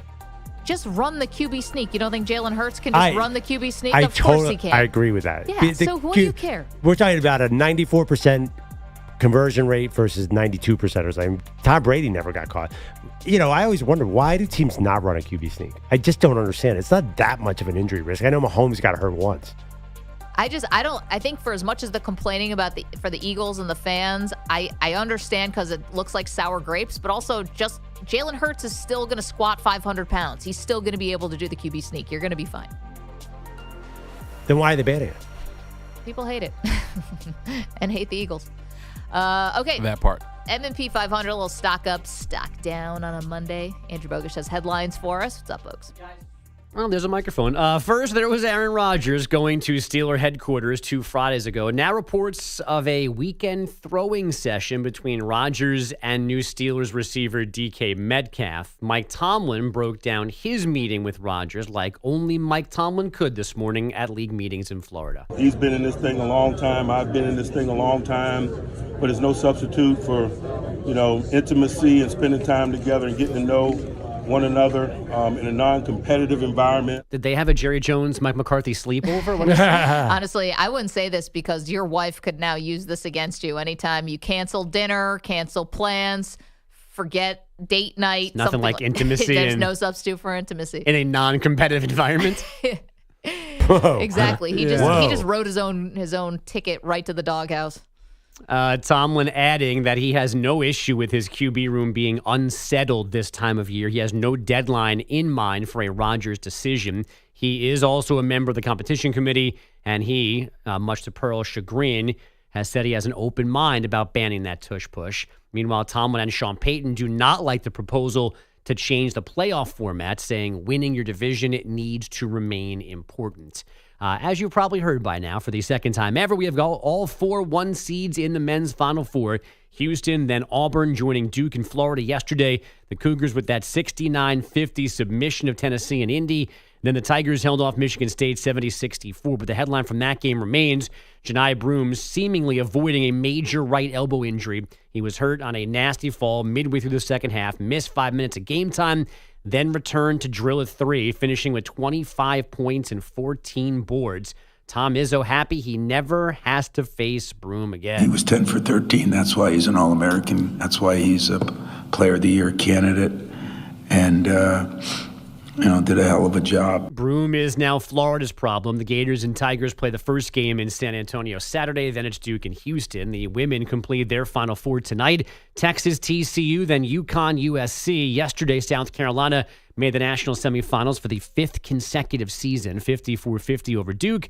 And UCLA topped LSU 72-65 for the first Final Four spot in program history. The Houston Rockets thumped the Suns last night, 148-109 in Phoenix. They've now won 12 of 13. The Suns, meanwhile, fall 2 full games behind the Mavs for the last spot in the play-in. And Kevin Durant left in the third last night with a sprained left ankle. Do we see him again this season? Probably not, right?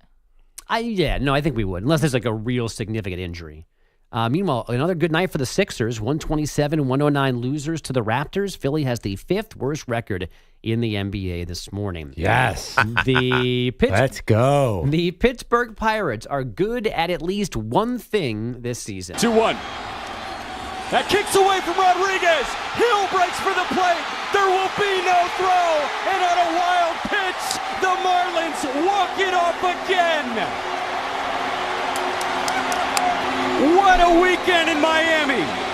And what a start to the season for these Fighting Fish. Yeah, but not the Pirates. They are the first team since the Pirates in 1924 to lose their first 3 games in walk-off fashion.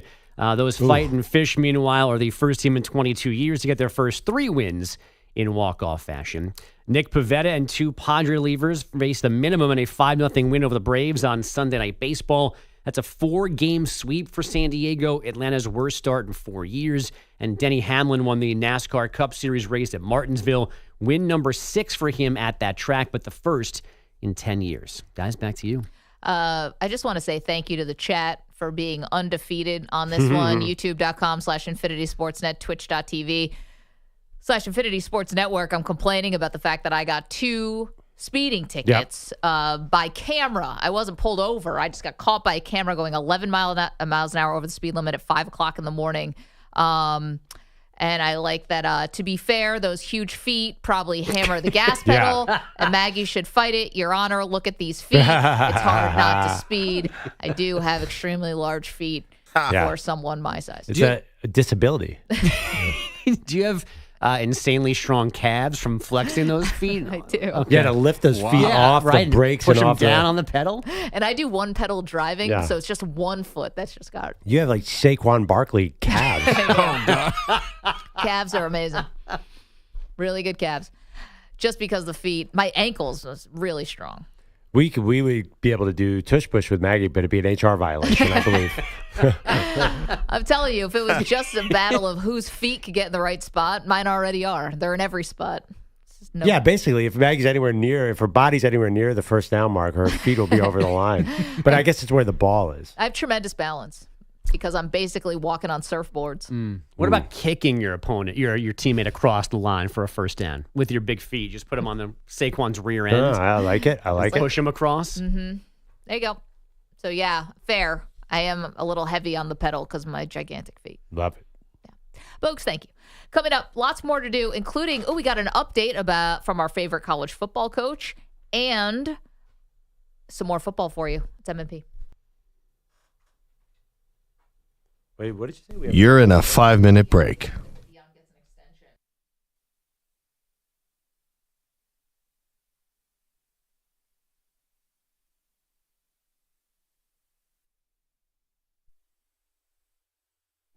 Maggie.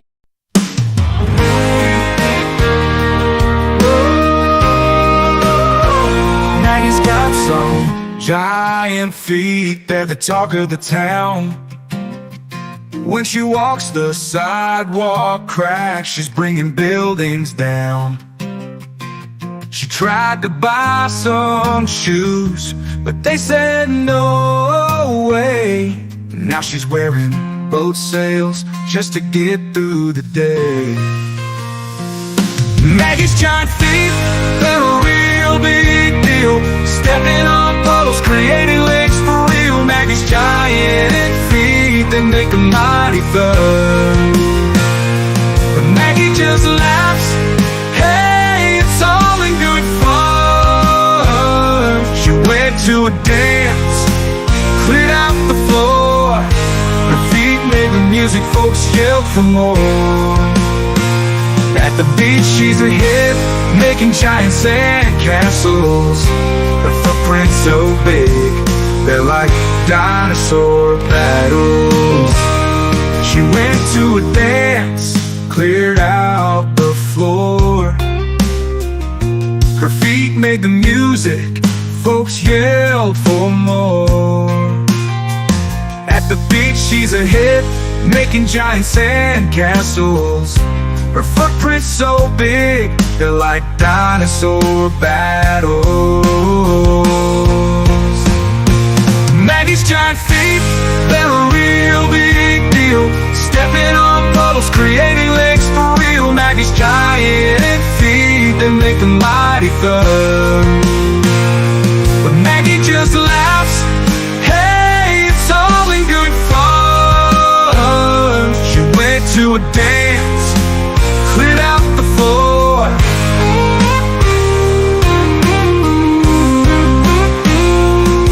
So here's to Maggie and her feet so grand. She's the funniest girl in all the land. With her giant feet, she's never beat. Maggie's big feet make life so sweet.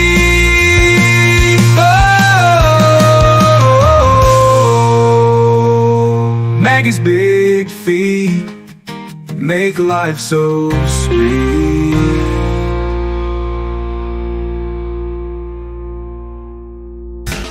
2 minutes remaining.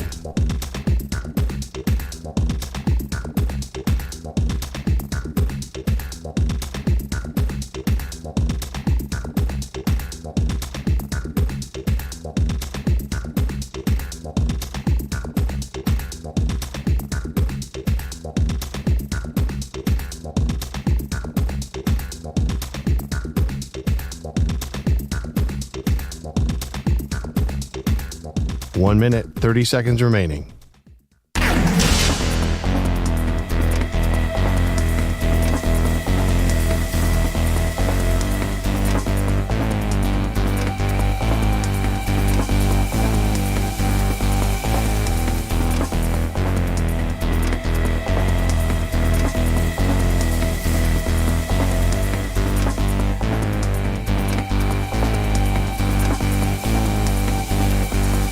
One minute remaining.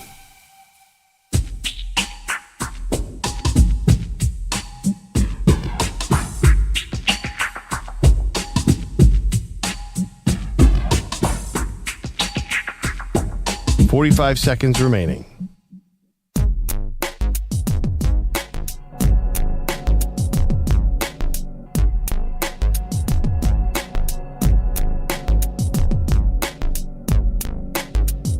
Thirty seconds remaining.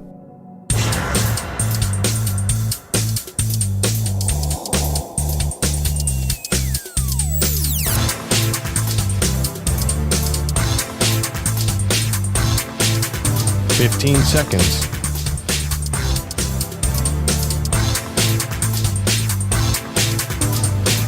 Break ends in 5 seconds.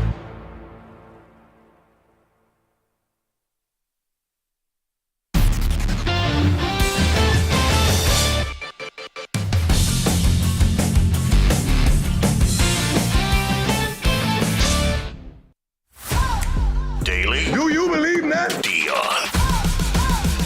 You believe that? Welcome back to the Maggie Perloff Show. We'll get back to the Final Four in a moment, but we missed this on Friday because it happened after the show ended. We want to make sure we salute Deion Sanders, Pearl, who announced a big contract, a new contract, really, with Colorado. 5 years, $54 million. It will make him one of the highest paid coaches in the country. $10 million for 2025 and 26, then $11 million, then $12 million. It goes up and up and up. I think most importantly, though, if you're looking at Sanders, not to be counting down here, but the buyout. So if he bolts for another job before December 31st, 2025, before the end of this year, he has to pay Colorado $12 million. Then that payment goes down to $10 million before the end of 2026, $6 million before 2027, 4, 3, as it goes on from there. So he did say, I want to retire in Boulder, Colorado. I was actually wondering about this. I have to be honest, I've never been to Boulder. Been to Denver many times. Yeah. But people say Boulder is an awesome place to be. It seems like a place he enjoys living. It seems like with NIL, he's doing just fine on the recruiting front. So why not make this I'm not going to say Bobby Bowden because that's a long time, but why not make this a career appointment? Well, I think there's always that little thing looming out there of does he want to coach Shedeur in the pros? Shedeur, okay.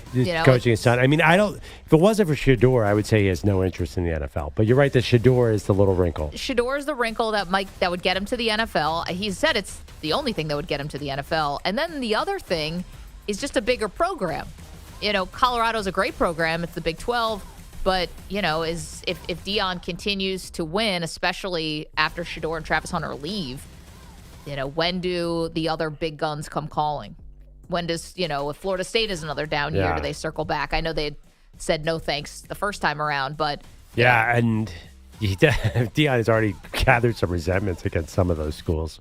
I think Florida, does he have an issue with Florida? I can't remember. One of the schools that didn't interview him, he was not happy about. Alabama, I mean, who knows if the Kellen DeBoer thing will work. Listen, is there, does maybe the pros start calling to Steve Sarkisian? You never know. Listen, it's college coaching, you're right. These things happen. Scandals happen. You just never, ever know what job's going to open up. But he did he got the top quarterback, got the top in the top 5 transfer quarterbacks. He seems to be making Colorado just as major as they need to be. It's not like there's any lack of talent right now. No, I'm curious to see how both he and Shedeur do without each other. And without Travis Hunter, who's been there the whole time, who might be like one of the greatest athletes since Deion. Yeah. So every draft analyst is now watching Colorado be like, whoa, Travis Hunter is an amazing wide receiver. I mean, he makes Shedeur look good often. He definitely did. Okay, so one other thing quickly. I want to get to the Cleveland Browns, Pearl, because Andrew Berry, their general manager, was speaking yesterday at the big meetings that are going on in Palm Beach. And I didn't even know this was on the table, but he confirmed they're not trying to trade up to number 1. Guys, I think number 1's off the table. Like, the betting market will tell you, Titans look like they're keeping it. They said, Brian Callahan, the head coach of the Titans, apparently this morning said, we're looking for 2 more data points, which is, was it Colorado Pro Day, which I don't think they've had yet, and then also a Zoom call with Cam Ward. He's like minus 1,600 to go number 1 overall, so follow the money. So I think draft markets famously get wrong though. Remember CJ Stroud and Bryce Young and all that stuff. I know, but minus 1,600? That they're telling you do not bet that. What was the one? Yeah, they've messed this up before, and you're only allowed to bet like $100 on the draft anyway. But I mean it's going to be Cam Ward. We know that, but I don't go just on the betting markets. I'll find there's been some real mistakes there. Okay, well, be that as it may, I don't think the Titans are opening. I don't think they're trading the pick. And then the Browns said, we're open to trade back out of 2. Like, everything's on the table. Didn't say open for business, but just said everything's on the table. I've said it before, and I'll say it again. It seems like, unless they're just playing this thing so close to the vest, it feels like the Browns are being very nonchalant about the quarterback thing. They have not been linked to any big trades. You guys know I still think Brock Purdy's a possibility. They've not been linked to any big trades. They didn't do anything in the free agent market. And I'm sorry, waiting for Kirk Cousins does not count as being a big thing. Why would that not be? He's a mid-30s quarterback who's coming off a second year off an Achilles. Yeah, I mean, but it's something. It's that's the bare minimum. That's not fixing the same as Russell problem. Wilson. I mean, to the Steelers, it's not that different than Rodgers. It's kind of in that ballpark. Cousins is a very successual quarterback. That's fine, but nobody thinks these are going to be Super Bowl winning situations here. No, but their cap is all messed up because of Deshaun. So, the Browns are not going to be able to win a Super Bowl. I think it's interesting that, first of all, 2 things. They are loving being this mystery team. But to me, the more interesting thing is that they don't seem in love with Shedeur. But maybe that's just a misdirection. Maybe they don't want to tip their hand. But the problem is, or not the problem, the thing is, who cares if you tip your hand?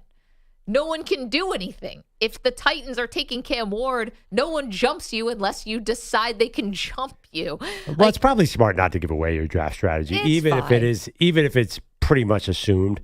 I still think there are reasons to keep it close to the vest. I think also the NFL and the network partners ask teams don't reveal what it's going to be. They want to keep a little mystery. It is a television product after all. But I just think that if there's no way the Browns can't come out of this draft without a quarterback, right? I would, but what round are you talking about? Considering the noise around Sanders, it's very possible. Maybe Dart in the second round, possibly, or trade back into the first. And we'll never see that guy. They also might be waiting to see if Abdul Carter can run, because I think he's still the Vegas favorite to go there. He's supposed to try to run before the draft, coming off that foot issue. And his agent says it's a shoulder. Nobody believes that. Anyway, there's a lot going on. Nobody believes Drew Rosenhaus? Get out of here. I just think, there's no Jackson Dart in the second round. Tyler Shuck in the second round or at the end of the third. That is really interesting to me. But they have drafted old quarterbacks before. It didn't work out that time. I was going to say, you want Brandon Weeden 2.0? Have at it. He feels like they've drafted tall quarterbacks in Derek Anderson. It feels like Tyler Shuck would fit the Browns. I don't know why. They've drafted every type of quarterback. You're not buying the Dak rumor?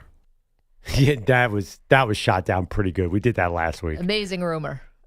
That's what made me think they're shopping around for somebody. That's not an amazing rumor. That makes exactly. They have $50 million. I think they have a $70 million cap hit with Deshaun Watson, and they were going to take on. I don't know how it works, but some huge cap hit with Dak. That's not happening. That's where we'll have to leave it. I think they're taking Shedeur second overall. That'd be pretty fun. EJ Stewart, thank you. Ray Jarvis, thank you. Andrew Bogusch, Andrew Kaplan, Weedo's Coffee Drinkers. You guys on the phones, phenomenal. We will see you back here mañana. Bye.